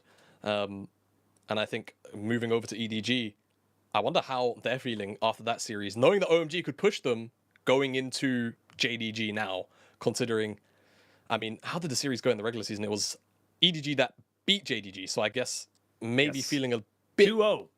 Bit confident about it, to be fair. But, you know, best of 5 is different. Best of 5 is different. You get to that game 3, you can get confident. It can be very easy to slip up, and all of a sudden you find yourself 2-2 again. So I think for EDG, just showing up the confidence, it was very clear that you know, that gap in regular season to playoffs being in the 4th round here, it seemed to take a little bit of time on stage for them to warm up. I think going into JDG, they won't necessarily have that problem. So I anticipate, honestly, a very close series there as well. Yeah, honestly, I think as well. And of course, you know, the regular season, we did see a 2-0 for EDG, but that was in week 5. But we do have our MVP. As I said, we didn't get a lot of time to talk about him, but he did set up a hell of a lot of the plays that came in. Elise on JJ just feels natural. It just, like, even the color scheme of the base colors of the Elise and the jersey of EDG, it just works. Yeah, it does indeed. And I think the reason why he's getting MVP here today in this final game is actually a little bit more to do with the cross map that he was consistently pulling off, because you would see a lot of plays going up towards the top side, right? Shanji was having a lot of freedom up there, and time again, he was denying a lot of resources from Abel, but then also he was landing a couple of crucial cocoons that, you know, at times were going a little bit astray, but also in this final setup of play, I guess he's the one baiting in the bottom lane of OMG, and honestly, that section there is likely going to haunt OMG moving forward, especially if they go into BLG and the series ends up being a quick one, because the game was, for all intents and purposes, still theirs to play out. I mean, look, for OMG, lots of things that kind of come up out of this and really kind of, as I say, fix as such, but definitely feels like PP got enabled. Even there, like, PP got thrown out the hook. Like, it's a Scion ulting. He's unstoppable. It's literally you know, kind of not gonna change anything. So it's a little small moments like that again lead to massive issues for OMG. And I do think that everything that we saw that, you know, kind of plagued them today is fixable. I believe 100% every single thing that we saw today that went wrong against them can be fixed in a very short amount of time. It's not something that's very deep seated within this team. It's small little mechanical errors, and we'll see if they're able to do it. But we're going to have a quick look at our bracket as we get ourselves one day off before heading into a weekend of absolute bangers. It's going to start off with that game of BLG versus OMG on Saturday. That is the losers semifinal. So winner of that goes to try and get themselves another shot at MSI. Loser is unfortunately our 4th place team. And then on Sunday, JDG versus EDG. We had a feeling we would be seeing this in the winners bracket, but I don't think we fully thought we knew exactly how we get there.